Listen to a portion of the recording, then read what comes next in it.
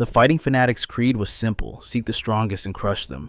But for years, the ring offered only disappointment. Every match ended with his opponents unconscious at his feet, until fate intervened, dragging him into the hellish difficulty of a broken game world. A realm where the path of the knight and the way of the mage were sworn enemies. I awakened in the body of a fallen noble, the heir to the mightiest mage clan, but cursed with 0 mana.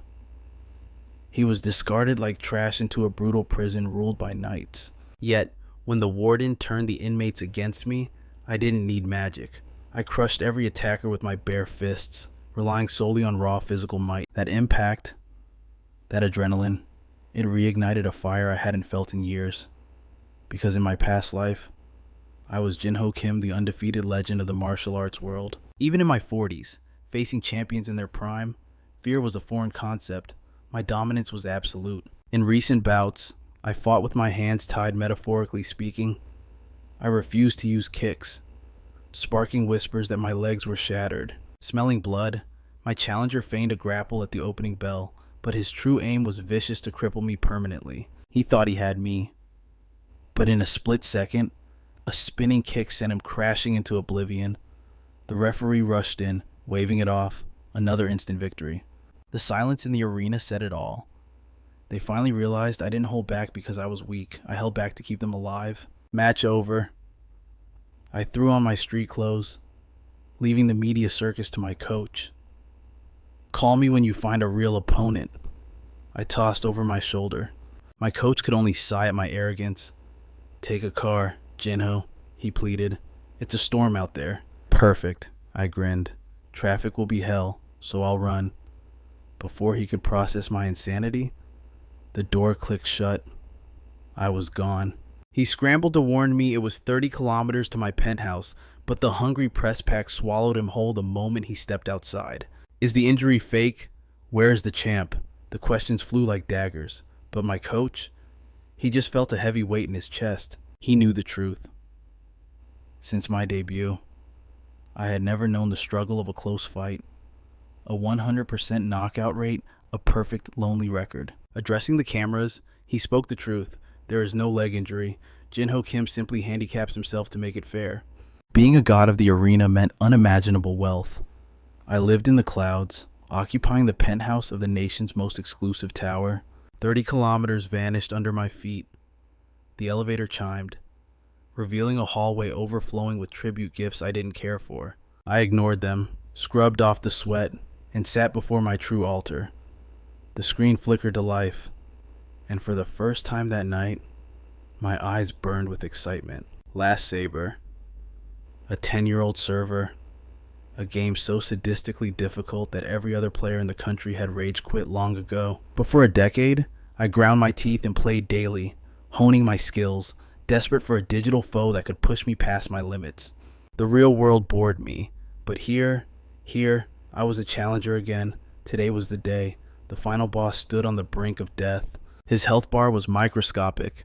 Victory was inevitable. Yet, a strange hesitation gripped me.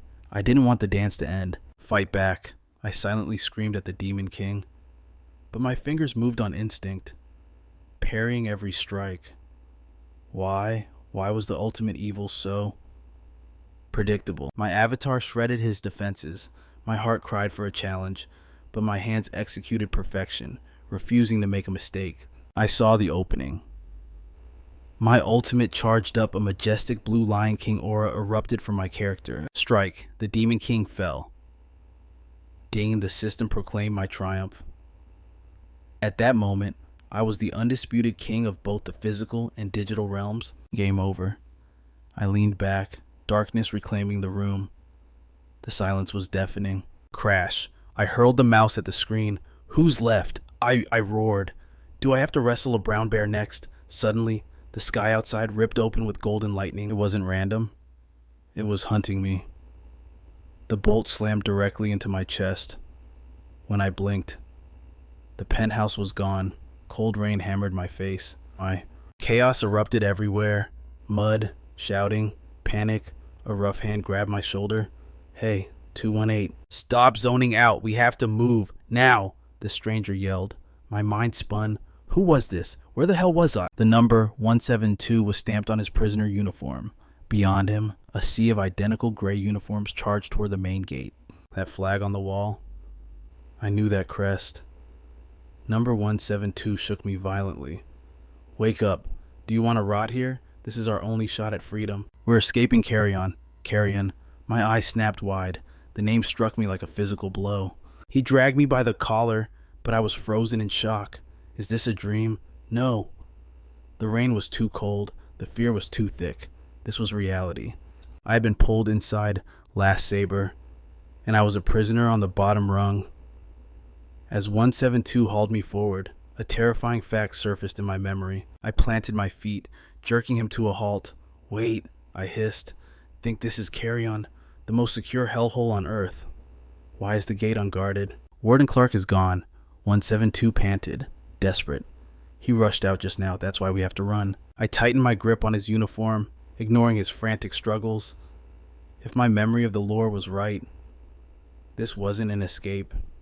It was a slaughter. My champion's instinct screamed death awaits at that gate.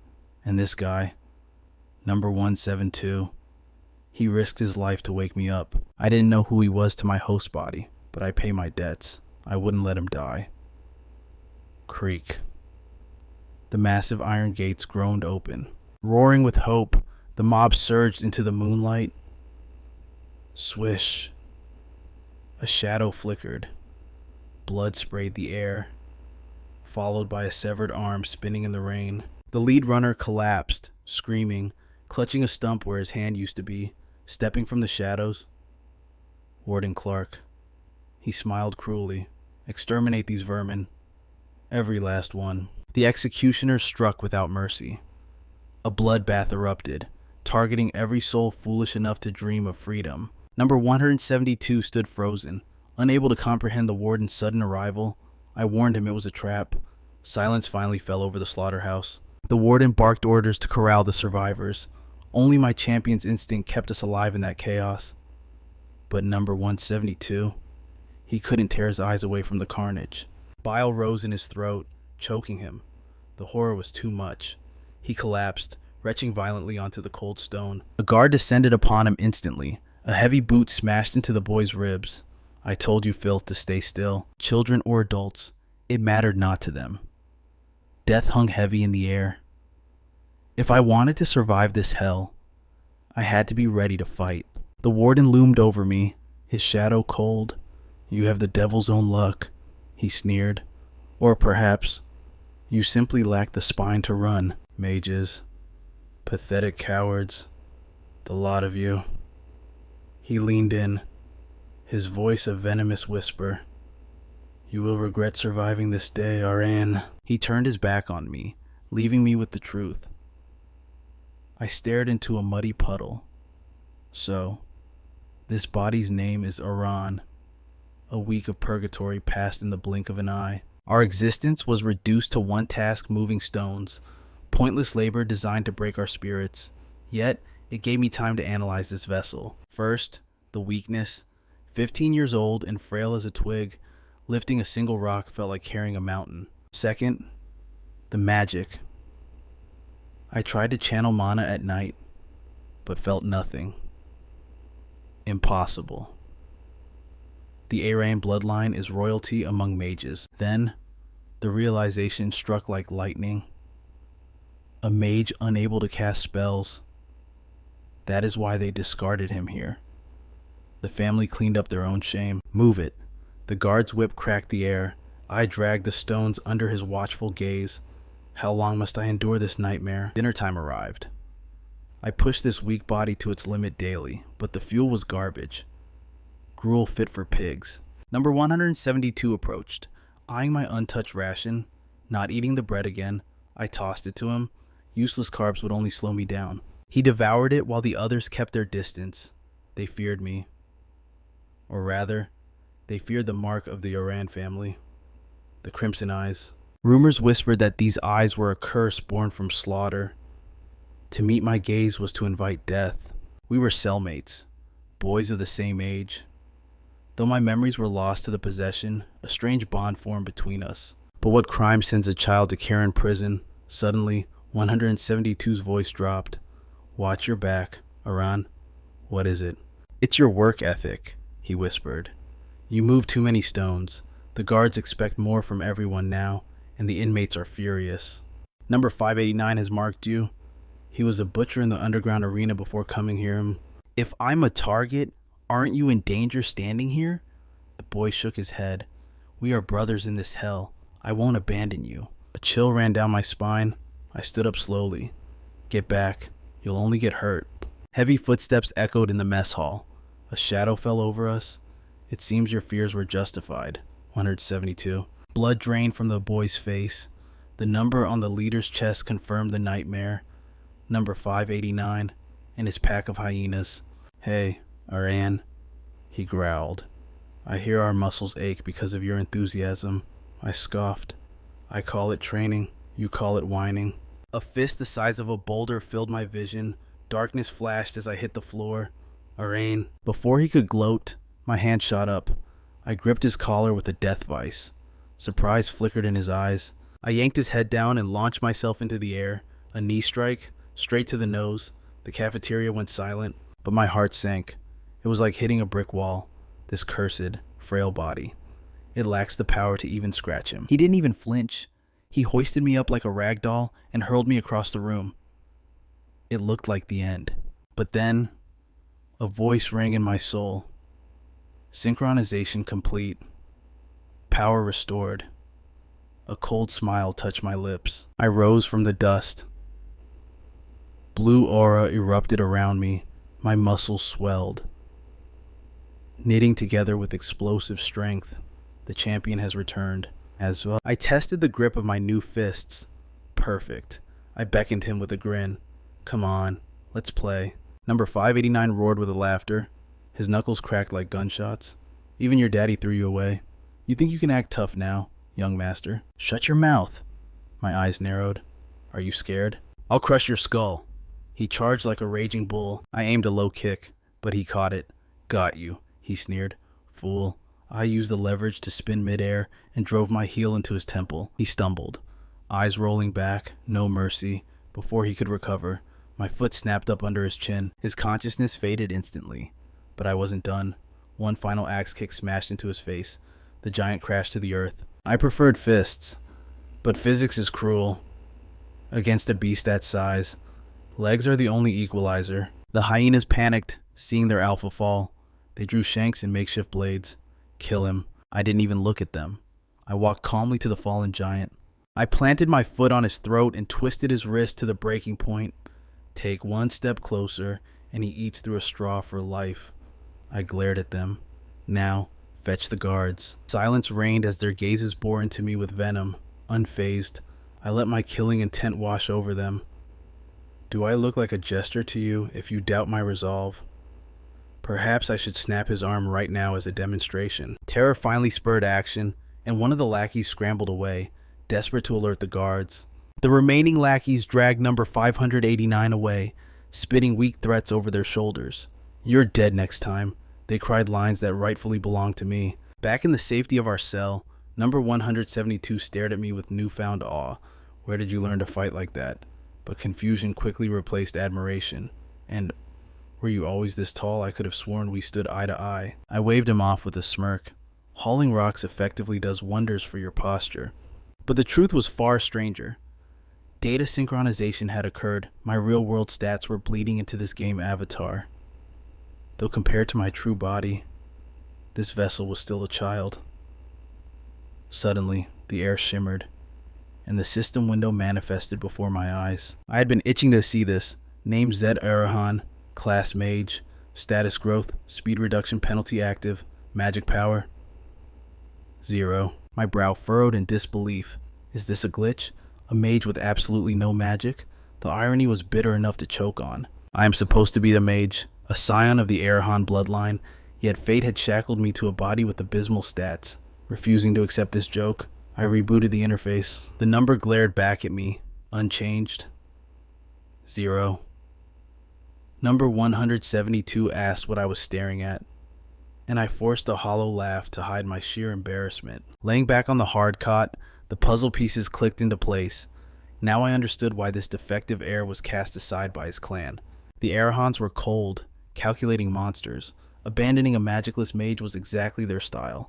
I needed to calm my racing mind and assess what remained. Wait. Strength, agility, stamina, and perception. They were all maxed out at 100 a diamond in the rough amidst this disaster. Of course, the growth penalty was still a thorn in my side. This malnourished frame couldn't utilize those god-tier stats yet. The penalty could be overcome with rigorous training, but this prison slop they called food was a serious obstacle. Then I saw them, traits I had never encountered before, and every single one of them was S rank. Poison immunity and immortal gambler. Legendary traits usually earned through grinding. If only my magic power existed, this build would be unstoppable. It felt like the world was mocking me, but I wasn't one to give up. Sitting up, I steeled my resolve.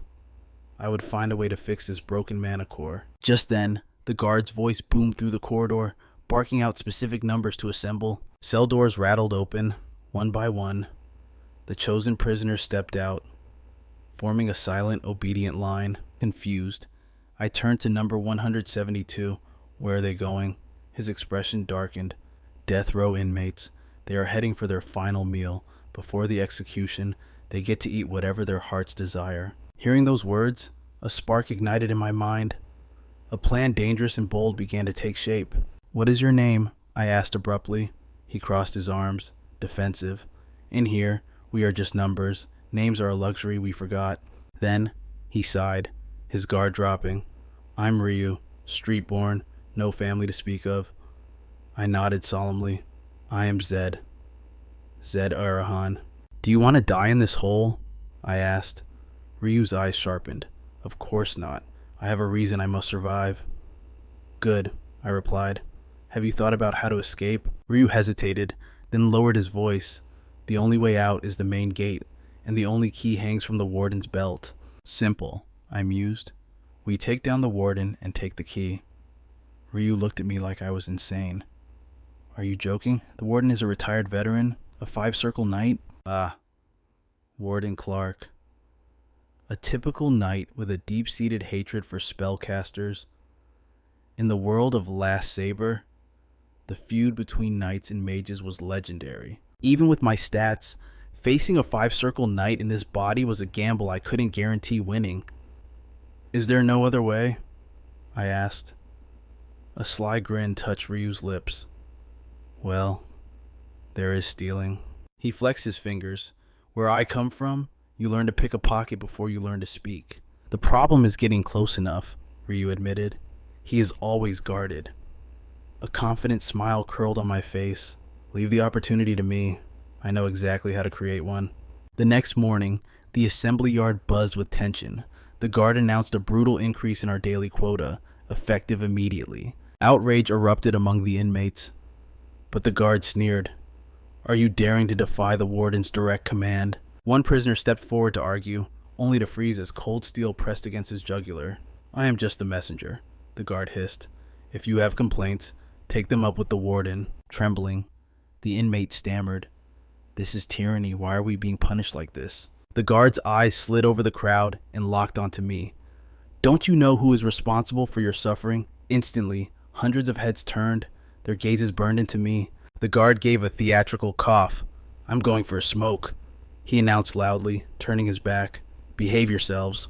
Ryu shifted nervously beside me. This feels wrong, Zed. I kept my eyes forward. Stay back, Ryu. It is about to get ugly. It was a trap.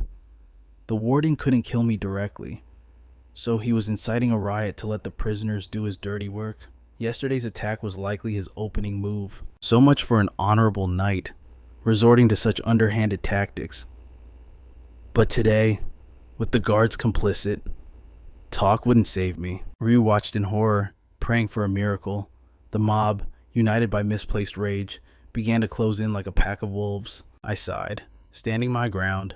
I understand your anger, truly, but you are leaving me with no choice. My words only fueled their frenzy. Roaring, they surged forward like a tidal wave. In a blink, I launched myself into the air, driving a devastating knee into the leader's jaw. The impact sent him flying, his body crashing into the rows behind him. The charge faltered for a second before they swarmed me from every angle. I raised my fists, a savage grin tearing across my face. Finally, this is the workout I needed. Come at me. Back in the octagon, I always found one-on-one duels so tedious. Why waste time? It is much more fun when you fight the whole world at once. I had waited an eternity for a chaotic brawl like this, a true one versus many. With a smirk, I taunted them to come at me with killing intent. Instantly, danger flashed from behind. I ducked a prisoner's sneak attack and slammed my elbow into his jaw. Then, I tore through the mob like a streak of lightning. Everywhere my fists and feet landed, bodies dropped, and screams echoed in the air. From a distance, Ryu watched in frozen silence as I unilaterally crushed them all. His eyes were wide with disbelief.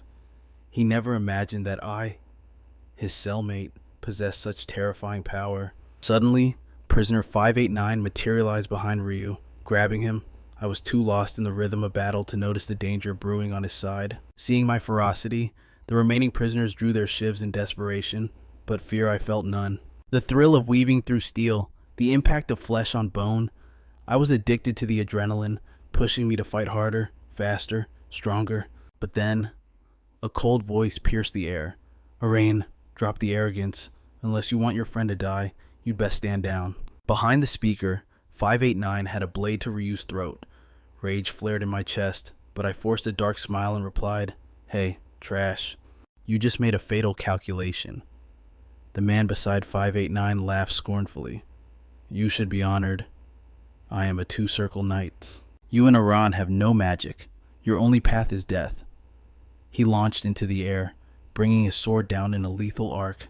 I sidestepped, letting the steel bite into empty air. The strike missed completely. Before he could even look up, I had already dismantled 589 and pulled Ryu to safety. The knight's voice trembled. "Impossible. What did you just do? You have no mana," I answered calmly. "Who said I needed magic?" Before my words even landed, my body blurred, sweeping across the gap like a vengeful ghost. Instantly, I was in his face. My leg whipped around like a scythe, slamming into his neck. The impact sent him flying backward like a rag doll. Just then, the heavy iron door creaked open, and the warden stepped inside. Our eyes locked mid-air. The tension was suffocating. He demanded an explanation. Suddenly, Ryu screamed out, "Wait, number 218 is the victim. They took me hostage to kill him. It was self-defense," Ryu shouted, rushing forward. The warden's brow furrowed as he looked at the groaning prisoners with utter disgust. "What a bunch of incompetents," he muttered. He turned his gaze to me. "Did you unlock your magic?" I shrugged. "Who knows?" Instantly, a terrifying purple aura exploded from the warden. The crushing pressure forced every prisoner to their knees, their bodies shaking uncontrollably. Even Ryu, just a child, collapsed under the sheer weight of it. However, a brilliant blue aura flared around me, clashing against the warden's 5-circle pressure. A system window flashed before my eyes. S-rank trait Soul of a Champion is resisting the suppression. I smirked. A mental immunity trait. This ability was practically a cheat code. In my previous life, I stood at the pinnacle. Did a mere 5-circle small fry think he could make me kneel? The warden's eyes widened in shock. He never expected a magicless nobody to remain standing in his presence. He took a sharp breath. The air screamed as he flared his aura even intenser, trying to crush me completely. Yet, I stood unmoved, thinking, against an S-rank trait, is that all you have? My resistance shattered his expectations, freezing him in place. The guard behind him couldn't take the pressure and begged him to stop. Reluctantly, the warden retracted his aura. I hid a smirk. Lucky for him. If he had drawn his sword, I might have been in actual trouble. He glared at me with eyes full of suspicion. Defeated, he barked at us to get back to work and turned to leave, his face dark as a storm cloud. "Wait," I called out. "I have business with you." The warden whipped around, furious. "What?" I told him I was sick of stacking rocks and looking over my shoulder. Worrying about getting stabbed every day is annoying. So, I've decided to die. Ryu went pale, sweat pouring down his face. "What are you saying?" I ignored him and looked the warden in the eye. "I want to become a death row inmate." The warden was stunned. "You know what that means? There is no turning back. I won't show mercy." I lifted my chin defiantly, afraid I'll chicken out. Record it on a crystal ball if you want. The warden's eyes lit up with malicious delight. He instantly ordered his men to fetch a recording crystal. I continued smoothly. I heard the condemned get a last meal of their choice. Let's set the menu now. For my final meal, I want Verdi beef, and I want enough to eat until I burst. The guards gasped. One whispered, "That's insane, wasting such luxury on a dead man." Verdi beef was a legendary delicacy in the game Last Saber. It was rumored to awaken dormant powers and guarantee victory in battle. Players would even kill to bribe NPCs with it. I put my hands on my hips. I'm trading my life for a steak. That seems like a fair trade, but I only accept S-rank quality. Try to scam me, and the deal is off. Ryu stammered, asking if I was really going to accept execution. I pointed a finger at him. Oh, and he's coming too. Better make that enough beef for two. The warden shrugged and agreed. Since Iran was going to die, might as well grant the wish. Ryu looked like he was about to faint. Don't I get a say in this?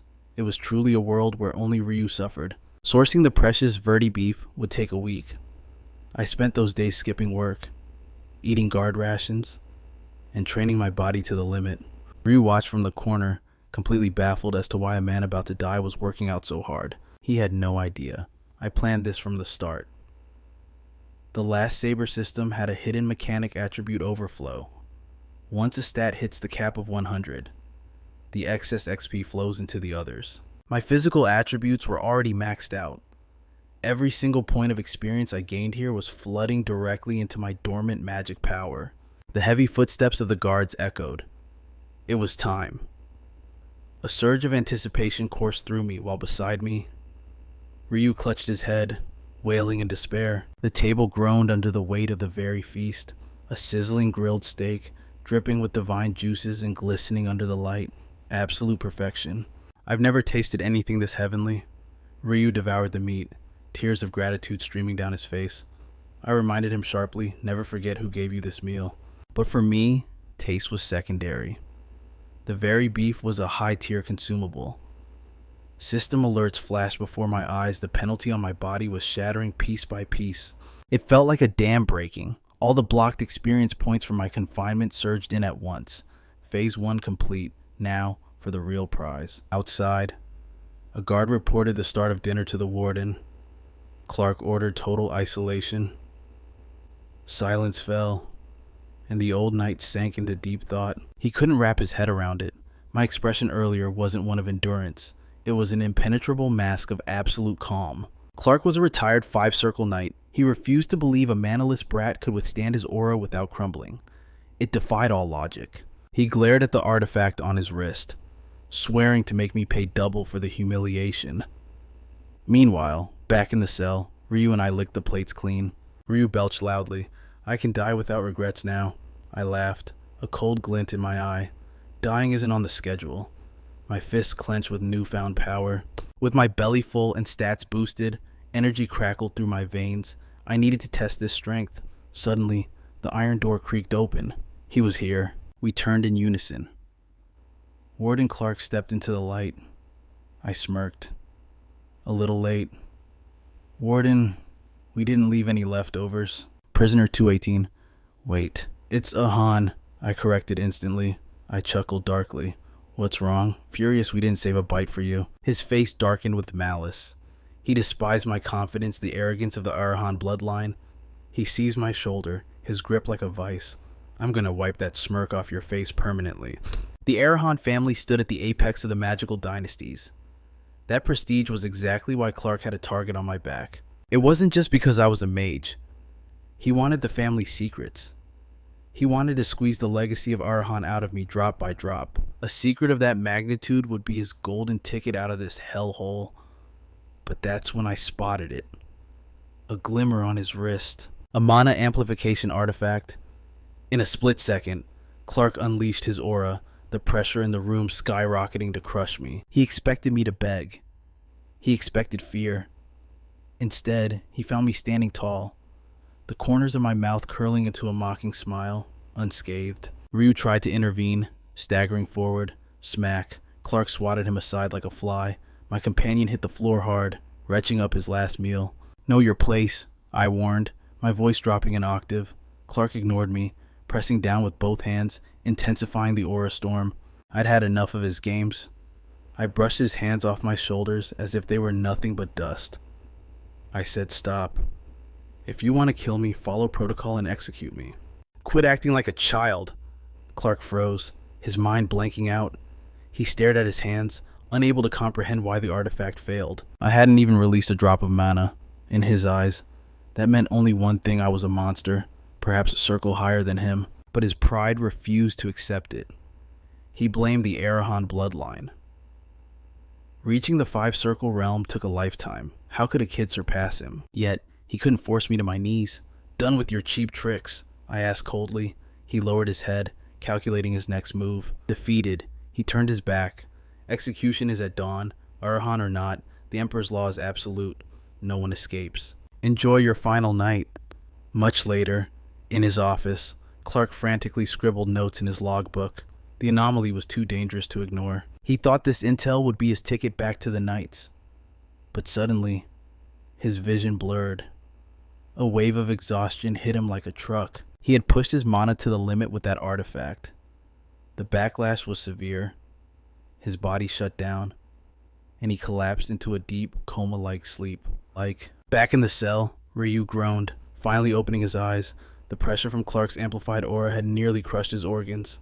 "You alive?" I asked. "Feel like I'm gonna hurl," he muttered, clutching his stomach. I praised his sleight of hand. Ryu grinned weakly, and from his sleeve, he produced a glimmering object. The Warden's key. "Good work, partner." For a normal human, stealing from a knight was suicide. This kid had guts. Ryu sat up, breathless. "Only because he was obsessed with you. I just saw the opening." He looked at me with concern. "You okay?" "Never better," I replied. He narrowed his eyes. "You're a freak. Uh-huh. You've got secrets that don't make sense." "Go lift some rocks," I deflected, staring into the void. The pieces were all in place. My status window was glowing. Strength, agility, stamina, all up by 10 points. The very feast wasn't just food, it was a legendary elixir. Combined with my training, my body had undergone a qualitative evolution. I could feel the power humming. I wanted to clear all penalties, but time was up. We couldn't wait any longer. I sat down, eyes locking with Ryu's. "We leave tonight. Once you can stand, we move." Ryu panicked. "Now Clark will catch us in seconds." I smiled, radiating confidence. "Relax. Clark is out cold." "How do you know?" Ryu asked. "Because that bracelet is trashed here," I explained. "Instant power, but the stamina drain is catastrophic." "He's sleeping like a corpse right now." He delivered the key to us and knocked himself out in the process. My plan worked perfectly. It was time to vanish. Ryu hesitated, but the path to freedom was open. I stared him down. "If fear has gripped your heart, you can stay behind." His voice trembled, yet his resolve held firm. "You are my lifeline. There is no way I am leaving your side." Ryu stammered, asking how we would exit without a key. I silenced him with a gesture. I stepped back, channeled my strength, and shattered the cell door with a single devastating kick. Ryu gasped, his mind unable to process such raw power from a supposed mage. But the noise drew attention. 2 guards spotted us instantly. "Hey, what do you think you're doing?" I scoffed, cold arrogance in my voice. "What else?" "I'm staging a prison break, obviously." We bolted instantly. As we sprinted down the corridor, Ryu shouted a desperate warning. "Look out ahead." A blockade of guards stood between us and freedom at the main gate. I surged forward, a blur of motion. "Don't stop," I commanded Ryu. "Just run." The first guard charged, his blade raised high for the kill. As the steel slashed down, I twisted mid-stride, letting the blade miss by a hair's breadth. In one fluid motion, I seized his face and used his own momentum against him. I hurled him violently into his comrades, disrupting their formation like bowling pins. The captain stood frozen, his mind unable to comprehend the speed. Rage warped his features, but he was too slow. I was already inside his guard. My palm shot out like a viper, crushing his windpipe in a single lethal strike. Veins bulged on his forehead as he gagged, suffocating in silence. I wasted no time on the dying man. I ghosted past him, charging straight for the remaining threats. Fear paralyzed them. My strength was beyond their understanding.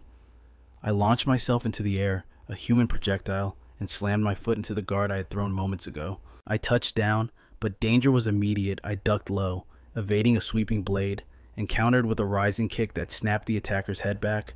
I stuck the landing perfectly. Another blade came slicing through the air. I twisted effortlessly, planting one hand on the ground for leverage. A spinning kick smashed into his skull, followed by an aerial stomp that buried him into the earth. I glanced back. 2 more guards coordinated their assault, swinging their swords in a deadly pincer move. Their desperation only fueled my battle spirit. A feral grin tugged at my lips. In a flash of lightning speed, I split my legs, kicking both attackers simultaneously with terrifying precision. Ryu followed in my wake, his jaw on the floor at the spectacle. By the time Warden Clark arrived at the scene, he found nothing but a carpet of groaning, broken bodies. We had already vanished through the main gate. Clark exploded with fury, his eyes bloodshot and gleaming with a murderous hunger. "Bring them back dead or alive," he roared, miles away, on the outskirts of Carrion, in Moda Village.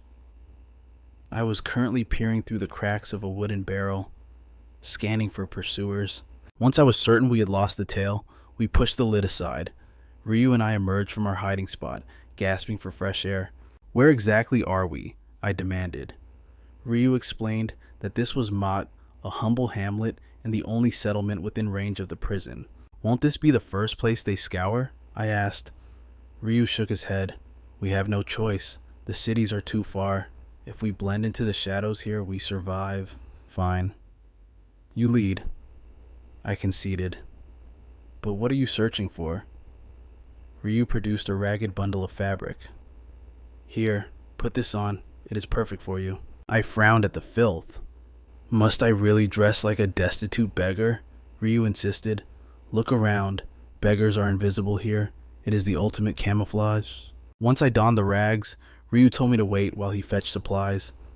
I raised an eyebrow. "And how do you intend to acquire goods without a single coin?" Ryu smirked, tapping his nose. "Since when does one need money to shop?" I chuckled internally. This kid. His moral compass pointed in a very useful direction. "Stay put," he warned. "I will return shortly. We are partners, after all." I remained silent as he left. Trust was a luxury I could not yet afford. An hour later, Ryu materialized with the goods. "What is this?" I asked. He handed me a pair of color-changing artifacts. I applied them, and my reflection stared back with sapphire blue eyes. "Think of them as colored contacts," he whispered. "Your natural red eyes scream Aran bloodline. Here in the south, this is the domain of the Bahal family. Blue is the safest color," he continued. "Among these arrogant southern nobles, eye color is just another fashion statement." The name struck a chord. Bahal. I knew this lineage well. My character, the one I piloted to the game's finale, was none other than Torres Bahal. The Aran were masters of magic. The Bahal were tyrants of the sword. Their hatred was ancient, reflected even in the contrasting colors of their eyes. Later, Ryu guided me to a stable he had scouted. Collapsing onto the straw, my mind raced. How did it come to this? One moment I was gaming, and the next, I woke up inside this world not as a hero, but as a condemned prisoner sleeping in horse manure. And Ryu, why does he cling to me? He calls me his companion, yet he knows Clark hunts me specifically. Associating with me is a death sentence. True, I need his street skills right now, but blind trust gets you killed in this world. Beside me, Ryu lay with his eyes open, lost in his own schemes. The night passed, and harsh sunlight soon pierced the wooden slats. I awoke to the grim reality. The darkness had hidden the filth last night, but now the stench and squalor were impossible to ignore. Ryu stretched lazily, mocking me. "Look at you, a true elite noble. Does a little dirt offend your delicate sensibilities? Who in their right mind enjoys this?" I snapped. Ryu shrugged. "We adapt to survive." I stood up, brushing off the straw. "Not like this. No way. I need gold. And food. Immediately." Ryu looked skeptical. "And how exactly just breathing without the guards spotting us is hard enough? Shall I teach you to pick pockets?" he offered. I smirked with dangerous confidence. "Forget petty theft. Find me a location." Ryu looked confused. "A location?" "The arena," I declared. Ryu, efficient as ever, led me to the underground fighting pits. On the bloodstained stage, two hulking brutes were locked in combat. The crowd roared like beasts, thirsting for violence. Ryu turned pale, cold sweat beading on his brow. Are you sure this is the right place? It is perfect, I said coldly. Below, a dark-skinned fighter sank his teeth into his opponent's shoulder, only to be blasted back by a sledgehammer of a fist. The bitten fighter recovered instantly, driving a heavy blow into the biter's ribs, crumbling his defense. I expected amateur brawlers, but these warriors had genuine skill. Ryu, however, looked ready to bolt, desperate to escape the stench of blood. Upon the stage, the long-haired fighter unleashed a ferocious assault. His fist tore through the air, aiming straight for his opponent's skull. Before the dark-skinned fighter could even breathe, a storm of iron fists rained down upon him.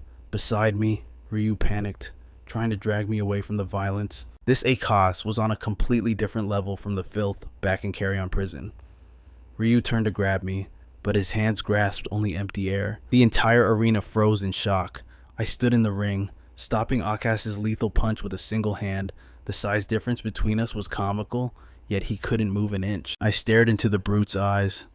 Can't you see he's unconscious? There's no honor in beating a corpse. Akase stared at me, bewildered that a mere peasant dared to interfere. Ryu watched from below. Thinking I had lost my mind, I ignored them and turned my cold gaze to the referee. How much did they pay you to look the other way? The match is over. Following the rules shouldn't be optional. Suddenly, Akas ripped his fist from my grip, his voice dripping with venom. What do you think you're doing? Trash. He hesitated, fearing I might be a bored noble in disguise. But when I spoke, the silence in the arena was deafening, every ear strained to hear my identity. Thousands of eyes bored into me. I smirked. Me, I'm just a beggar from the streets. Instantly, the crowd erupted. A tsunami of curses and rage washed over the ring. I raised my voice above the noise. If I ruin the show, I'll pay for it. I'll take his place. Does that satisfy you? Prepare yourselves. I'll show you what a real fight looks like. Down below. Ryu scrambled toward the ring, his face pale with terror. He babbled like a broken machine gun, begging me to come down, claiming Akas was invincible. I simply dug into my ear, bored. Hey, Ryu, shut up and bet every coin we have on me. He opened his mouth to argue, but I cut him dead. When I win this, we're eating premium beef tonight, until our bellies burst. The bell rang. The crowd jeered. Wishing for my death, Akas sneered, convinced that this filthy beggar had a death wish. But then, a chill ran down his spine. This 15-year-old boy. His eyes held no fear. His breathing was rhythmic, controlled, and dangerously calm. It was the stance of a grandmaster, aggressive yet immovable, a fortress with zero openings.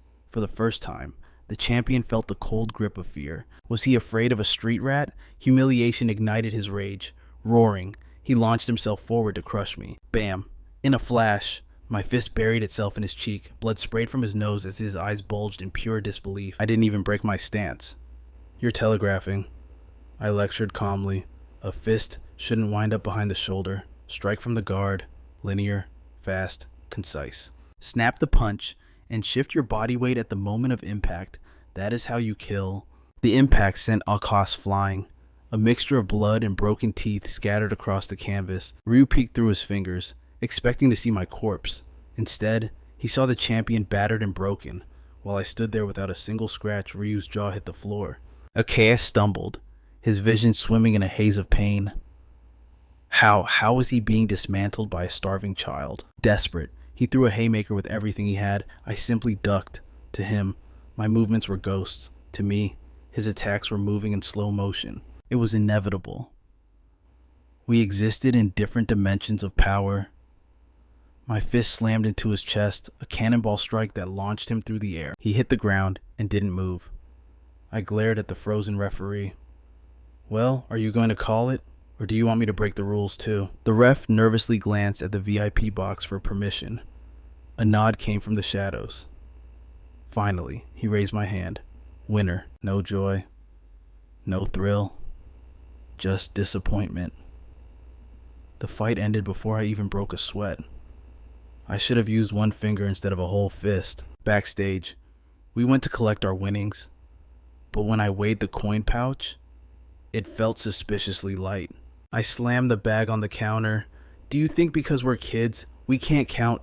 The receptionist paled, stammering out excuses. No, that's the full amount, I swear. It didn't add up, unless... I slowly turned to Ryu. He was sweating bullets, avoiding my gaze like a guilty puppy. Ryu, I growled. He flinched. I didn't bet at all. Gambling is bad, and we needed money for food if you lost. Before I could strangle him, a velvet voice cut in. A stunning woman approached, flanked by 2 mountains of muscle. Leaving so soon, she purred. I was hoping to chat. It was the woman from the VIP box, the one the referee was terrified of. Who are you? I asked, unimpressed. I am Hera, the manager of this arena. She smiled, expecting me to bow. Instead, I grabbed Ryu. Not interested. We turned and walked away. Ryu looked like he was about to faint. Recognizing her, the 2 giants blocked my path. I sighed. Do you 2 want to end up in the infirmary like your champion? They didn't flinch. Loyal dogs. Hera's voice floated from behind me, amused. Akash was a professional I brought from the capital. Defeating him makes you valuable. Go for now. But we will meet again, boy. I have a weakness for strong men. I didn't bother responding. I just kept walking. Later, at a barbecue joint, Ryu stuffed his face but couldn't stop trembling. You're crazy. Do you know who she is? We can't offend Hera. She's not just a manager. She's the shadow queen of this city. We're walking on thin ice, just being in her territory. I chewed my meat thoughtfully. She's just a money-hungry old fox. Ryu choked. That's exactly her nickname. How did you know? It was obvious. She saw a tool, not a person. It reminded me of my past life. When I first rose to fame in the martial arts world, vultures circled everywhere. They wanted my blood and sweat to line their pockets. I was scammed, used and discarded. Back then, I was just a naive country boy chasing a dream. I was lucky I eventually found a true mentor, someone who turned me into a legend. Because of him, I learned the most important lesson: never let anyone hold your leash again. I was a battle-hardened champion who had climbed to the absolute peak. If she was known as an old fox, then we were about to see who truly held the title of the most cunning. Just then, the server placed a single portion of very beef on the table. Ryu was ready to dig in, but I cut him off sharply. This was a fake. The color and marbling were completely off. Though Ryu's untrained eye could not see the deception, I explained that if he thought about it logically, the situation was bizarre. Even the warden took a week to source this meat. If the neighboring city had it in stock, the delay made no sense. Furthermore, very beef was a rare treasure, impossible to supply in such bulk. This appeared to be wage beef. It was ranked 1 grade lower, but make no mistake, the gap in quality was like heaven and earth. Naturally, the price difference was astronomical. Ryu's stomach growled violently, his thoughts clear on his face. Who cared about quality when hunger was gnawing at his gut? But I refused to yield. Paying Bell Estate prices for counterfeit trash, that was an insult. Besides, our coin pouch was empty. Reporting fraud was simply a consumer's right. I waved the server over, but he approached with a look of pure disdain. He had found us to be an eyesore from the start. He snapped at us to eat and get out. We had ordered a single plate of meat, yet dared to waste everyone's time. I told him plainly, this is fake meat. We ordered authentic very beef. I demanded they bring the real thing immediately. My voice turned cold. Selling me counterfeit goods was bad enough, but his trash attitude was the final straw. The server sneered. Did I have any idea where I was?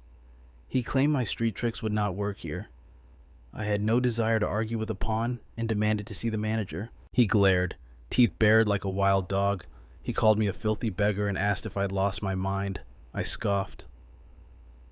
Would he prefer this bold beggar to cause a massive scene right here and now? The other patrons turned their heads, whispers spreading like wildfire. The waiter, realizing he was cornered, signaled for me to follow him. Moments later, Ryu and I stood in the boss's office. Sitting at the head was a pot-bellied middle-aged man, clearly the owner. Flanking him were several burly thugs gripping knives. The boss asked if we were the unreasonable beggars causing trouble. I corrected him instantly.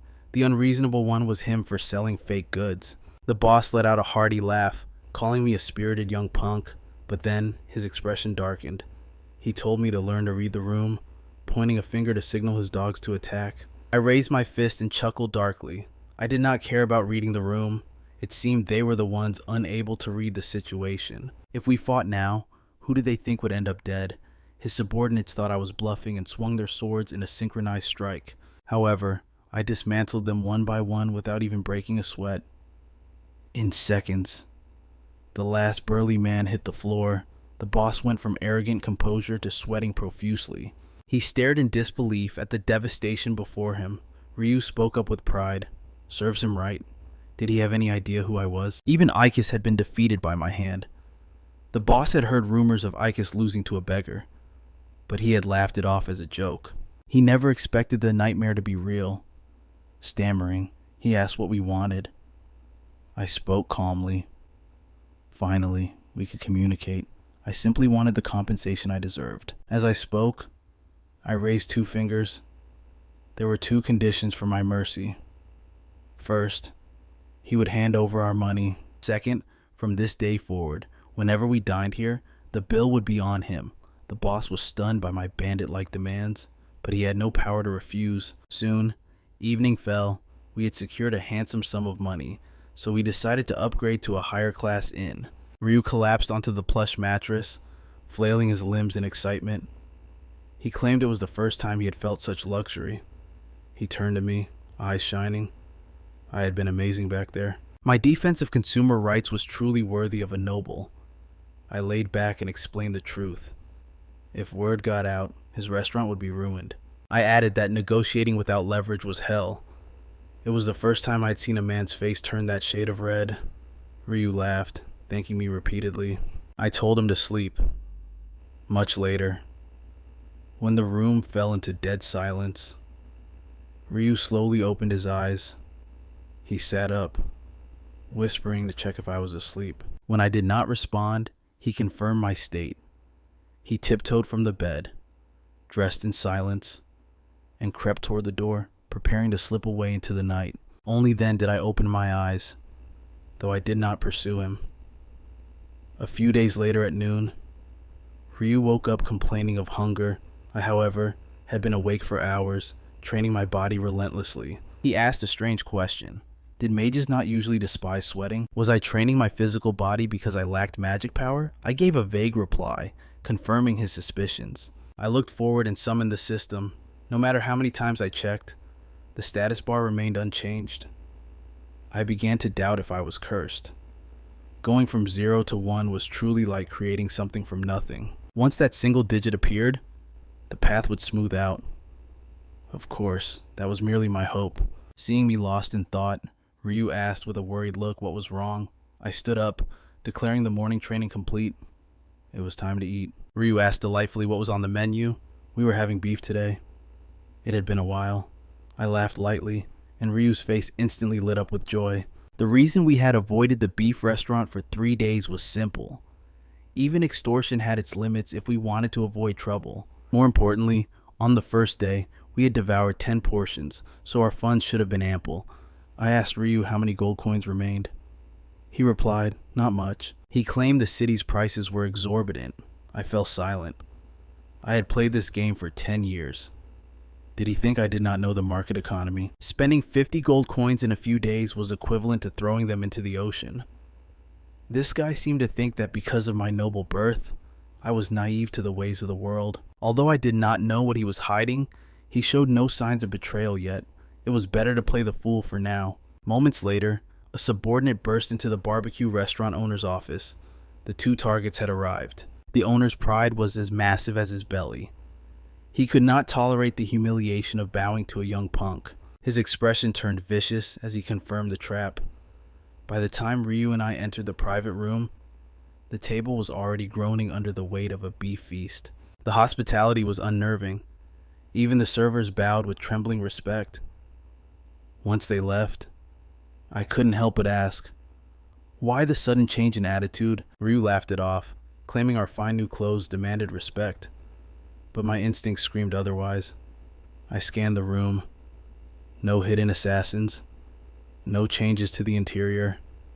Yet, something was wrong. What kind of trap were they laying? Ignoring the tension, Ryu turned to me, his appetite winning over caution. Aren't you hungry? He handed me a fresh lettuce wrap, but the moment my fingers touched it, a cold realization struck like lightning. I slapped it away and shouted, Ryu, spit it out, now. Ryu gagged, coughing violently as he expelled the meat. Terror filled his eyes. Is it poison? Am I going to die? I reassured him. A small amount won't kill you. So, this was their game. They actually had the audacity to lace our food with lethal toxin instantly. A system window flashed before my eyes. Traits rank poison immunity activated, resisting Pug's venom. If I lacked this absolute resistance, I would have been a corpse before I hit the floor. All that hellish training, every ounce of agony I endured to unlock this trait, it was finally worth it. Trait acquired absolute poison immunity S rank. The acquisition conditions were insane. Ingest every known poison in the Empire and survive. Ryu stared at me, trembling. It was colorless, odorless. How did you know? I straightened my back, exuding arrogance. Because I am an Arhan. Ryu's jaw dropped. So this is the power of an elite noble family. You really are on a different level. What now? Ryu whispered. If they want us dead, shouldn't we run? I stood up, a cruel smirk forming on my lips. Run. Why should we run? No. We're going to make them regret they were ever born. The restaurant owner watched from the shadows, grinding his teeth. Why wouldn't those beggars just die quietly? Why make a scene? I called out, my voice dangerously calm. Boss, I think we need to clear up a little misunderstanding. The owner sneered internally. Keep talking. Trash. You've gorged yourselves on enough Pug's venom to kill an elephant. The paralysis will set in any second. Outwardly, the boss played the victim. Misunderstanding. You two are nothing but thugs. Extorting an honest businessman. I shook my head, feigning disappointment. See, that is exactly what you've got wrong. Come, sit, let's share a meal and resolve this like civilized men. On my signal, Ryu picked up a poisoned meat roll and extended it. Here, have a bite. The boss froze. What is this? The boss stammered. Why offer this to me? I smiled warmly. It's a peace offering.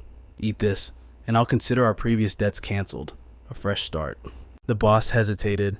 Maybe they aren't bandits after all. He cleared his throat. Fine. I never wanted trouble. Even if the situation is bizarre. So, I pressed, my eyes locking onto his. Do you want to accept my peace offering? Or is there a specific reason you refuse to eat this meat? Perhaps a deadly reason. A cold sweat broke out on his forehead. Nonsense, he stuttered. You're imagining things. My smile vanished. You seem to be enjoying your lie. Bam! I flipped the table, sending dishes crashing to the floor. The boss scrambled back in terror as the poisoned feast scattered across the floor tiles. He stared at the mess, his face pale. He hadn't taken a single bite. Did he know? The boss thought, panic rising. Impossible. The poison was undetectable. He glared at me. I treated you as guests, and this is how you repay me, you vicious animal. Save the act. I spat. You dared to poison our food. The boss forced himself to breathe, thinking rapidly. Calm down. He's bluffing. He can't prove anything. He puffed out his chest and shouted, I told you there is no poison. Do you have proof? Show me the evidence. I looked down at him, my expression devoid of mercy. You want evidence? My mana flared, and my pupils shifted into a glowing, blood-red hue. I am the evidence. You dared to attempt the assassination of an Arhan bloodline member? The price for this treason is your life. The boss's eyes bulged. Red eyes. The Arhan clan. His legs gave out, and he collapsed into a heap. He knew the truth of this world. If a noble killed a commoner like him in a back alley, no one would bat an eye. I'm dead. It's over. He scrambled on his hands and knees, clutching at my boots. Please, my lord, I was blind. I didn't recognize Mount Tai. I beg you, spare my worthless life just this once. His mind swirled with confusion. Why was a noble from the western duchy here in the southern countryside? Why dress as a beggar? Why hide such immense status? But fear drowned out his logic. The predator stood before him, and he was merely prey. He couldn't afford to question the motives of a monster. Please, I'll do anything you ask. Watching a grown man weep like a child, I realized the terrifying weight the name Arhan carried in this world. This was a powerful trump card. I needed to utilize this borrowed authority more often. I looked down at him coldly. You said, you are willing to do anything. For the sake of your pathetic repentance, I will show mercy this one time. The boss slammed his head on the floor, sobbing. Thank you, my lord. I will never forget your grace. Listen closely to my conditions, I commanded. First, you are forbidden from speaking of my identity to a single soul. I swear it, he cried. I'll take this secret to my grave. Even in hell, I won't speak a word. I nodded. Second, hand over half of your entire fortune. Do that, and today never happened. Yes, immediately. Please wait. The boss was paradoxically grateful. He realized that hoarding gold was meaningless if his head was separated from his shoulders. Only half? That's cheap for a life. He scrambled to the safe, desperate to pay before the noble changed his mind. As he ran, I deactivated my skill, my eyes fading back to their natural blue. Ryu whispered in awe, truly worthy of the Arhan name. I whispered back, once we get the cash, we leave the city tonight. But as we turned to leave, a figure blocked our path. It was Hera. We both flinched. Hera approached slowly, her attendants trailing behind. Her sharp eyes drilled into me. So, she purred, you're quite the remarkable individual. My heart skipped a beat. Did that restaurant owner talk already? Impossible? He was paralyzed with fear. That meant there was only one other source capable of digging up information on me. If my disguise as a fake Arhan was exposed now, the extortion money in my life would be forfeit. I needed to control the situation. Let's talk somewhere private, Hera suggested, cutting through the tension. We relocated to a secluded table. I broke the silence first. What brings you here, Hera? Do you have business with me? She offered a mysterious smile. You've misunderstood, she said smoothly. I'm not here for you. I'm here to meet my client. Client, I turned to look at Ryu. Ryu, don't tell me. Ryu hung his head in shame. I didn't mean to hide it, Zed. Ryu mumbled. Hera cut in, addressing him directly. I looked into the request regarding your brother, but the price has gone up. I need more funding. Ryu shot up from his chair. What? Ryu shouted. That wasn't the deal. Do you have any idea how much I've already paid you? Hera's expression turned frosty. That pocket change? It wouldn't even cover a decent dinner. You think locating a missing person with unknown status in this empire is easy? She scoffed. Tears welled in Ryu's eyes, his fist trembling. How can you be so cruel? That money was my last hope. Ryu's voice broke. I couldn't watch this anymore. Hold on, I interrupted, raising a hand. Let's make a deal. You said you needed me for something earlier, right? Let's bundle these transactions. If I agree to handle your request, you accept Ryu's commission as paid in full. Hera's eyes sparkled with interest. Deal. And don't worry. My request is quite simple. A sinister smile curled on Herna's lips. Her condition was simple. Fight Icas again. Ryu panicked, grabbing Zed's arm tightly. Wait, this is obviously a trap. But Zed answered without a second of hesitation. I accept the rematch. Zed turned his gaze to the cunning woman. But if I win, you continue the investigation as Ryu requested. Herna licked her lips like a predator. Of course. I never break a promise. Night descended.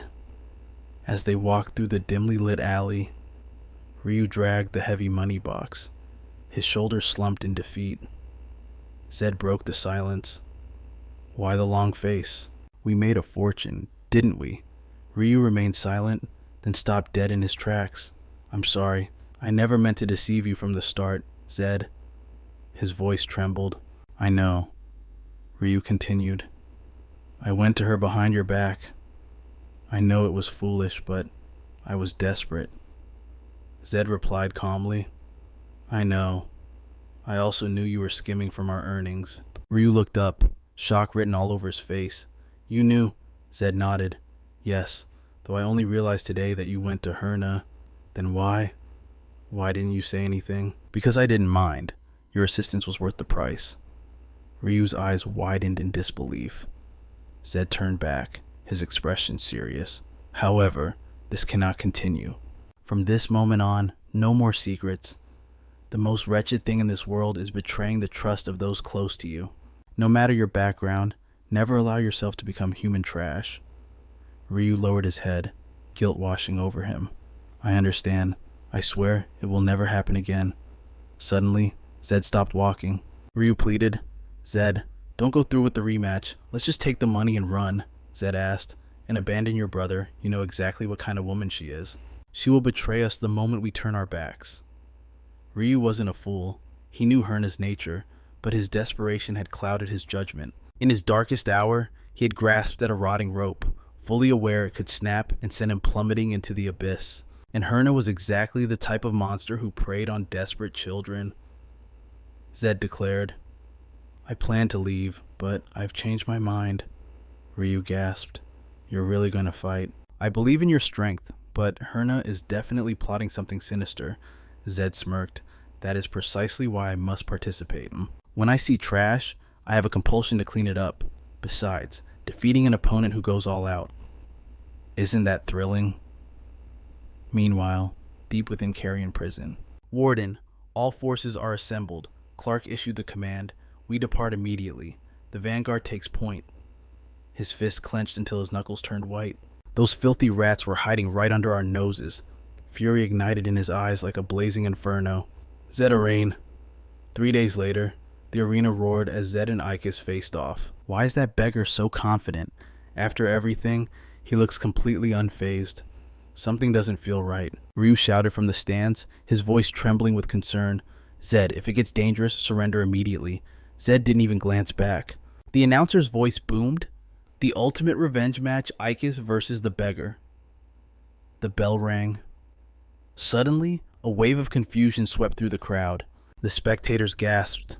Wait, look at Ikis' stance. Ryu stared in horror. Everyone realized the truth. Ikis was perfectly mirroring Zed's martial arts. Ikis adopted the opening form with terrifying precision. To replicate the Era Hand technique without magic power, it seemed impossible. Rumors swirled that Ikis had trained in the prison's depths. Suddenly, Ikis charged. Zed narrowed his eyes, analyzing the incoming attack. Keep the guard tight. Generate power from the core. Ikis smirked coldly, unleashing a flurry of kicks. He taunted Zed mid-assault.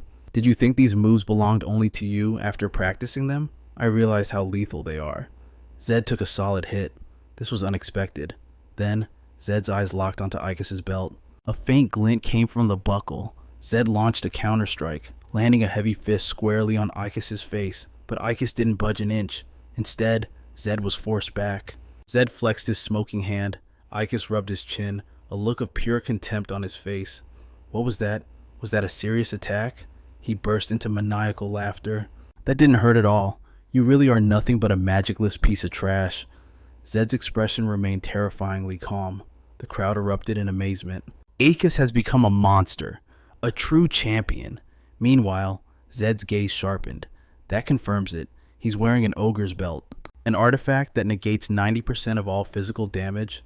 Ridiculous. Since I have zero magic power, he is technically my worst possible opponent. Ryu gripped the railing until his knuckles cracked. What is happening? Zed's attacks aren't working. That witch rigged the match. Zed, get out of there. Zed turned his head slightly, a chilling smile playing on his lips. Ryu, relax. Just sit back and enjoy the show. Ryu froze, silenced by Zed's aura. Ikis bellowed from the arena. What's wrong? Giving up already, Zed replied. Impossible. I'm just pleasantly surprised. Ikis looked confused. In fact, this is exactly the scenario I've been waiting for. Zed shifted his stance, his hands beginning to emit a faint, dangerous glow. You think I would retreat? Ikis glared. You wanted this. Zed launched himself forward, initiating a ferocious assault. Glowing fists and feet rained down like a meteor shower. Ikis staggered backward, his face swelling with bruises despite the defense. I'm being overwhelmed. A muffled groan escaped Icus's lips.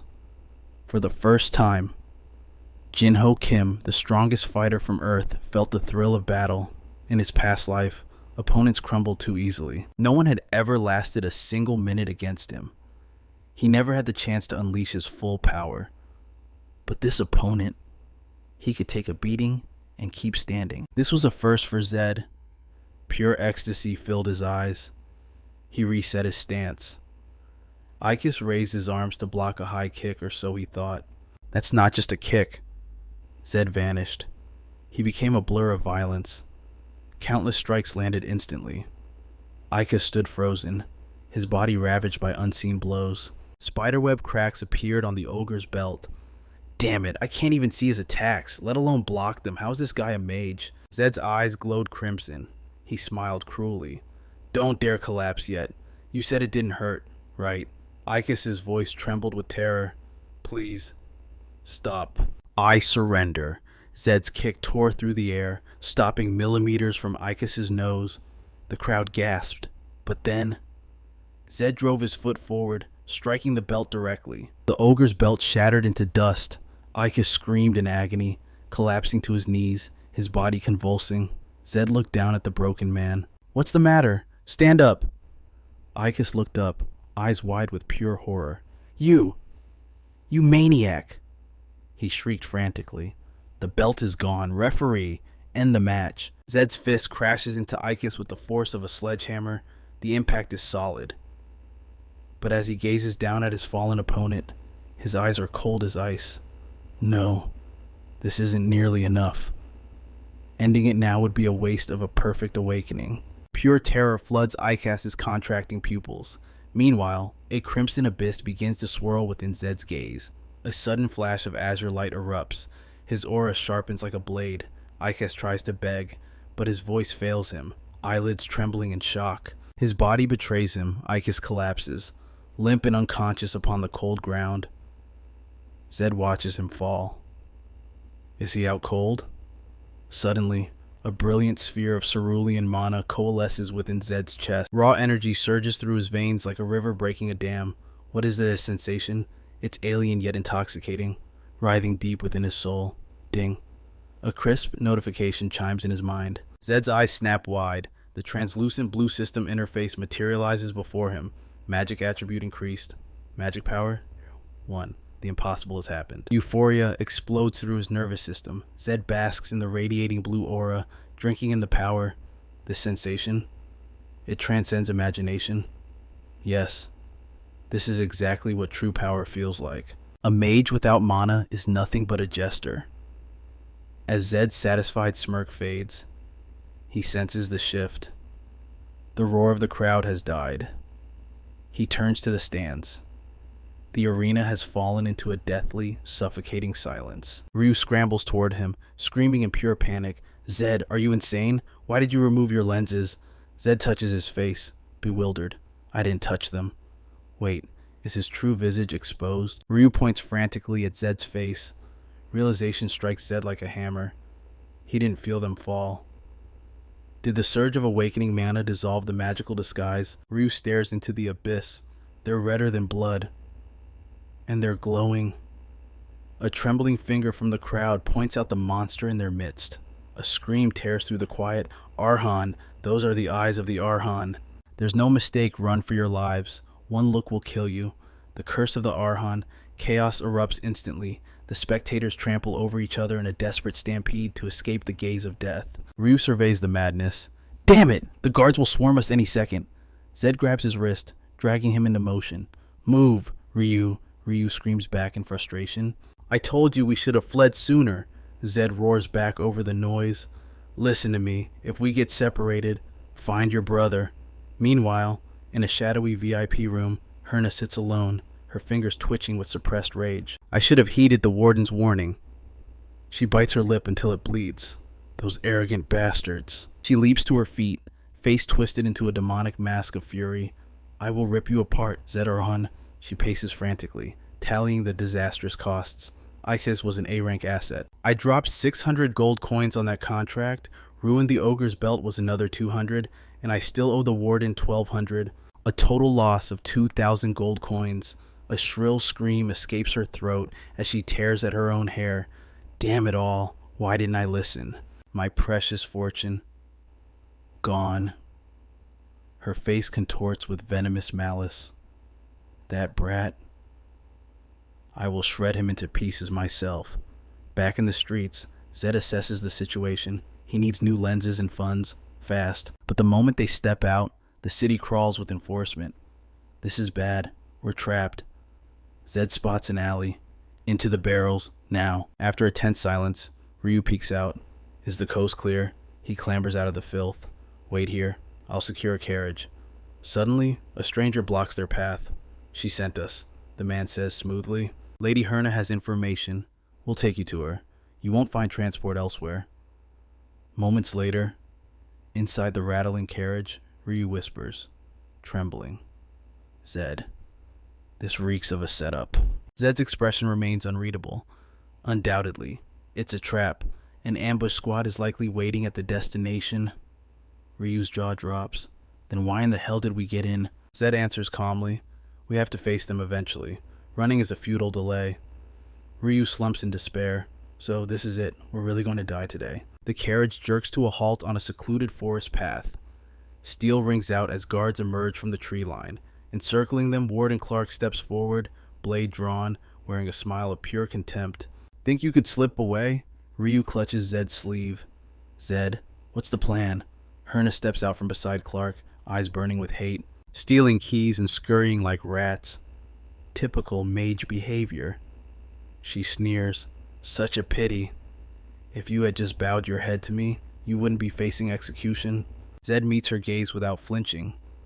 Even if time reversed 1,000 times, I would never serve you, Sasam, and I have no intention of surrendering now. Clark raises his greatsword, pointing the tip directly at Zed's heart. His voice booms like a judge's gavel. Zed Arhan is to be executed immediately. Interference is forbidden. Zed glances at his friend. Stand back, Ryu. Ryu can only whimper in terror. Clark scoffs. You still want to dance. You've got guts for a frail mage. Zed adopts a fighting stance. I still have a 50-50 chance. Against the strong, that mindset prevents fear. Against the weak, it prevents arrogance. Even against a fifth circle knight, if the odds are even in my mind. Terror has no hold on me. Clark spits on the ground. Sharp tongue until the bitter end. Fine, I won't hold back. Ominous purple aura erupts from the warden's body, twisting the air around him. He charges. The greatsword swings, generating a vortex of destructive energy. Die. Zed Arhan. The wave of purple death rushes forward. Yet, Zed's eyes remain steady. Yes. This pressure. This is what I craved. I don't ask for miracles. I just want to feel the blood pump in my veins again. In that split second. The memories of his past life's glories, the rings of the challenger ignite within his soul. He is a challenger once more. Ding. Trait activated, persistent challenger. All attributes temporarily increased by 10. Data streams cascade across his vision. The warden's energy detonates directly in front of Zed. A cataclysmic explosion of purple light swallows the world. Ryu screams as a shockwave hits. Zed. The dust slowly settles. But where Zed stood, there is nothing. He is completely unharmed. No, he is gone. Clark freezes, scanning the area in disbelief. Only a scorched crater marks the ground. A guard points a trembling finger skyward. Captain Clark, look up, high above. Golden lightning crackles. Tearing the sky apart, terror grips the warden's heart. That light. Impossible. That's lightning energy. Zed hovers in the firmament, his body bathed in arcs of divine golden electricity. The system window glows bright. Transformation, child of thunder. Clark roars, sanity fraying. How does a brat possess that power? Zed looks down from the heavens, his gaze like a god judging a mortal. A chill runs down Clark's spine. Flash. Zed transforms into a bolt of living lightning. He materializes instantly before Clark. Crack. A fist wreathed in thunder smashes into the warden's jaw. Zed unleashes a storm of violence. Clark is helpless. He stumbles back, blood spraying. This can't be real. Genuine lightning energy. It defies the laws of nature, unlike fire, water, wind, or earth.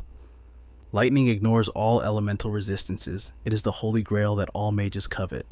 Even the founder of the great Arhan family never achieved this, yet this nobody wields it. The guards stare in paralyzed horror. Herna's face is a portrait of absolute shock. Peeking from the bushes, Ryu gasps, "Wow." Zed. Clark's legs give way, trembling uncontrollably. This is the power of a noble bloodline. A gift the heavens denied me. Clark grips his sword until his knuckles turn white. Venom drips from his words. "I hate your kind, those who rely solely on their birthright." With a roar, he pours every ounce of his remaining magic into his blade. A deadly cross-shaped slash screamed towards Zed. He watched it approach with ice-cold calm. Clark unleashed his second strike. There is no escape this time. Block! A golden barrier materialized, shattering the assault. Clark's eyes widened in disbelief. A shield. Zed launched a fist. Golden thunder crashed into Clark instantly. The lightning detonated with cataclysmic force. Clark howled in agony as high voltage tore through his veins.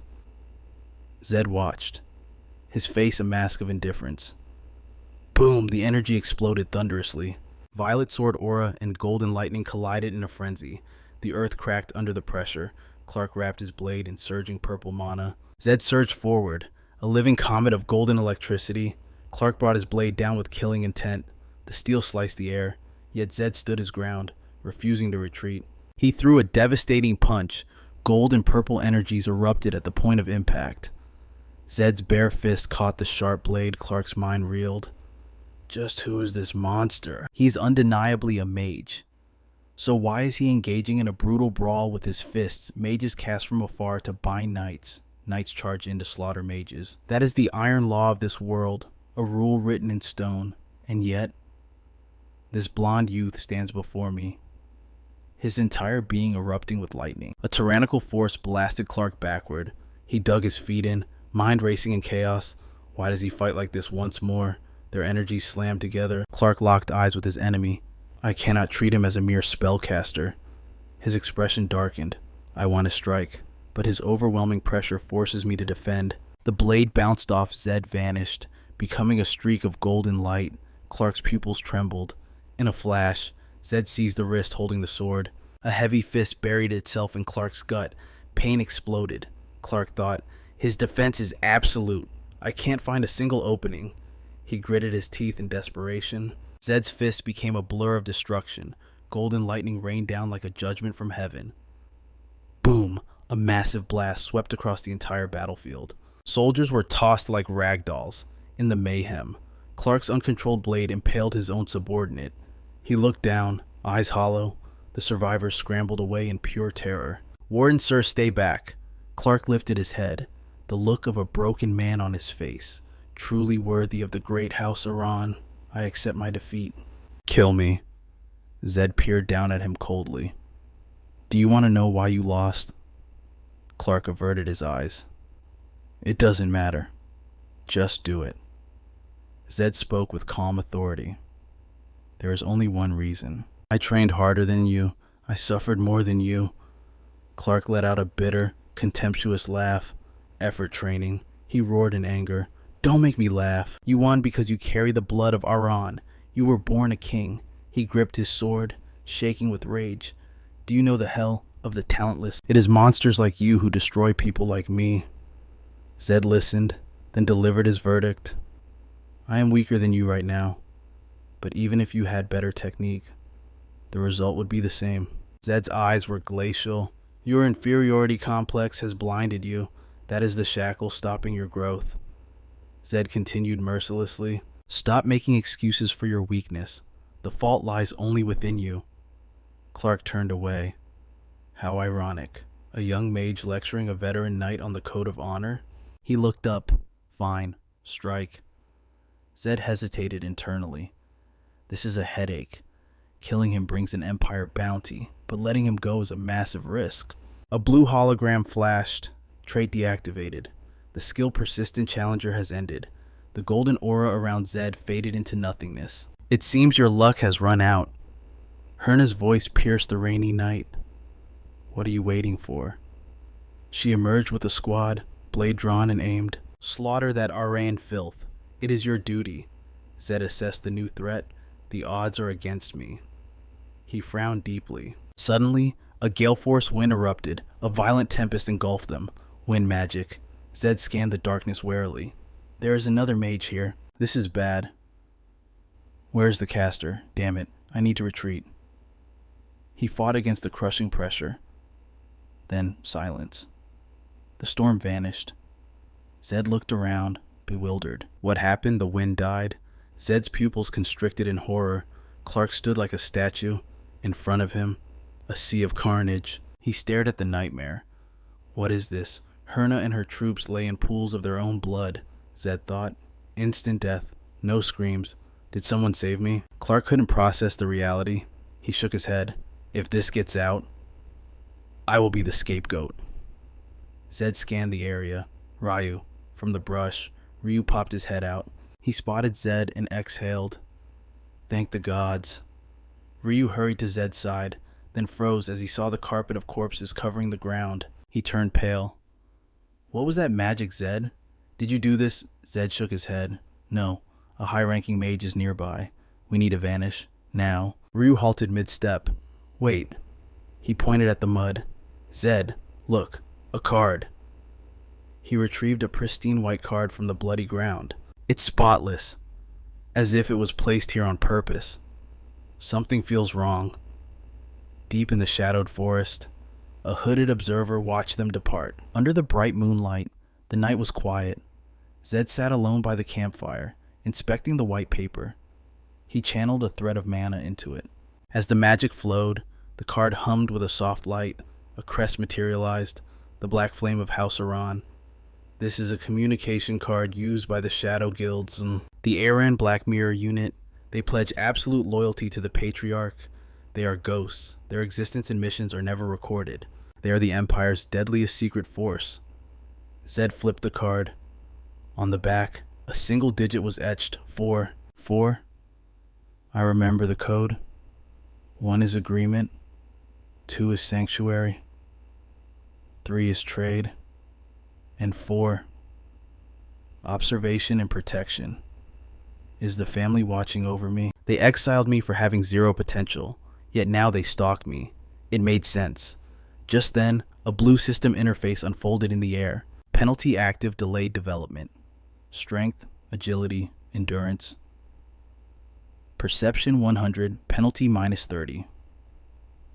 Magic power 3. After defeating the warden, the penalty reduced. My magic power rose by 2. It was exactly like an RPG experience system. He checked his skills tab.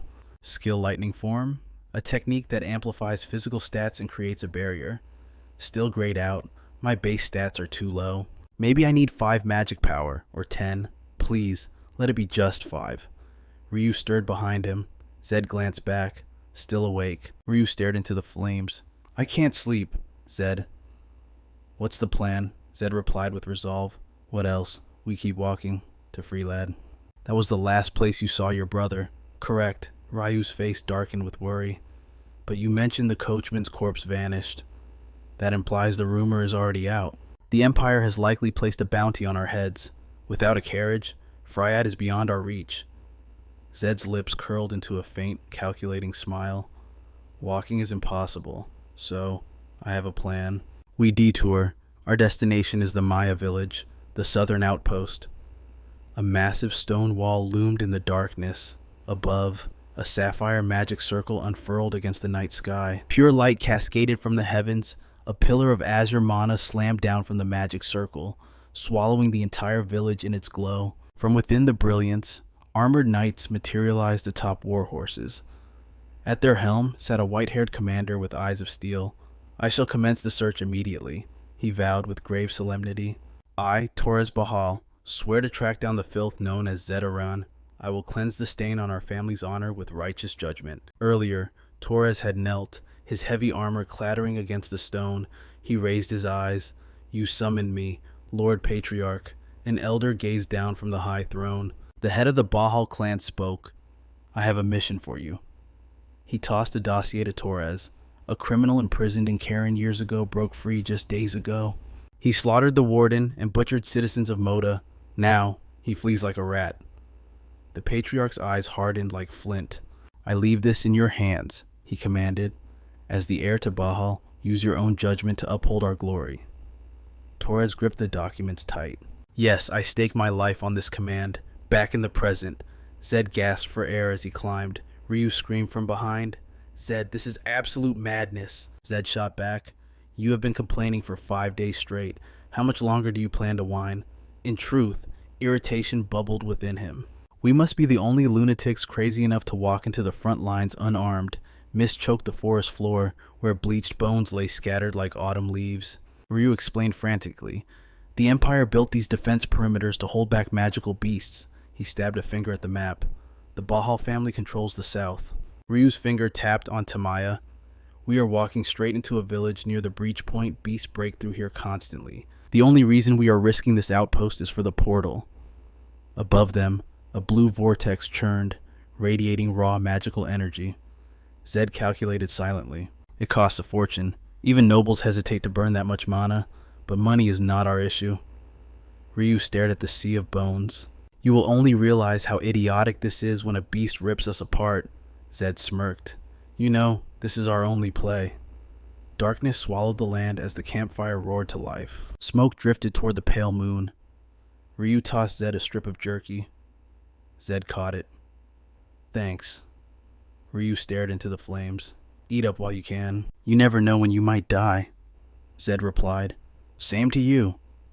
Suddenly, Zed's pupils constricted. The ground vibrated. He scrambled up. Ryu, incoming. Ryu jumped, terrified by the timing. He scrambled to his feet. Don't tell me it is actually a beast. Zed's face went cold. I actually wish it was. This is not one or two creatures. I feel dozens of impact points. The Bahal family would never let a horde this size breach the line. That meant only one thing. Thunderous hooves tore through the silence. 3 knights burst from the shadows. The lead white horse's eyes glowing with azure mana. Ryu's chest tightened. The Bahal Knight Order, more than 50 riders. Ryu crouched in the brush, praying desperately. Please, just keep moving. Don't see us. The lead knight raised a gauntleted fist. A booming voice cut the air. Traces of a camp discovered. Zed and Ryu froze in the darkness. Zed ground his teeth. Damn it. The Knight Order requires the 5th circle just to enlist. That means 50 elite knights are breathing down our necks. We can't hide forever. Ryu grabbed Zed's shoulder firmly. Zed, you need to run. At least you can escape. Zed stared back. What are you saying? Ryu rushed on. Even if they capture me, they might spare a nobody. But you are an Aran. They will execute you on the spot. Ryu was shaking uncontrollably. Don't worry about me. I'll be fine. Zed looked at his trembling friend. You are shaking like a leaf. Zed's gaze hardened. Abandoning a teammate isn't my style. The knights encircled the campsite, a wall of steel. Torres looked down from his mount, voice thundering. Why does it take an army to find 2 rats? Zed remembered the mission parameters, observe or protect. He stepped into the light, staring down the cavalry. I am Zed Aran. His mind was set. If I sit here, I die. I might as well go down swinging. Zed locked eyes with the commander. I want a word with your leader. Before the sentence finished, Zed vanished. He became a blur, weaving through the nights. The soldiers gasped. He is faster than the report said. Someone shouted, Hold, let's talk. But crimson mana flared in Zed's eyes. A magic circle ignited beneath him. A blade of pure light manifested in his grip, slashing forward with lethal intent. The knight raised his broadsword. Steel met magic. Sparks cascaded like rain, but the knight paused. Why did the impact stop? Zed's blade had hit an invisible barrier. It was a defensive field. A shadowed silhouette stepped from the void. A deep, resonant voice commanded, Stand down. A shockwave blasted the knight backward. Suddenly, 3 warriors in winged armor materialized. The lead knight roared, Identify yourselves. Zed eyed the new arrivals. I knew I was being watched, but not from this range. Even with my perception at 100, I sensed nothing. This is the Black Mirror unit of Aran. The figure in black robes spoke calmly. Back away. He turned his gaze to the Bahal Knights. If you retreat now, no blood will be shed. Torres dismounted, his blade humming with blue energy. Who dares block the path of House Bahal? A subordinate warned. Sir, that crest. The Black Mirror leader nodded. You must be the first heir, Torres Bahal. Zed's heart skipped a beat. Torres Bahal. That aura. It calls to me. It was the character Zed had played the longest. The hero who stood by him until the bitter end. Zed stared at Torres with complex emotions. I know this is a battlefield, but seeing him in the flesh is exhilarating. Torres locked eyes with Zed. So, you are Zed Aran. The Black Mirror leader interjected, blocking the view. Please depart, turn back, and nothing happens. Zed looked at the broad back of the Black Mirror captain. They are clearly here to protect me. But why would the secretive Black Mirror risk war for me? Torres raised his radiant sword. So the rumors of the Iran secret squad are true. You know exactly who I am, yet you still dare to draw steel against me. The Arahan family has truly crossed the line. Torres' voice thundered with rage. For defying Bahal, I will take your heads as payment. The Black Mirror unit leader replied with chilling calm. I'll take those heads. I'm afraid that won't be possible. Torres froze in his tracks. Instantly, a massive crimson magic circle ignited beneath the Black Mirror unit's feet. Torres' eyes widened in shock. A magic circle. When did they cast that? Zed's mind raced. Usually, you can step on a trap or avoid it, but this mage predicted their movements before the battle even began. This isn't just the 5th or 6th circle level. That man is a 7th circle archmage. The Black Mirror leader spoke coldly.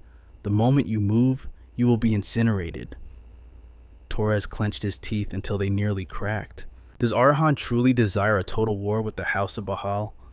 The leader continued, indifference in his voice. As I stated, simply leave.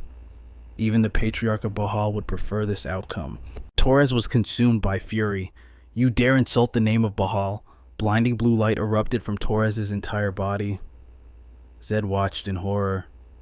If we're this early in the timeline, Torres should only be at the 6th circle. The outcome was already written in stone.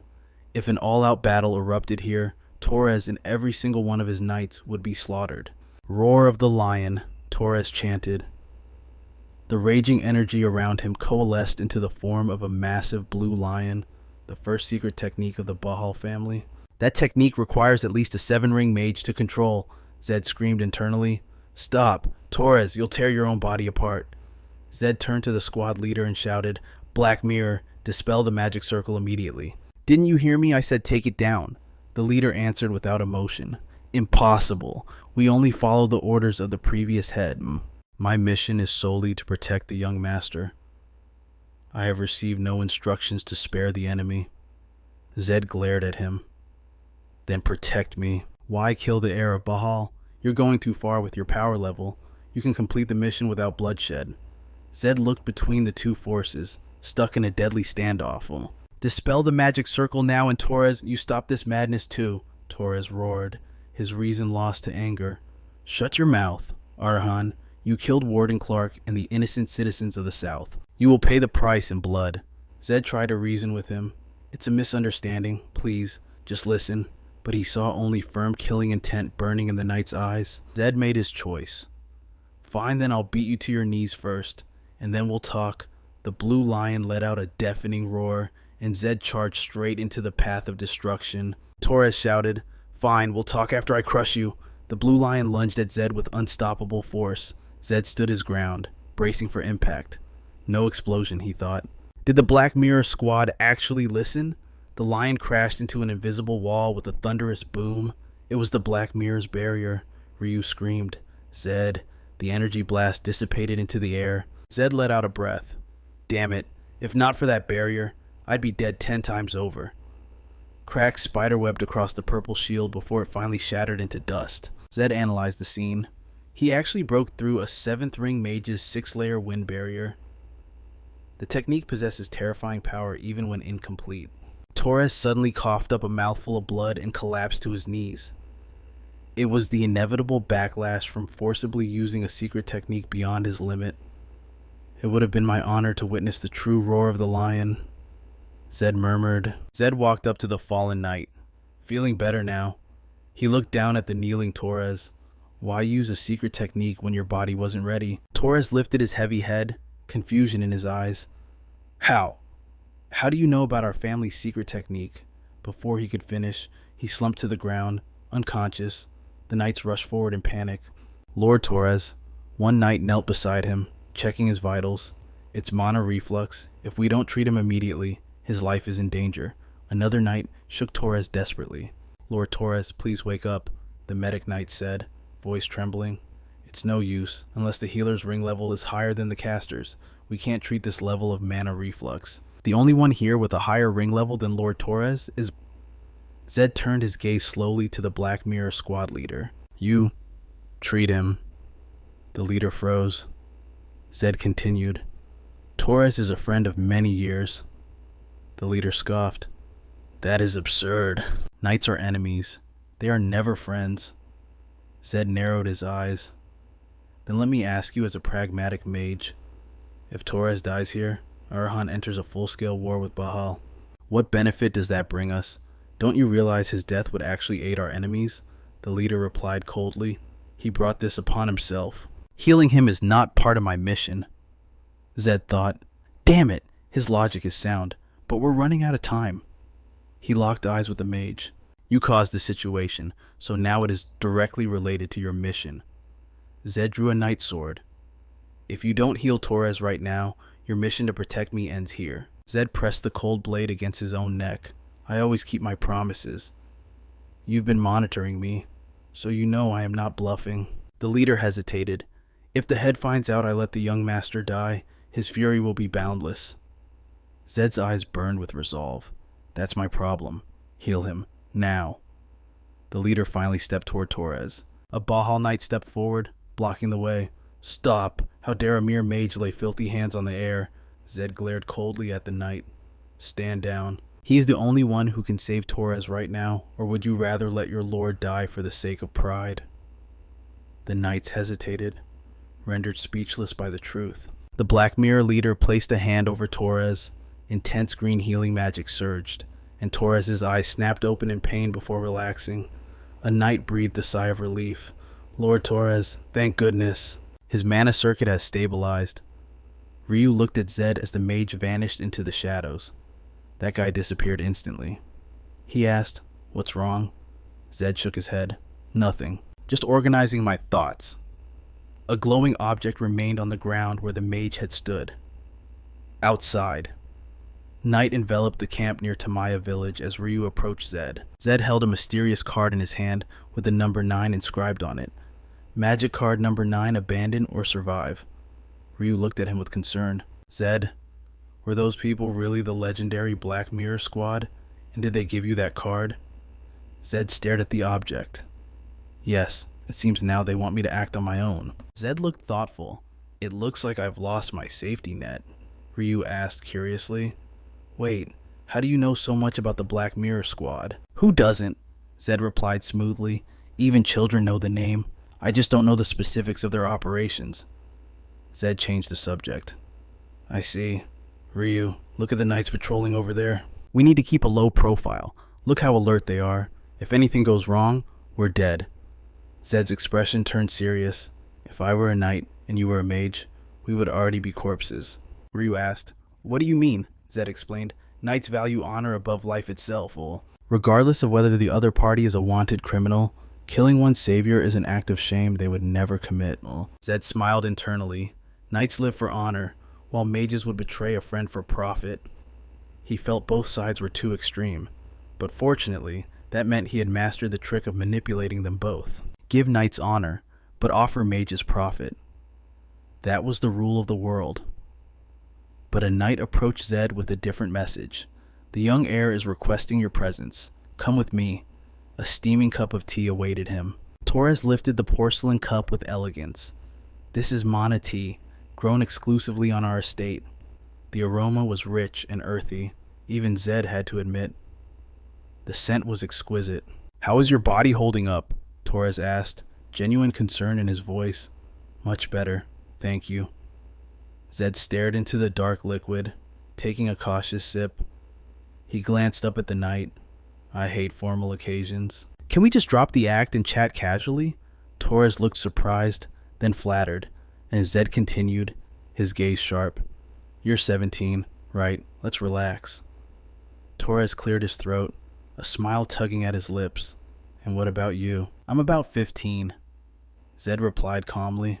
So, I'm 2 years your senior. Torres grinned. Does that mean you want me to call you Big Brother? Torres burst into laughter. No way. And I couldn't possibly call a mage Big Brother either. Zed chuckled along with him. Good. I wasn't planning on it anyway.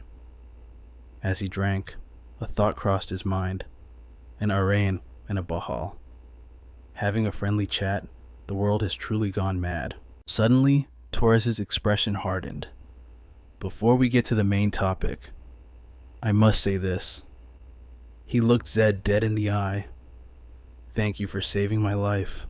I can't believe I'm thanking a mage, Torres thought. Bahals usually have their noses so high in the air they drown in rain. But Zed was different. I already knew Torres was honorable. Zed mused. I like this guy. Torres set his cup down. All right, enough small talk. Let's get to the point. His voice dropped an octave. You said the murders, including Warden Clark's death, were a misunderstanding. What exactly did you mean by that? Just like I said, Zed replied, his voice steady. I'll explain everything. Zed began to weave the tale, recounting every detail from the prison depths to their escape. Of course, he carefully omitted the crucial secrets. He said nothing of unlocking his mana ring or the forbidden lightning energy. Zed finished his story. That is the truth of it. As you know, the Rans never backed down. They hunted me first.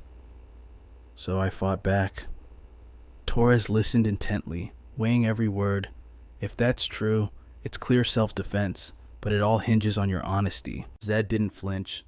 If I didn't plan to clarify the truth, I would have just let you die back there. From my perspective, saving you was the only logical move to prove my innocence. Torres pondered this cold, hard logic. That makes perfect sense. I believe you. It seemed his prejudice had clouded his judgment. He pulled out a small, heavy bag. Take this. It's high-grade mana root powder. Consider it an apology for my misunderstanding. Zed eyed the bag, but didn't reach for it. If you really want to apologize, I have a different price in mind. Torres raised an eyebrow. You have a request. If it is within my power, I will grant it. Zed's answer was immediate. I want you to help find Ryu's missing sibling. Ryu snapped his head up, eyes wide with shock. Torres was equally baffled. There is no profit for you in that. That is not like a mage at all. But Zed's eyes remained firm as steel. That doesn't matter. I promised I'd help, and I keep my word. The next morning, the sun rose over the encampment. Ryu stared at Zed's back, his heart heavy with gratitude. I never expected him to use a favor from a Bahal noble, just for a street punk's family. He really is a strange person. At that moment, Torres walked into the training tent. Zed was already in the middle of a grueling workout. Ryu called out, Zed, aren't you hungry? I heard they have beef from Verdi. I'll try to snag some. Zed didn't stop moving. Let me finish this set first. We'll go together. Torres watched from the shadows, mesmerized. What is he doing? A mage. Sweating. Mages usually mock physical exertion as barbaric behavior. Rumors said Zed had no magic. For a mage, having no mana is like a knight without a sword. Yet, he didn't give up. He forged his body instead. Torres felt a swell of respect. What a glorious sight. If I were in his position, could I be as honorable as Zed? Torres made up his mind right then and there. He clenched his fists. I want to befriend this mage. He has the heart of a true knight. No matter the cost, he would make Zed his ally. Torres stepped forward, pointing to a massive cut of meat on the table. Ryu's eyes practically popped out of his skull. Is that the legendary beef from Verdi? You actually brought out something so rare. Torres smiled softly. After all, I am dining with a guest from the Iran family. This is the least I can do. Zed examined the meat with a calculated gaze. High protein content, very suitable for muscle reconstruction. Ryu repeated the words, confused. Building muscle. Torres gestured to the group. All right, everyone, take a seat. They gathered around the circular table. With good food before us, let's not stand on ceremony. We shouldn't waste time. Torres smiled warmly at Zed. Zed analyzed the situation. A round table. No head seat. No hierarchy. The more I look at this man named Torres, the more I like him. Ryu leaned in, whispering nervously. But is it really safe? What if it's poisoned? Zed picked up a slice without hesitation. It's fine. Trust me. Eat. Zed placed the meat in his mouth. Much better than the slop we ate in prison. Ryu took a cautious bite, and his face lit up. Wow, you're right. It's incredible. It literally melts on your tongue. Torres turned to his own knights. What do you two think? Zed's face showed rare delight. It's delicious. Do you eat like this every day? Ryu sighed dreamily. I'm so envious. But Zed's expression suddenly turned serious. But there's no such thing as a free lunch. You're treating us to a king's feast. Surely you have an ulterior motive. Before Torres could answer, a knight slammed his hands on the table and stood up. Lord Torres, I apologize, but this makes me sick. I will take my leave. The second knight stood up as well. Me too. I can't sit here anymore. He glared daggers at Zed. I can tolerate an arraign in the camp, but eating at the same table, this is too much. The two knights bowed stiffly to Torres, turned on their heels, and marched out. Silence descended on the tent. Only 3 remained at the round table. Torres turned to Zed, his face filled with shame. I apologize for my subordinate's rudeness. Zed just shook his head calmly. Don't worry about it, and don't punish them. That won't do you any good. Torres looked surprised. They insulted you to your face, yet you speak up for them. Zed picked up his cup, unbothered. They've been brainwashed since childhood that mages are the enemy. Their reaction is natural. What they need now is understanding, not a scolding. Torres looked thoughtful. Understanding. Another lesson learned from this boy. Zed shifted the conversation. More importantly, haven't you been holding back something you want to say to us? Torres laughed awkwardly. You noticed. He explained the situation. We are planning to go to Freelad to search for Ryu's sibling. Torres hesitated. But could we delay our departure by 1 day? Ryu looked at Torres, confused. Why? Torres looked straight at Zed. I want my team to know that you are a decent person. I only need 1 day to change their minds. Zed fell into deep thought, then turned to Ryu. Ryu, what do you think? Ryu nodded. I'm fine with it.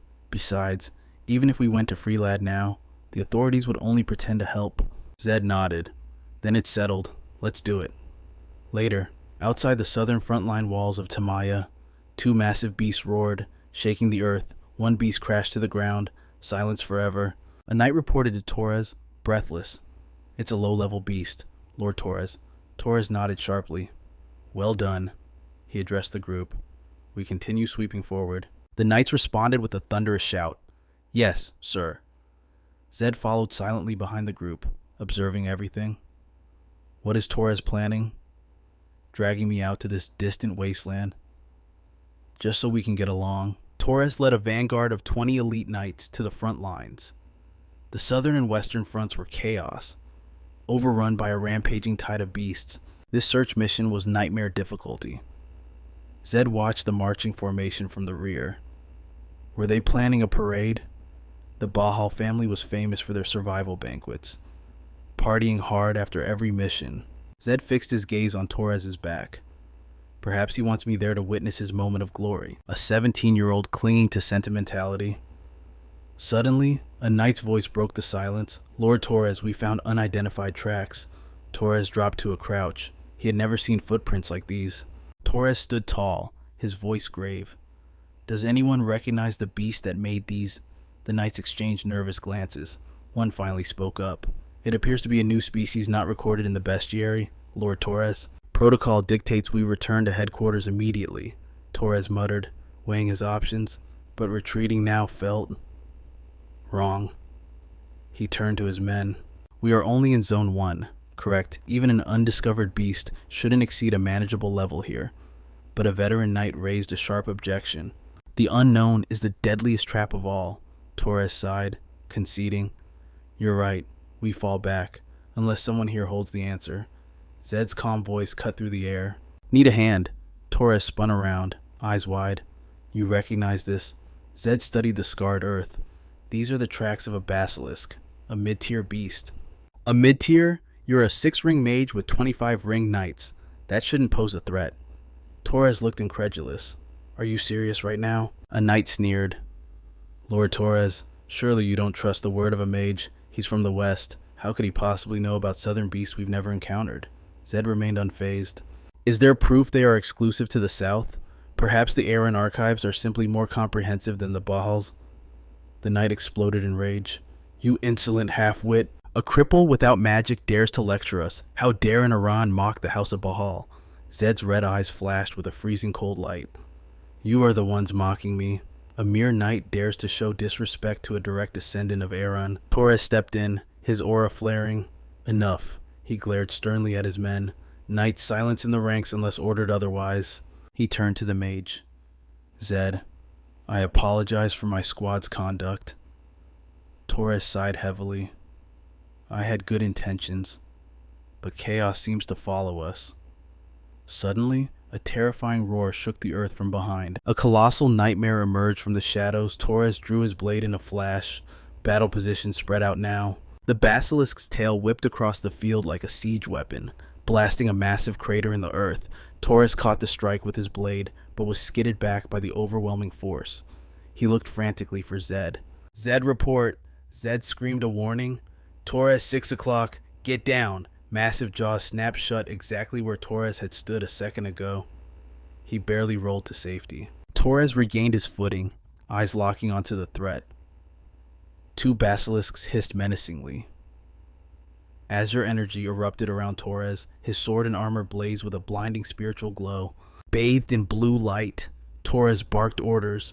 Concentrate all fire on the right flank. The knights roared in unison. Sir, yes sir. They charged as one steel wave against the beast. Strike, Torres commanded. Steel met scales as the knights distracted it. Torres leaped high into the air, bringing his sword down in a devastating arc. The tip pierced the basilisk's eye, but it wasn't deep enough. The blue aura shattered harmlessly against its diamond-hard hide. Torres' face twisted in shock. It didn't work. Zed analyzed the scene instantly. The knights are skilled, but that beast's defense is absolute. 5-ring or even 6-ring sword energy can't breach it. Suddenly, crimson spikes bristled along the second basilisk's spine. Zed shouted, It's preparing to fire. Everyone hit the deck. Torres didn't hesitate. Obey Zed's command. Get down. The knights threw themselves into the dirt. One looked up at Zed in confusion. Why are we taking orders from a mage? Zed roared. I said get down, you moron. The basilisk exploded with motion. Thousands of poisonous spikes fired in a 360-degree volley. They tore into its companion's flesh. A knight screamed as a poison needle pierced his leg armor. A storm of death whistled inches above their heads. Torres dared to look up. Needles covered the landscape, yet not a single one had struck the low ground. Zed was pinning a knight to the earth. He whispered, If that hit you, you'd be a corpse. I just saved your life. The knight trembled, eyes wide with terror. Zed rose and turned to the commander. Torres, its next volley will sweep the ground. Evasion is impossible. We must kill it before it reloads. Zed laid out the strategy. Torres, can your squad hold the left one?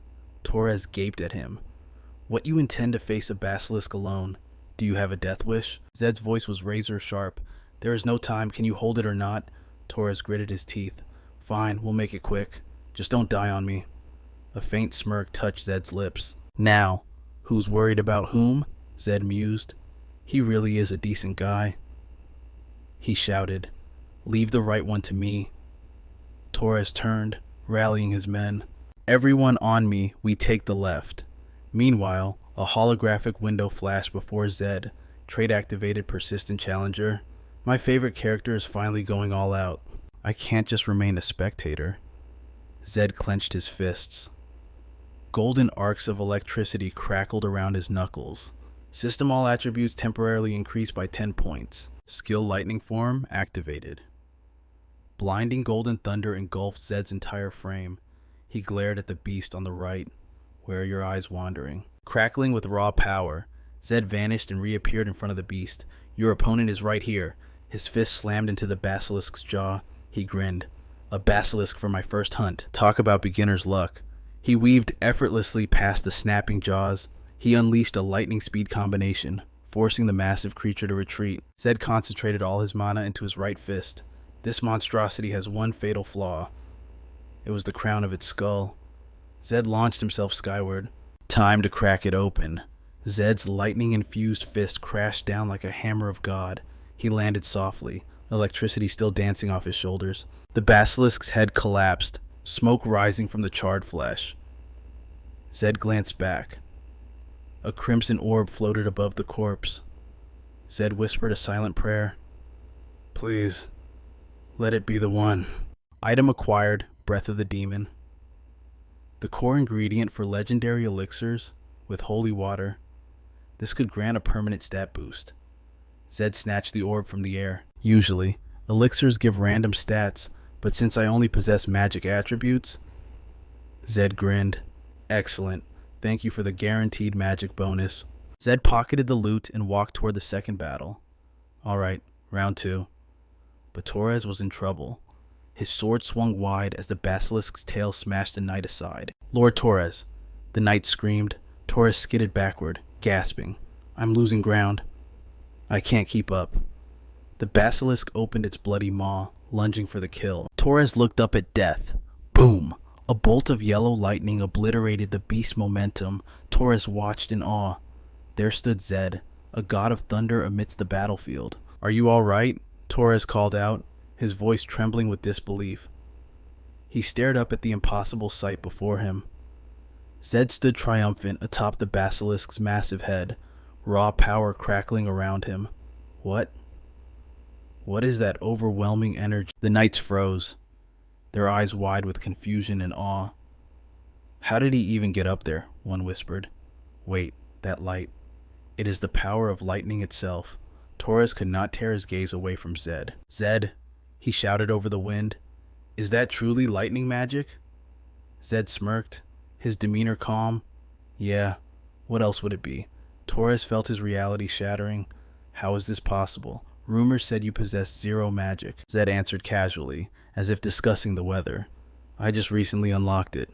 Shock hammered through Torres' chest. What you unlocked it now, in this world, the mana ring around the heart forms at birth. Sometimes the circuit connects later, but absolute law dictates it unlocks before age 6. Zed was already 15.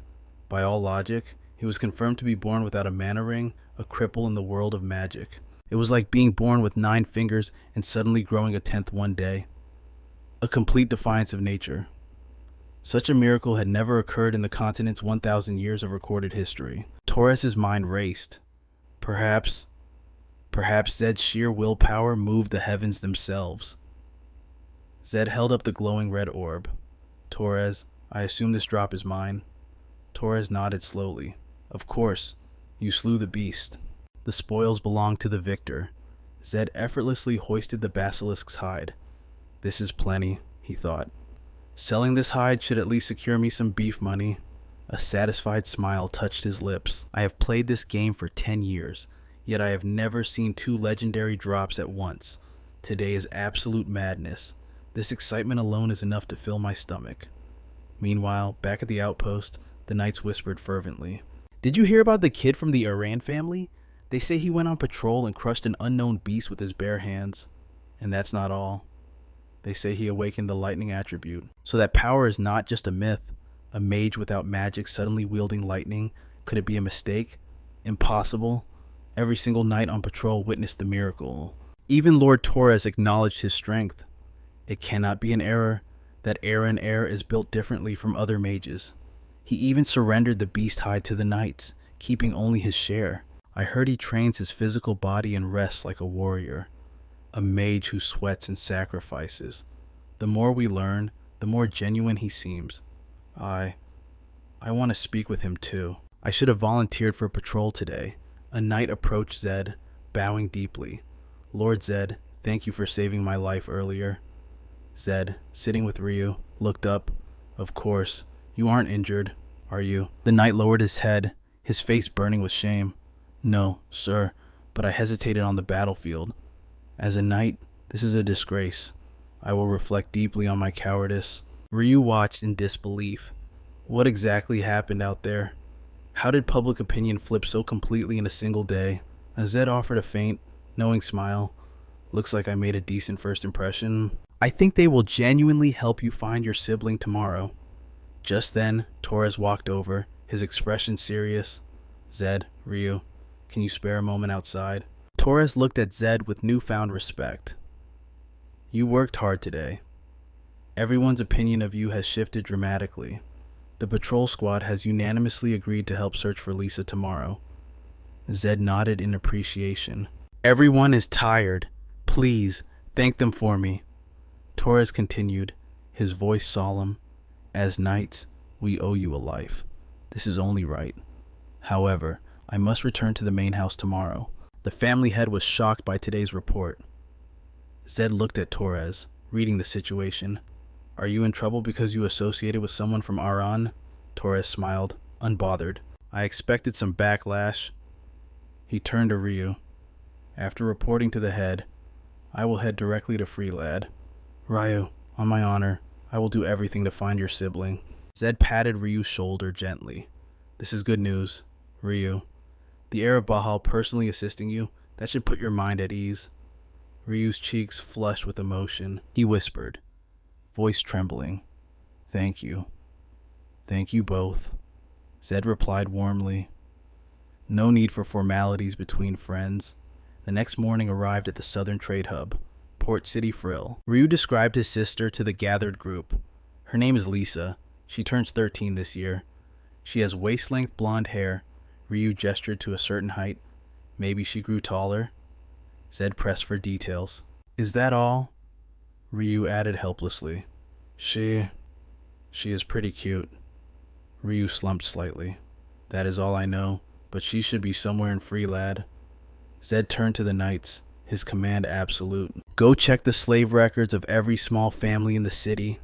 This level of intelligence gathering should be child's play for you, correct? The knights responded with a thunderous salute. Yes, sir. Zed turned to Ryu. We will start with the merchant group where you worked. Ryu pointed down the street. Okay, it is not far from here. Zed suddenly stopped. Got it. Are there any clothing stores nearby? Ryu blinked, confused. He pointed to a building. That is where I last worked. The Hamel Merchant Group. They falsely accused me of theft and kicked me to the streets. Zed nodded, formulating a plan. I understand. If they recognize you, it will complicate things. I will go in alone. Moments later, Zed emerged, adjusting a splendid, high noble outfit. Ryu stared, dumbfounded. Okay, sorry. But you really look like a legitimate noble in those clothes. Zed answered calmly, his aura shifting. I am a noble. He walked toward the shop with regal confidence. A burly shop owner stood at the entrance. Seeing Zed's attire, he plastered on a greedy smile. Welcome. Thank you for gracing us with your presence. May I ask what special item the young master is looking for? Zed scanned the interior with a critical eye. This is the Hamel Merchant Group, correct? The owner let out a slimy laugh. Young master, you must be mistaken. This is a slave shop. Zed feigned surprise. A slave shop? Didn't you just ask me what merchandise I was looking for? The shop owner's smile vanished instantly. He leaned in close to Zed, his tone dropping to a threatening growl. Hey, kid, you aren't a real noble, are you? A brat like you trying to put on airs in my territory? Zed's face remained mask-like, devoid of fear. Dead wrong, Zed countered coldly. What if I am a noble? The shop owner laughed contemptuously. Think you can fool a merchant's eyes, kid? Merchants survive on instinct. To true nobles, slaves are just property objects. The shop owner sneered. And nobles never travel alone. You have been suspicious from the start. Such a small guy daring to be so bold. Did DeVito send you to spy? Zed's expression did not flicker. Are you perceptive, or just incredibly stupid? DeVito. Zed repeated the name. The shop owner's face turned red with rage. This little punk looks like you need to be taught a painful lesson. He raised a massive fist to strike. Bam! And in a split second, the shop owner lay on the ground, face bruised and swollen. Zed looked down at him like he was trash. If you don't want to get hurt again, answer my questions clearly. Smack. Zed slapped him across the face. I said, answer clearly. The shop owner nodded hurriedly, terror filling his eyes. Zed began the interrogation. This building used to be the Hamel Merchant Group, right? Why are you here? And the shop owner knelt, shivering. The previous owner went bankrupt, so we took over. Zed narrowed his eyes.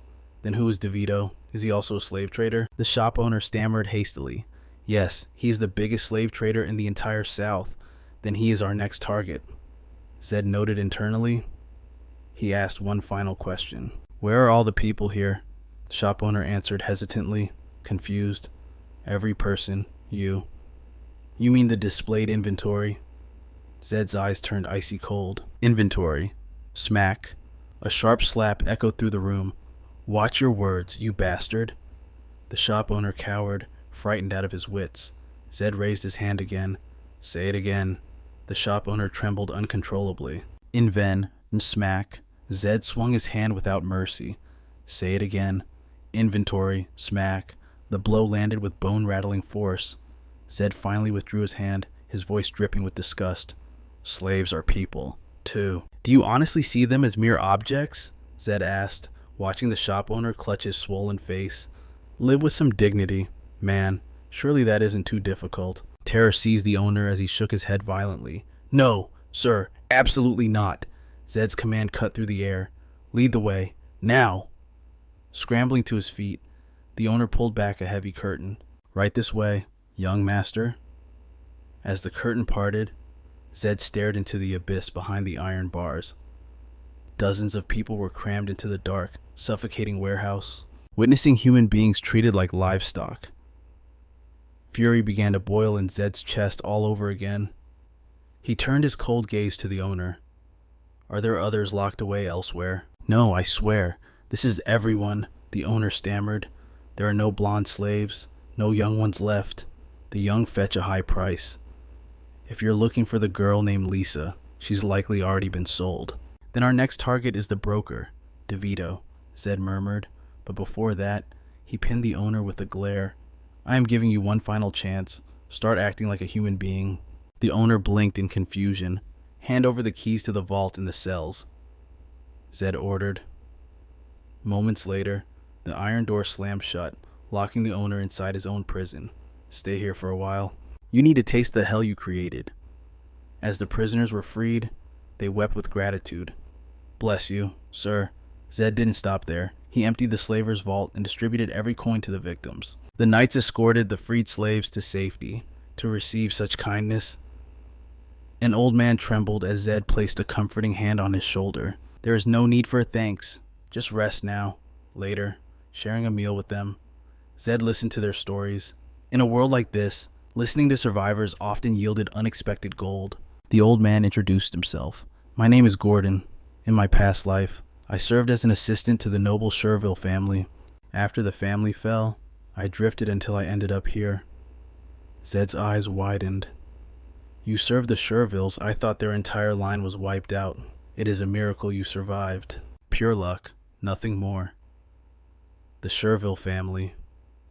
If the Arahan name was the peak of magic, then Sherville was the god-tier standard for blacksmiths. In their golden age, warriors flocked to them for a single artifact, but the Empire crushed them for treason, and now their name was nothing but a whisper in history books.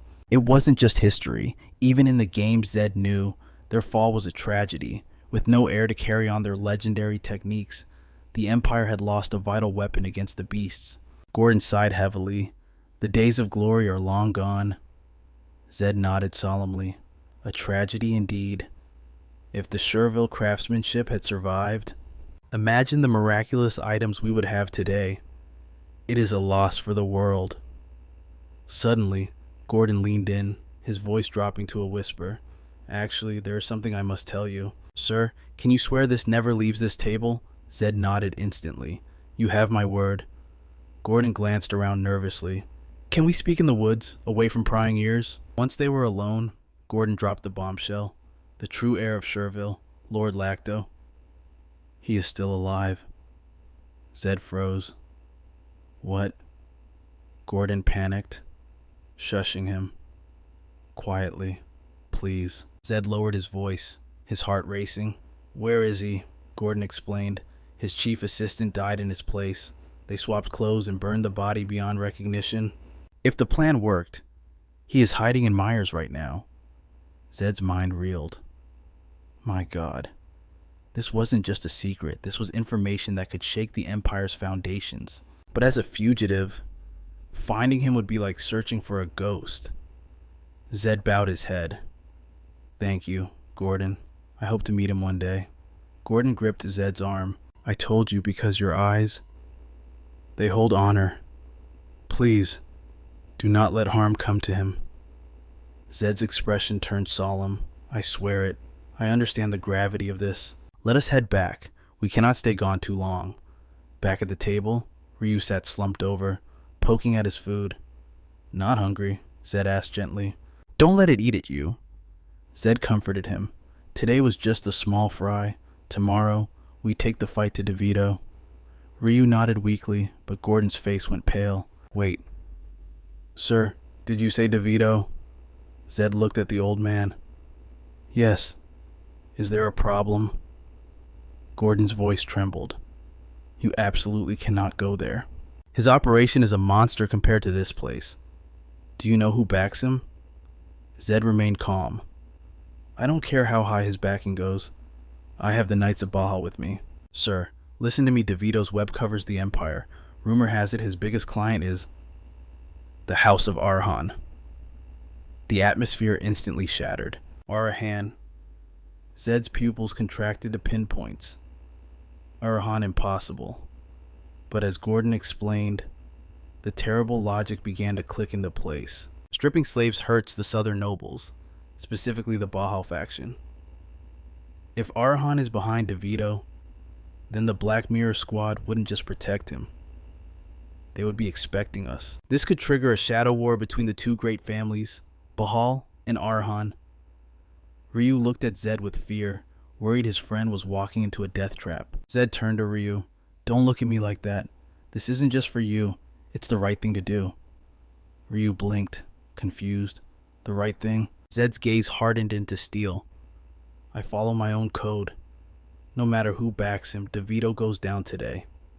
The next day, Zed marched up the steps of the slave market. He walked with purpose. A massive guard stepped in his path, blocking the way. Hey, where do you think you're going? Kid. Zed didn't break stride. Where is DeVito? A bearded thug stepped forward, sneering. Do you know where you are? Even nobles get their skulls cracked in here. Zed let out a cold, derisive snort. Doing business with Arhan has made you all arrogant. He brushed his gloved hand over his face, and his eyes flared with a crimson light. The thugs' faces went pale with horror. Arhan. They dropped to their knees, heads bowing to the floor. Forgive us. We didn't recognize the young master of Arhan. Zed analyzed them coldly. No, these are just lackeys. But to react like that, well, the Black Mirror Squad must really be involved. I prayed it wasn't true. At a table in the shadows, a hooded figure watched. A sinister smile curled beneath the hood. Well, what wind blows such an esteemed guest to this filth? The man continued. I heard you demolished the port market yesterday. Zed narrowed his eyes. This guy isn't scared of the Arhan name. DeVito toyed with a scroll. I didn't think you would dare show your face here. You're either brave or incredibly stupid. Zed cut him off, his voice echoing through the hall. As of today, Arhan cuts all ties with you. I am taking every slave in this building. Cooperate, or else. DeVito burst into maniacal laughter. The laughter stopped abruptly, replaced by a look of pure contempt. You come in here barking orders. Do you know who you are talking to? You must be eager to die. DeVito slammed his hand on the table. Enough talk. He raised his wine glass in a mocking toast. Since you are an honored guest, I won't kill you immediately. Consider this a painful life lesson. Instantly, DeVito's elite guards surrounded them, weapons drawn, Zed's eyes sharpened.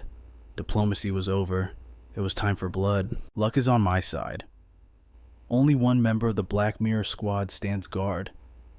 I cannot gauge his exact power level yet, but if he is merely a fifth-ring warrior, he is no match for me. One decisive strike is all I need to end this. Suddenly, a thunderous command shatters the silence. Surround the perimeter. Zed flinches as the familiar voice echoes through the air. It is Torres, Team 1, Team 2, breaching formation. Annihilate them. Torres leads the charge, his knights following like a tidal wave. Brilliant blue aura explodes from their blades. Steel clashes against steel as they tear through DeVito's men. A searing beam of sword energy screams right past Zed's face. Even the hooded Black Mirror assassin is cut down in an instant. Torres whips out a golden scroll, his voice booming like Judgment Day. By imperial decree, execute every last one of them. DeVito scrambles backward, his soul trembling in pure terror. Why is the vice captain of the Bahal family here? Another slash of energy rips through the air. DeVito collapses, his legs turning to jelly. A cold realization hits him. He looks up, his eyes wide with despair. Impossible. The Black Mirror elite has already been decapitated. Torres stands over the headless corpse like a god of war. He turns his cold gaze to the trembling merchant. Slave trader DeVito, I presume. Why? Torres recites the charges with venom in his voice. For the filth of kidnapping the innocent. For imprisoning the powerless in the Southern Territory. You have stained the sacred honor of the Bahal family. As vice captain, I shall carve the limbs from your body as a warning to all scum like you. Zed watches from the shadows. DeVito, who should be burning with rage, now looks at Zed with pleading, terrified eyes. No, please have mercy. A warning slash grazes his cheek, silencing his begging. DeVito freezes, paralyzed by the aura of death. Torres raises his blade, his expression devoid of pity. A flash of silver light. Blood sprays as DeVito's arm flies through the air. A guttural scream tears from his throat. Wait, I don't want to die. But Torres only lifts his weapon for the next strike. The blade descends, DeVito hits the floor, unconscious and broken. Torres skewers the last remaining thug and sheathes his weapon. The first floor is secured. Zed steps out from the chaos, approaching the vice captain. Impeccable timing, Zed remarks. But tell me about this imperial decree. Torres wipes blood from his armor. It is exactly as I proclaimed. His Majesty has ordered the total eradication of all slave traders. A truly benevolent ruler. Zed raises an eyebrow. Then the other strongholds. Already purged. Torres confirms. Our knights struck every location simultaneously. I handled this one personally because it was the largest nest of rats. He turns his gaze to Zed. Now, explain yourself. Were you planning to dismantle this entire operation alone? Zed nods solemnly. I had suspicions I needed to verify with my own eyes. Torres sighs. Awakening the lightning aura is a miracle, but you haven't even formed your first ring yet. Do not be reckless. Zed smirks. Is that a lecture from a mighty sixth ring knight? Torres ignores the jab. Regardless, the Emperor's decree gave us the justification we needed. He barks orders to his men. Scour the market report immediately if you find captives. The knights shout in unison. Sir, Zed muses silently. The Orion family won't take this insult lying down. Zed examines the fallen Black Mirror assassin. Unlike the thugs, this man didn't even try to defend himself. Was he overwhelmed by Torres' aura, or did he accept death willingly? If it was a choice, that speaks of terrifying loyalty. Suddenly, a knight rushes over. Commander, we found the dungeon. There are survivors in the basement. Figures in ragged clothes stumble into the light, blinking in fear. Ryu stands beside Zed, his eyes frantically scanning the sea of faces. Commander, we have secured nearly 600 captives. Torres nods gravely. Understood. If you spot a young girl with blonde hair, bring her to Ryu immediately. Yes, sir. Ryu whispers a name like a prayer. Lisa. He searches desperately until a flash of gold catches his eye. A blonde figure. Lisa. Ryu sprints forward and grabs her shoulder, spinning her around, but as he sees her face, his heart sinks. I I'm sorry. I thought you were someone else. 500 souls saved, but she isn't among them. Young girls are high-value merchandise. She could have been sold long ago. Zed places a steadying hand on his friend's shoulder. Don't lose hope, Ryu. Ryu nods weakly, but then the knight returns with news that shatters the moment. Commander, I regret to report that the dungeons are empty. This is everyone. The light dies in Ryu's eyes. Torres sighs heavily. I see. As night descends over the ruined stronghold, a heavy silence falls. A subordinate approaches. Commander, per the decree, we shall escort the freed citizens to the capital. Torres gives the order. Proceed at once. Torres turns to the duo. You fought bravely today. Tomorrow, the crusade continues. Zed bows his head. We appreciate your help, Commander. Suddenly, a small shadow darts toward Torres' mount. The warhorse rears back in panic. Torres fights for control. Careful, do you have a death wish? He looks down at the child. Are you hurt? The girl stands frozen, trembling. Torres squints. Wait. Blonde hair. Zed turns to Ryu urgently. Ryu, did you see her earlier? The girl slowly turns around. Ryu stops breathing. Her voice is barely a whisper. Brother. Ryu's entire body begins to shake. Lisa. They collide in a desperate embrace. Tears flow freely as the siblings cling to each other, terrified to let go. Torres watches with a soft smile. That oversized hood must have hidden her face. We nearly missed a miracle. Thank the gods for jumpy horses. Zed glances at the knight. Wait. Are you crying? Torres furiously wipes his face. I am not. It's just the morning dew. Zed stares at him deadpan. It's nighttime, and you're sobbing like a baby. I said I am not flustered. Torres raises a glass. Enough tonight is on me. Feast until you burst. The mood transforms instantly. Mountains of roasted meat pile up on the tables. Lisa stares, wide-eyed. Torres grins at her. Don't be shy, little one. Eat until you can't move. Lisa bows deeply. Thank you, sir. Torres laughs heartily. Ryu is my comrade. That makes his sister family too. Treats Zed like a brother as well. He has a sharp tongue, but a good heart. Zed sips his drink, calculating. A 40-year-old knight, a 15-year-old reincarnator, and a 13-year-old girl.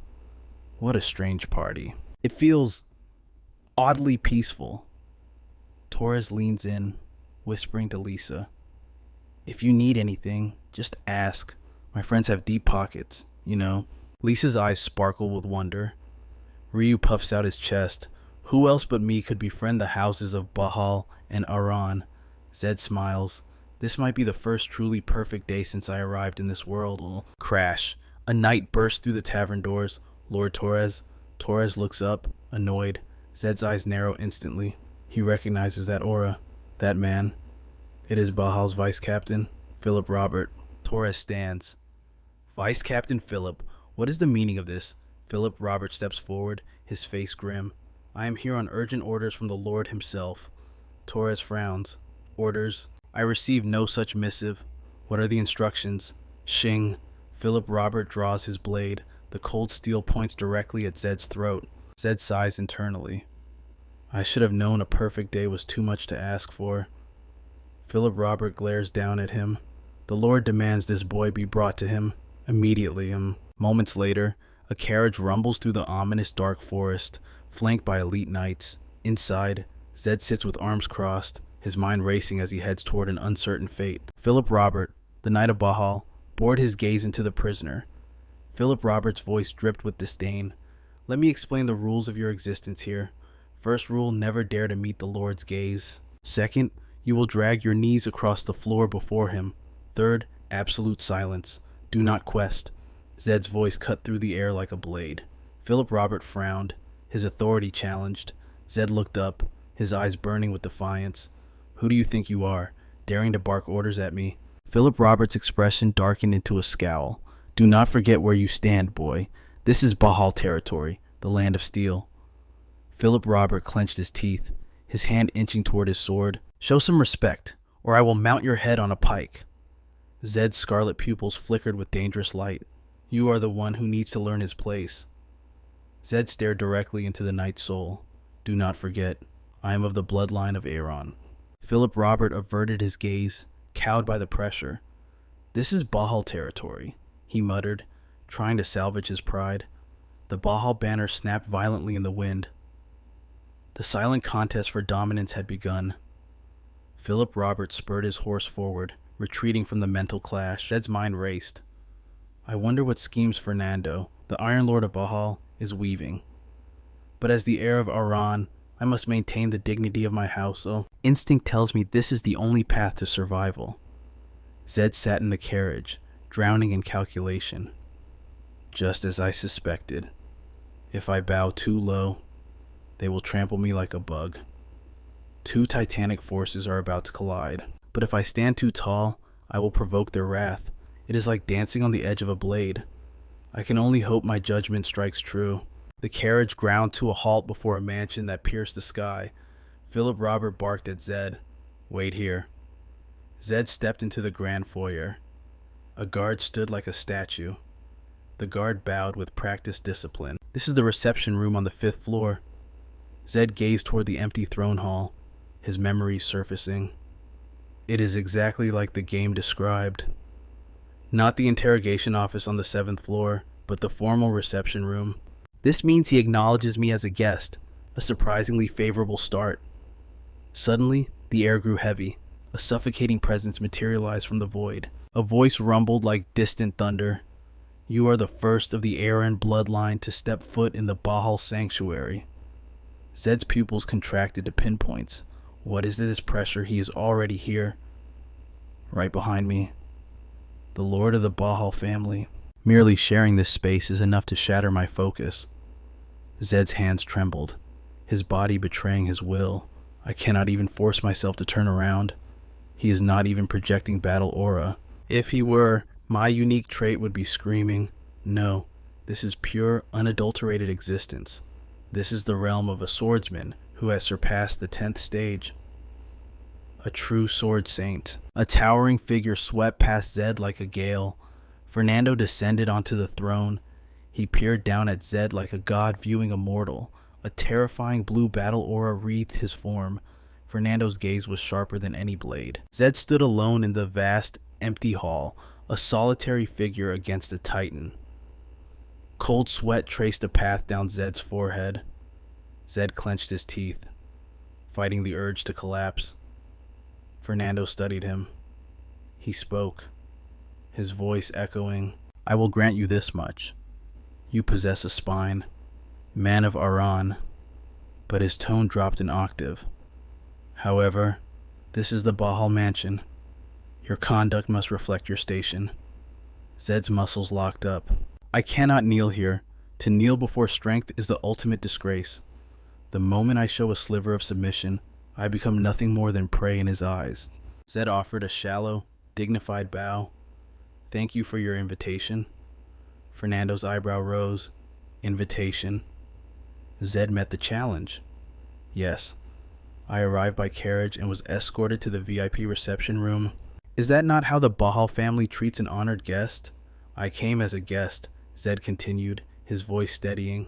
But if groveling on the floor is the local custom, I shall adapt. Fernando's eyes widened in genuine shock. Zed raised his head, locking eyes with the monster on the throne. Fernando threw his head back and burst into thunderous laughter. You are truly a bold little monster, he roared. Very well. Sit. It offends me to have a guest standing like a servant. Zed took a seat, his legs feeling like jelly. A steaming cup of tea waited on the table. Zed sniffed it. Manari leaves. Thank the gods, he is genuinely treating me as a diplomat. For now, at least. Fernando leaned forward. Your mind is loud, boy, Fernando observed. I summoned you here purely to satisfy my own curiosity.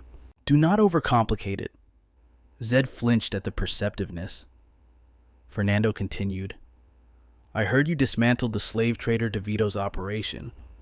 Was that the Emperor's command? I know the decree only arrived after the ashes settled. So, you crushed a slave empire before receiving orders? Why? Zed's mind spun. There are 1,000 lies that could flatter him, but only one path will work here. I will speak only the truth. Zed answered, his voice firm. Selling human lives violates the basic dignity of existence. I simply acted as my conscience demanded. Lying to a swordmaster is suicide. He would hear my heartbeat falter.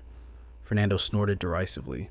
Did you truly not know that DeVito was a puppet of your own family? Zed did not blink. I suspected it was a rumor, but the moment I saw him, the truth was undeniable. I only care about the line between right and wrong.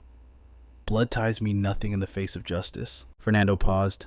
The Orion family will not forgive this betrayal, he warned. Zed shrugged. But that is fine. I did what was right. I hold no regrets. Fernando thought to himself. Truly impressive. He knows exactly what it costs to defy his own blood, especially within the cutthroat Aran lineage. Fernando's gaze sharpened into a glint of respect. Now, because of my curiosity, he may have just signed his own death warrant. Zed recalled Torres' words, I am a mage who understands honor. He was not wrong. Fernando nodded. Very well. The hour grows late. You will stay the night. If you do not object, join my table for breakfast tomorrow. Zed rose gracefully. Thank you for your generosity, Lord Fernando.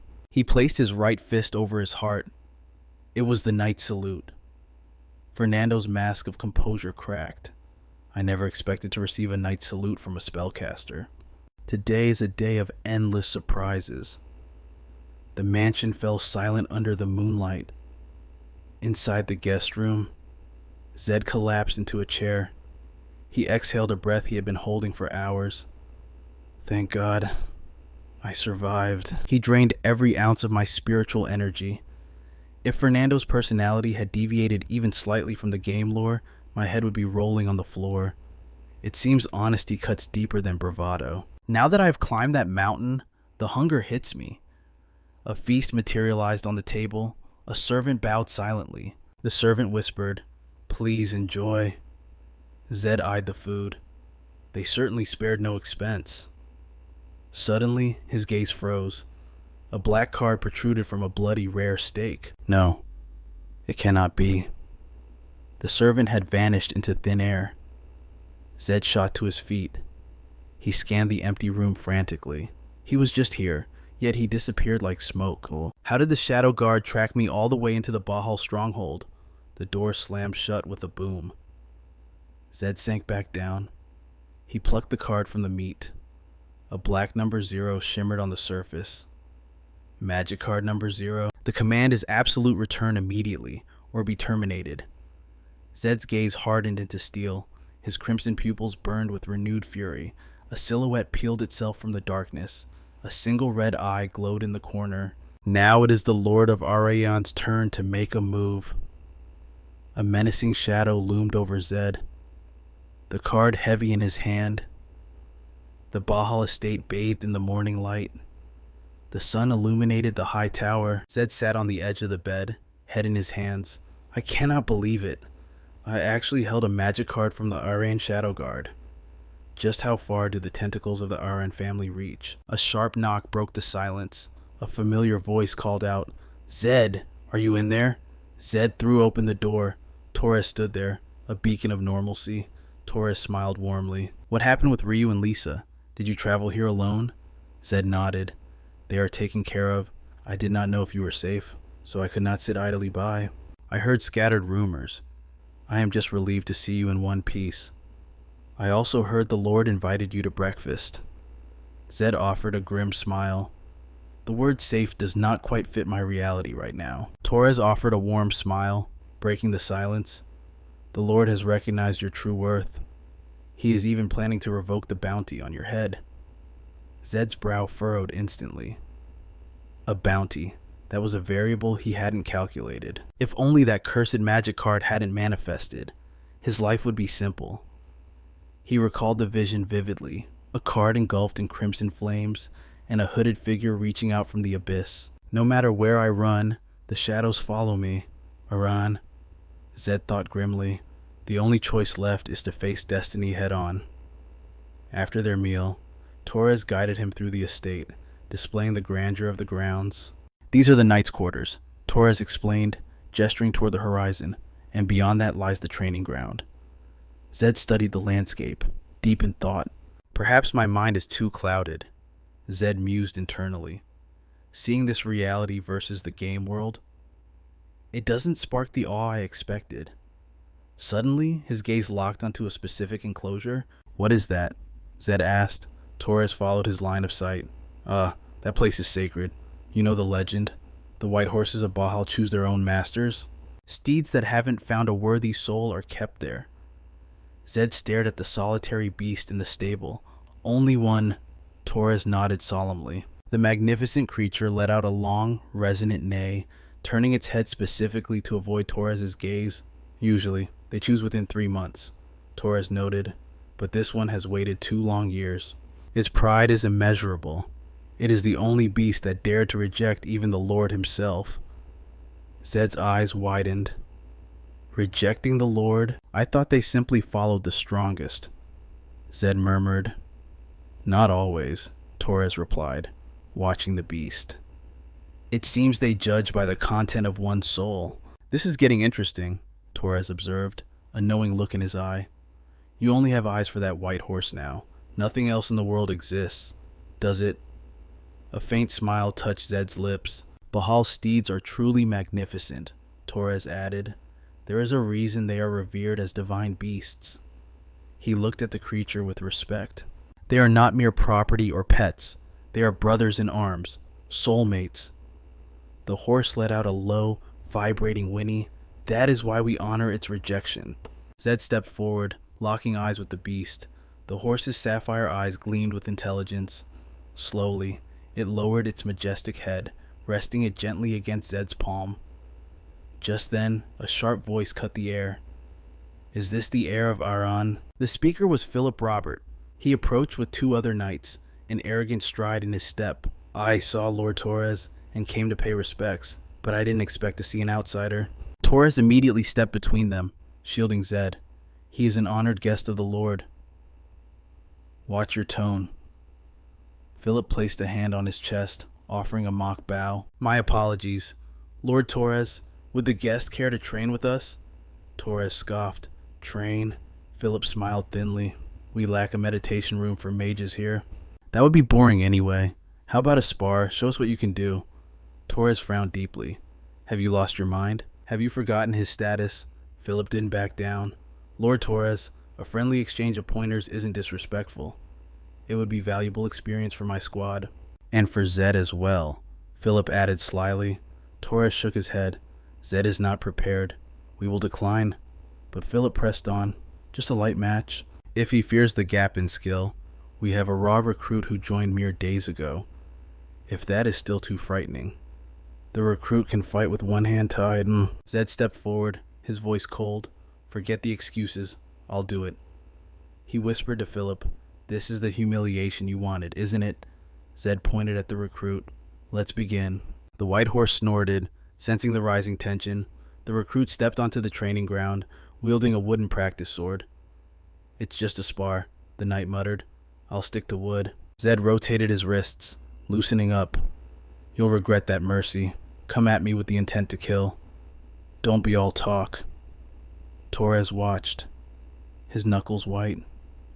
"Zed, are you insane? Even with the lightning awakening, you haven't formed your first mana ring.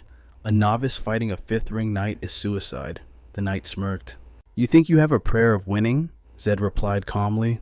50-50. The knight laughed outright. 50% your arrogance is blinding." Blue battle aura exploded from the knight's body. "Try to last more than 10 seconds. I need a warm-up." Suddenly, Zed was cloaked in crackling golden lightning. He retorted, "It won't be entertaining if you drop too fast." Philip watched, eyes narrowing. "So that is the legendary lightning attribute, truly the ideal combat element. It feels far more volatile than standard mana." Philip sneered, "But raw power means nothing without a ring. This ends in a heartbeat." The referee shouted, "Begin." Zed and the knight locked eyes. The air crackled with hostility. The knight launched himself at Zed, the wooden sword descending with the weight of pure battle aura. Zed sidestepped with terrifying speed. The knight's mind raced. What is this strategy? He's a mage, yet he closes the distance. No chanting. Am I too fast for him? This is pathetic. The knight loosened his grip, disappointed. "I can't kill a VIP. I'll have to pull my punches. Torres and Philip, however, stared in disbelief. Even the white horse's eyes widened. Zed slammed his wooden sword into the earth. I'll warn you one last time. Use your full power. The knight gritted his teeth, insulted. Suddenly, Zed's aura flared, the golden lightning doubling in intensity. The pressure forced the knight back. What kind of monstrous energy is this? Zed vanished, reappearing instantly in front of him. He swept the knight's ankle. As the knight stumbled, Zed's fist, wreathed in voltage, slammed into his solar plexus. The knight was launched backward. Zed didn't let up. Lightning coiled around his leg as he kicked the knight's sword away.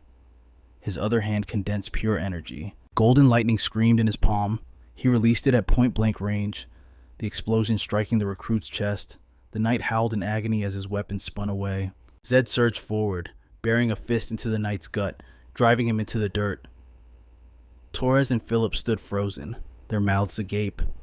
Zed settled into a combat stance. Electricity hissed around him like a living serpent. The knight lay motionless, out cold. The white horse stared, mesmerized. Philip snapped out of it, slapping the fallen knight. He's unconscious, summon a healer. Now, as the lightning faded from Zed's form, Philip's second-in-command drew live steel. You bastard, how dare you? I will handle you myself. Aran Torres stepped in, his presence dominating the field. Stand down. The duel is concluded. Return to your post, the knight shouted back. Lord Torres, move. I must teach this mage a lesson. Zed watched them, unimpressed. Are you insane? You want round 2 right here? Torres bellowed with authority. Do you want a spar or a war? They have abandoned all honor. Zed analyzed the situation coldly. They lost because of their own arrogance. Clark and the recruit, they fell for the illusion of rank. Objectively, a 5th ring knight destroys me. But they hesitated. The atmosphere is turning ugly. More knights are swarming. Zed walked up to Torres, his expression bored. One match was sufficient, don't you think? Accepting defeat is the very essence of chivalry. Zed's voice remained calm amidst the tension. Yet here you stand, roaring about the knight's spirit to a mage you claim has no honor. Zed stepped forward. I accepted your challenge and sparred in the very heart of Bahal territory.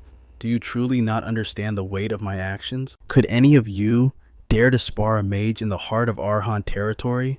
Fernando's voice boomed like thunder, and the Sword Saint materialized on the training ground, his battle aura crushing the air around them. My lord, the knights gasped, dropping to their knees in an instant. Fernando's command was absolute. Sheathe your swords. The knights responded in perfect unison. Yes, sir. Zed froze internally. My perception attribute is at 100. Yet I didn't sense his approach at all. This was the terrifying reality of a sword saint. A man of Arhan shedding sweat on Bahal's training grounds. This is a moment for the history books. Zed bowed respectfully. I apologize. It was presumptuous, but I could not refuse a warrior's request. Of course. The Arhan bloodline never backs down from a challenge. Fernando shouted, addressing his kneeling troops. Did you all witness that clearly? This is why you must never neglect your cultivation. Rank means nothing without the foundation of vast experience. You must make every defeat your own strength. Do you understand? The knights roared back. Yes, sir. Zed narrowed his eyes. There is a hidden edge to your words. Fernando turned, his gaze locking onto Zed. What is on your mind? You taught your men a valuable lesson today. I shall etch this memory into my mind. Fernando's voice lowered. Consider this a warning. I'm sitting on a bed of needles here. Zed nodded slowly. Understood. Suddenly, a commotion erupted behind them. Fernando and Zed spun around. A massive white horse was charging straight for them. Crash. The beast's head slammed directly into Zed. Zed was sent sprawling to the dirt. The white horse galloped wildly around the arena, kicking up a storm of dust. Torres gasped. Impossible. Zed shook his head, dazed. What is happening? Why is it attacking? Torres' eyes went wide. That is the ritual of selection. The beast displays its might before choosing a master worthy of its spirit. This means the white horse's master is right here. Philip Robert watched in horror. No, it cannot be. The horse suddenly skidded to a halt. Gently, it buried its head into Zed's embrace. Torres shouted. I don't believe it. The white horse has chosen you, Zed, Fernando murmured. This event will shake the generations of lords to come. Zed blinked. It chose me. Fernando observed the scene with intensity. It has finally found its soulbound partner. He paused. Fortunate indeed. But why must it be the heir of Arhan? Torres debated internally. Do I respect the comrade? Or the precedent? The answer may already be written in fate. Fernando declared. Zed Arhan. Do you acknowledge Pearl as your comrade in arms and companion for life? Zed looked up in confusion. Pearl, is that its name? He stammered. This is all so sudden. The white horse let out a low, pleading whinny. Zed looked into its eyes. You want me to decide? The horse whinnied again, nudging him. Zed hesitated, then placed a hand on its muscular shoulder. Yes, I accept. The white horse let out a joyous neigh that echoed across the grounds. Your expression is too grave, Zed thought. Suddenly, Philip Robert shouted, My lord, this is unacceptable. Rage twisted his face. In our family's history, no outsider has ever claimed a white horse. You absolutely cannot set such a disastrous precedent, Fernando countered calmly. Is that so? Until now, white horses chose family members simply because they were never offered another choice. Philip Robert continued to roar. Have you forgotten the atrocities Arhan committed against the Bahal steeds? They devoured our horses like common livestock. How can you entrust our sacred comrade to such a lineage? Fernando remained unmoved. That is exactly why we had Zed Arhan make a vow, Philip Robert screamed. Mages lie as easily as they breathe. How can you trust the word of a spellcaster? Fernando's gaze turned freezing cold. If Zed Arhan fails to treat this horse as a true comrade, I will take his life with my own two hands. The killing intent was palpable. Both Torres and Zed stiffened in shock. Fernando turned to his subordinate. Philip Robert, I have never doubted your loyalty, but on this matter, I will hear no further words. Philip Robert lowered his head in defeat. Yes, my lord. Night eventually fell. Zed rode Pearl through the moonlit forest at full gallop. Staying any longer would be suicide.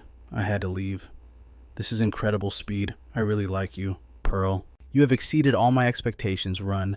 We will reach F.A.D. in a single breath. From a distance, Ryu and Lisa watched the approaching blur. Lisa gasped. Ryu rubbed his eyes. What am I seeing? Arhan not only survived the lion's den of Bahal, he stole their greatest treasure. Ryu looked at Zed with awe. You really do whatever you please. I am proud to be your friend. Zed smiled wearily. Let's go inside. There is much to discuss. Zed recounted everything: the Black Mirror Squad, the magic card, the demon's breath, and the mystery of Lactocherville. I must return to Arhan territory now, Zed concluded. There is no other way. Fate leaves me no choice. Ryu stepped forward. If you are returning to Arhan, I am coming with you. Zed shook his head. Last time, you said you would never abandon a companion. Zed smiled warmly. I am grateful, but Ryu cut him off. I will go as your servant. Ryu pressed on. Think about the reality of your situation. You have been exiled for years. You have no retainers, and the succession war between the Arhan siblings is fierce. Do you truly have allies within your own family? Zed sighed. That is true. Ryu pointed out that Lisa could manage the estate and provide crucial support. If we enter as servants, we will be your shield and your shadow. Zed fell into deep thought. Given the dangers lurking ahead, I thought it best to part ways. Melly, Zed spoke. All right, thank you. We will march to Arhan together. But he knew he couldn't just barge in recklessly. He needed a foothold to secure his return. Currently, his only leverage was the legacy of the blacksmith family Lacto, the last survivor of Sherville and the demon's breath obtained from the basilisk. To convert the venom into a divine elixir, they needed high-grade holy water. These two obstacles had to be cleared. They had no choice but to travel to Myers. The only question was, how long would the Patriarch of Arhan wait the next morning? Zed's eyes were filled with resolve. Let's move out. Zed took the lead on Pearl, with Ryu and Lisa following close behind. The trio embarked on their destiny. Later, Ryu stared at the gold bars on the table and screamed. What? Every single gold bar? That is 500 gold coins. What on earth are you buying that cost a fortune? Zed's expression was grim. It might not even be enough. The elixir required a delicate fusion of holy water and demon's breath. The success rate depended entirely on the purity of the sacred power. No matter how many bottles of common holy water he used, it would be meaningless without quality. The average price of high-grade holy water was 10 gold coins. That meant 50 bottles at best. It was going to be tight. If he spent his entire fortune and failed, he would be ruined. This was exactly why he came to Myers. He had to trust that specific priest. Ryu asked nervously, "Are you really betting it all? Can't we save at least 1 gold bar for emergencies?" Ryu pleaded. Zed was cold. "No, we still have the silver." He turned to his companion. "I need you to hunt someone down." "Hunt who?" Ryu asked. Zed clarified. "The old man mentioned yesterday, Lacto. Look for a white-haired figure with one eye." "There are plenty of one-eyed geezers in this city," Ryu argued. "Just tell them a wealthy patron is paying up front." Ryu glanced nervously at the silver coins. With that bait, finding him should be simple." Zed mused. "But we're short on funds, and since he's a fugitive, he won't walk in the light." "Then how do I find a ghost?" Ryu asked. Zed smirked. "Simple. Look for the shadow that refuses to appear." The realization hit Ryu instantly. "I see," Zed continued. "He won't use his real name. Ask around for Lacto." Ryu nodded firmly. "Understood. I'll drag him out." "Thanks," Zed said. "I'm counting on you." Zed lifted the heavy box of gold. Originally, this fortune was meant for high-grade magic tools, but Lacto Sherville changed the equation. Zed had a new plan: invest in elixirs.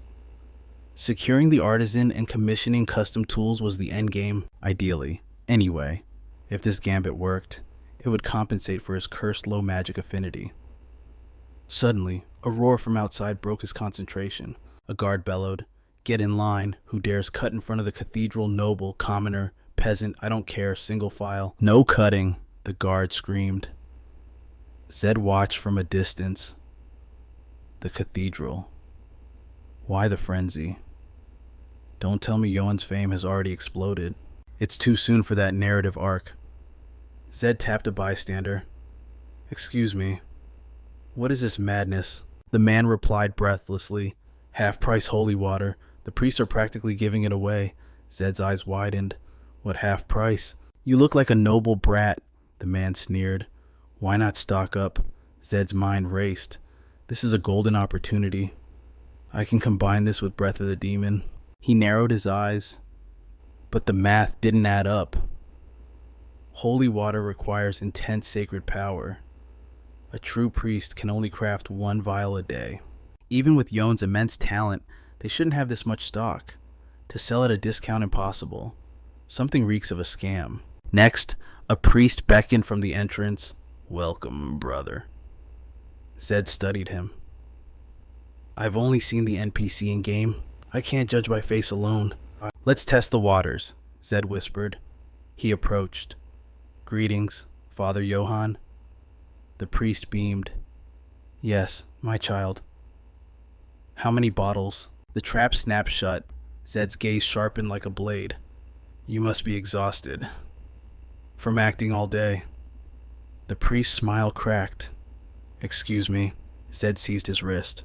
"There is only one Father Johann, Chris at Myers Cathedral. Where is he? You imposter." The priest feigned ignorance. "I don't know what you mean." "I am Johann. If you're not buying, get out."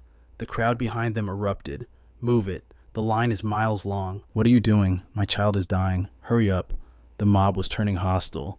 Zed glared at the fake priest. "You want to cause a scene in God's house?" The fraud hissed. "I'll call the garrison right now." Zed didn't blink. "The guard, go ahead. If I'm wrong, I'll take the punishment. But if you value your life..." Zed leaned in, his voice a reaper's whisper. "Run while you can. You..." The imposter recoiled in fear. Later that night, alone in his room, Zed put the pieces together. He didn't fear the Imperial Army, but local forces were different. The Central Army held honor, but these small-town garrisons were often rotting with corruption. Zed penned a letter. This conspiracy runs deep. I need to see the rot with my own eyes. He mounted Pearl and tore through the night. The fortress loomed ahead. A sentry squinted into the dark. Is that Bahal's white horse? Zed slowed to a halt, so they recognized the mount. The gatekeeper blocked him. State your business. I have an urgent report for the general. Zed stated. Do you have an appointment? No. The guard crossed his spears. No appointment, no entry. Zed sighed. Is he really that busy? It's General Pullman's rule, the guard spat. He sees no one uninvited. Zed frowned. Isn't the garrison's duty to protect the region? If a citizen has intel, shouldn't you listen instead of turning them away? The guard shrugged. Just following orders, kid. Arguing with grunts is useless, Zed thought. But this stench of corruption is undeniable. Suddenly, the gates creaked open. A mounted squad emerged. That must be him, Zed analyzed. He doesn't carry the aura of a true knight. The general glared down. Who are you? I have a report, Zed began. The general sneered. You're no Bahal. Why are you riding that white steed? Did you steal it? It was a gift, Zed replied coolly. He doesn't care about the report. He only sees the horse. The general burst into laughter. A gift. I've never heard of a white horse being given away. Pearl snorted in offense. What family are you from? You look weak. I am a mage from a minor house. Zed answered. Pullman howled with laughter. Not even a knight, and you claim to own Bahal's steed. I am General Pullman. Do you know where you stand? How dare you lie to my face? Zed remained calm. The situation is escalating, but he's ignoring the threat to his city. There is a fraud at the cathedral selling fake holy water. Zed stated clearly. As you know, that is a capital offense. Pullman cut him off. Arrest him. Zed blinked. When I'm reporting a crime, lock him up and confiscate the horse, Pullman roared. Zed's eyes went cold. I see. They aren't just ignoring it. They're running the scam together. Pullman grinned maliciously. You'll regret your arrogance, boy. Take him away. Yes, sir. Soldiers grabbed Zed's shoulders. Zed murmured, You're the one making a grave mistake. We'll see if you can talk after I break your bones. Pullman laughed. Zed's expression darkened. Meanwhile, at the Bahal estate, a messenger bowed low before Fernando. His Majesty sends his highest regards. Your family is being hailed as the heroes of the Empire. The Bahal family's elite forces secured a glorious victory, rescuing 5,000 Imperial citizens from the wretched slave traders. Arhan followed close behind, saving 2,500 souls. The Emperor, who once preached harmony between knights and mages, was now openly inciting conflict by ranking their achievements. It was clear he had a special interest in this unfolding chaos. Fernando Bahal smirked to himself. Securing the top contribution for the Bahal family was a significant political victory. Torres, Fernando commanded, you will represent me at the imperial ceremony. The journey is arduous, so prepare immediately. Torres suddenly froze in his tracks. Fernando narrowed his eyes. What is it? A heavy knock echoed against the chamber door. A knight entered and bowed. My lord, a young boy waits outside the manor. He demands an audience with you. The knight hesitated before continuing. I intended to drive him away, but he claims to be a friend of Sir Torres and Zed Arhan. I felt I should verify. Torres's eyes widened. Is his name Ryu? It is, my lord. Does he truly know you? The knight asked. He does, Torres confirmed. But why is he here? Fernando's gaze sharpened like a blade. I will go see him, Torres offered. No need, Fernando interrupted, his voice commanding. Bring him in. If you mention Zed Arhan, this is no trivial matter. He claims to have urgent news, the knight added. Fernando nodded.